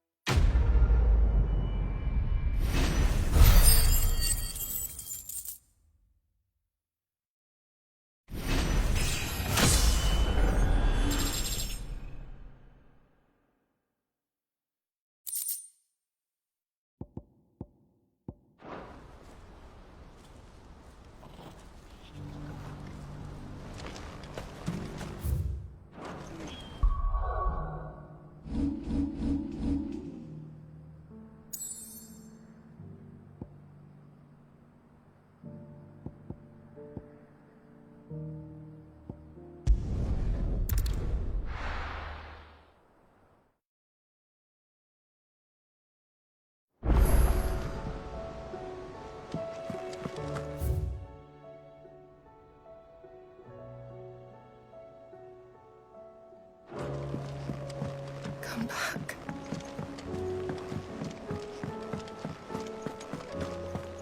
Oh, don't tell me. We run out of papio nuts and all. Ah, the man himself. We were just about to make a start on that sword I promised you. It's funny, but none of this would have been possible without your help. You remember Camille? We'll be using his leather work for the grip. The steel, meanwhile, will be tempered in a fire, burning the cinders you charmed out of old Zoltan here. And that whetstone from the Outer Isles, that'll be what gives the blade its edge. And the final flourish will be my talented colleagues' engraving. A team effort led by the greatest blacksmith alive. Now, save that talk till the thing's finished, yeah? Right. I'm ready if you are. To the bellows it is, then.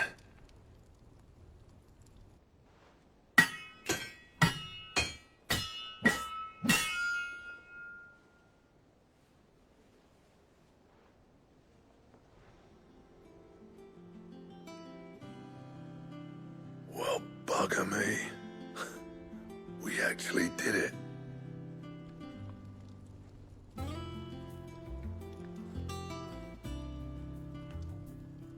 The sword to end all swords. Ragnarok. It's quite something. I trust you'll take good care of it. Thank you. Both of you. So, does this make you pair the greatest craftsman alive, then? This? Nah. This was just following the footsteps of the greats of old. It'll take more than that to earn us our place in history. But we're up for the challenge. Here. A list of materials. Zoltan and I got talking on the long road back from Dravost. We reckon with those items there, we could craft something even better than the Ragnarok. Something worthy of a legendary outlaw like yourself. That's a weapon I'd like to see. You leave this list with me. I was hoping you'd say that. One legend at a time, eh, lads? Before you start on the next, who fancies raising a cup to friendship reforged? Good idea. No more drinking to forget my past. It's about time I had something to celebrate. Then tap the kegs! Vulcan's boys are on their way!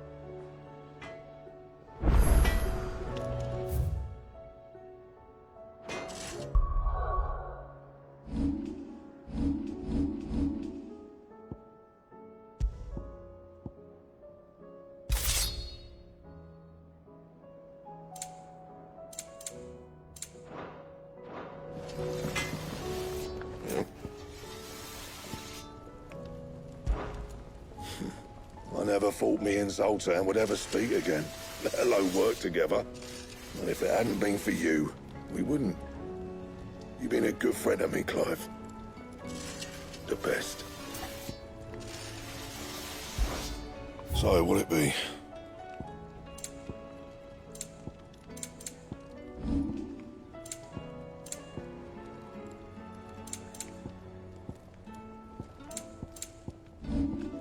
And?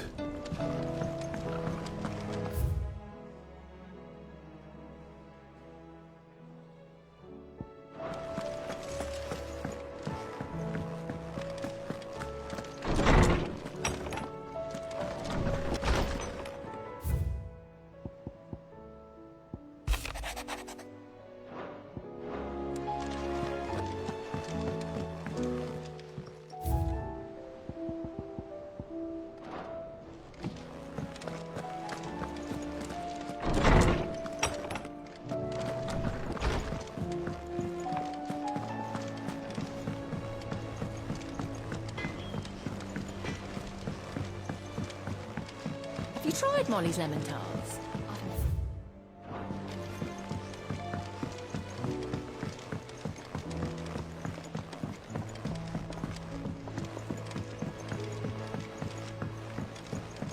Canva lost. It can't be true. Miss, can we read Miss Editor's story for a lesson today?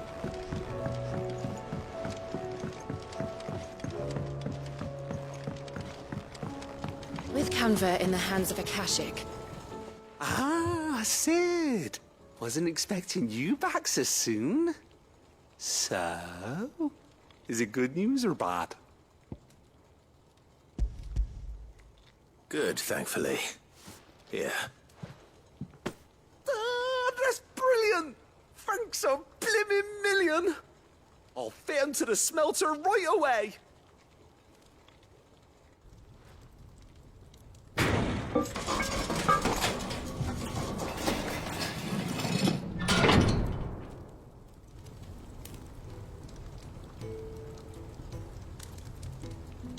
May I present to you the Telemon Furnace! Ain't bad, is she? She's a beauty. You saved my bacon again, Sid, and I ain't about to let your good deed go unrewarded. It's fine, really. My bag's flexible enough already. Oh, don't say that. I'm sure I can make a few improvements to it yet. You could just buy me a bigger... How about that clasp? Looks a bit stiff. Reckon you could loosen it up and make some more room? And I reckon I know how. With a new alloy we've been working on. The Telemon Furnace was just what we needed to perfect it. It's a metal, see? So it's lovely and strong, but it's also, well, stretchy, if you can believe it. Stretchy metal. Well, if you insist. That is the spirit. You'll love it, I promise.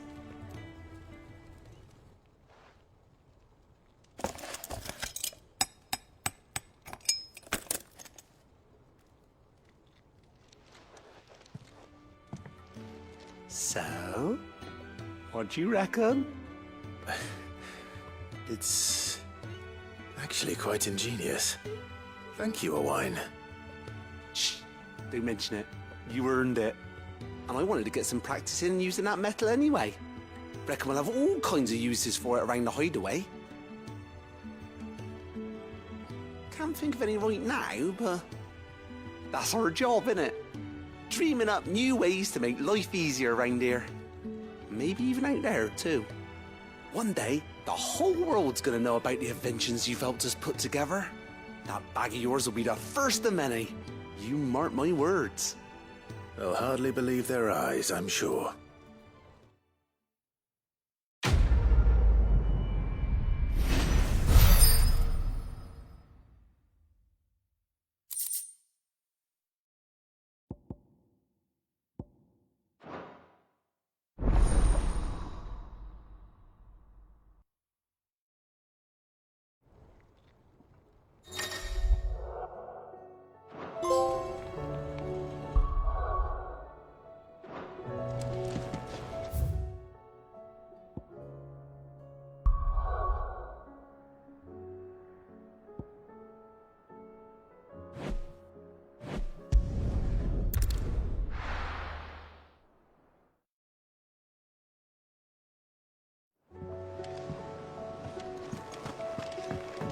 Come back.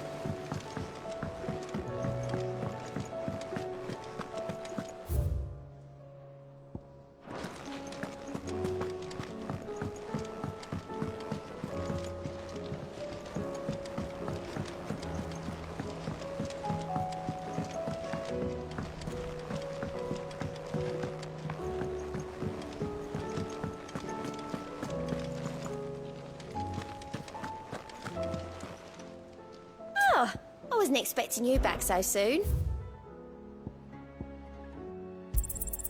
Here you are. Come again. I may...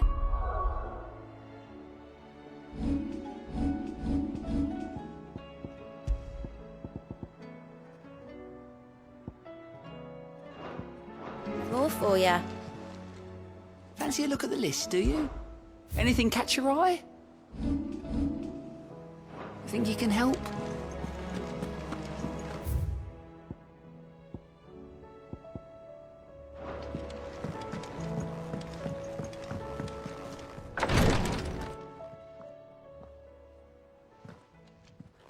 How are you feeling, Joshua? Better than I was. But not nearly as well as you should be. Your cuts and burns may have healed, but your body still bears the burden of every spell cast. And what would you have had me do? It was no ordinary foe we faced. It was the Warden of Darkness. Yet still, it was not enough. The king could have ended me at any moment, but instead chose to toy with me like a curl does a mouse. You underestimate yourself. Oh, it was crystal clear. Only one man established his dominance that day, and that man was Barnabas. I'm sorry, brother. That was ill-spoken. It's just, I have never felt so powerless. And when so many are looking to us for strength, perhaps the prince feels the same.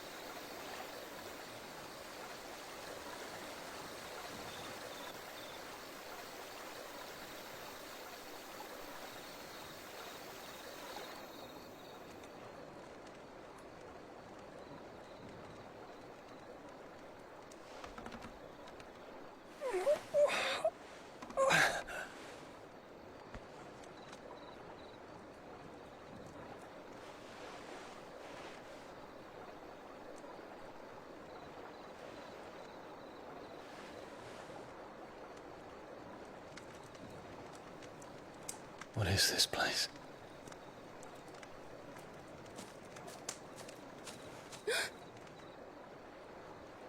Don't move.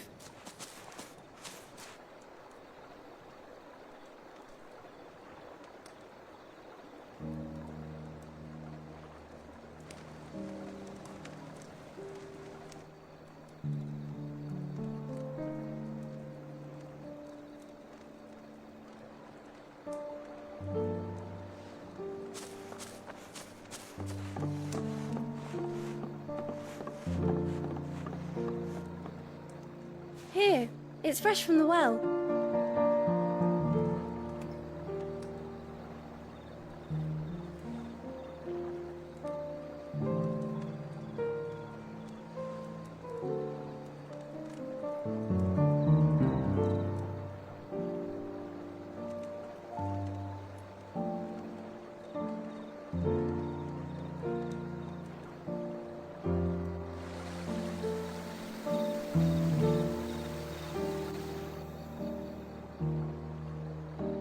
Grandmother told me spirits sometimes get lost, and that the lanterns guide them to their proper place.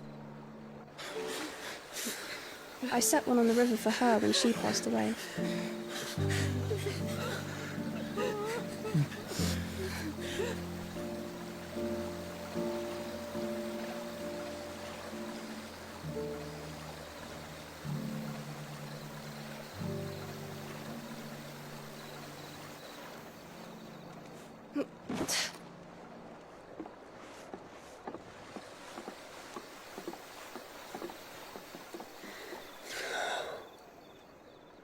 The fiend works from the shadows. Was it you who guided my hand then, Ultima? No, not you. This is my doing, my fault, my sin to bear. And for it, I must atone. Your hurts are healing nicely. It was my poultices that saw you well. You make them? And sell them, or try to. Earns me enough for bread, most days. Forgive me. I have nothing to... I know, but I couldn't just leave you lying there.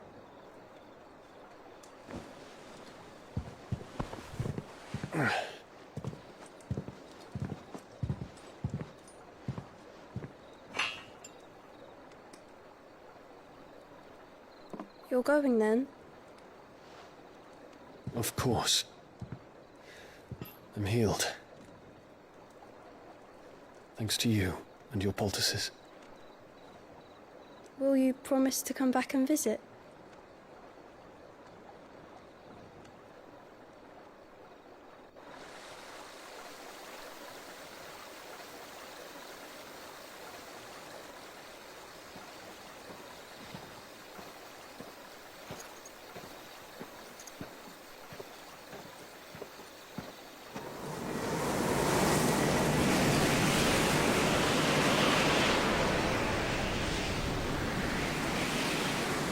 Oh, Phoenix. It would seem that I owe you my wings.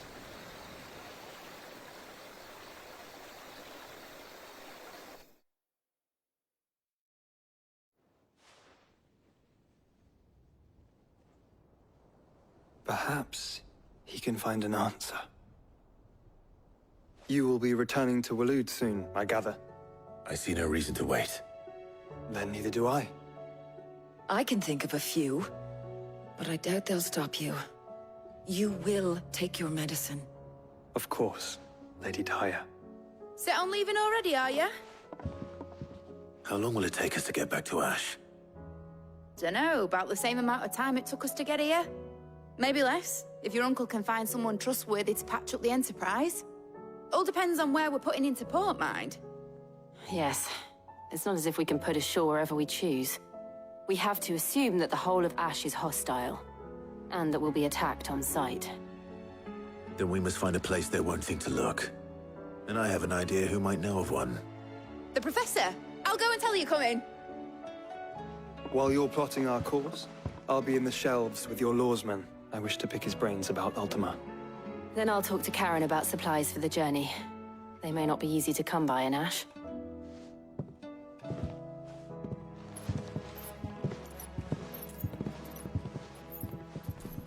Your brother's body won't take much more of this recklessness.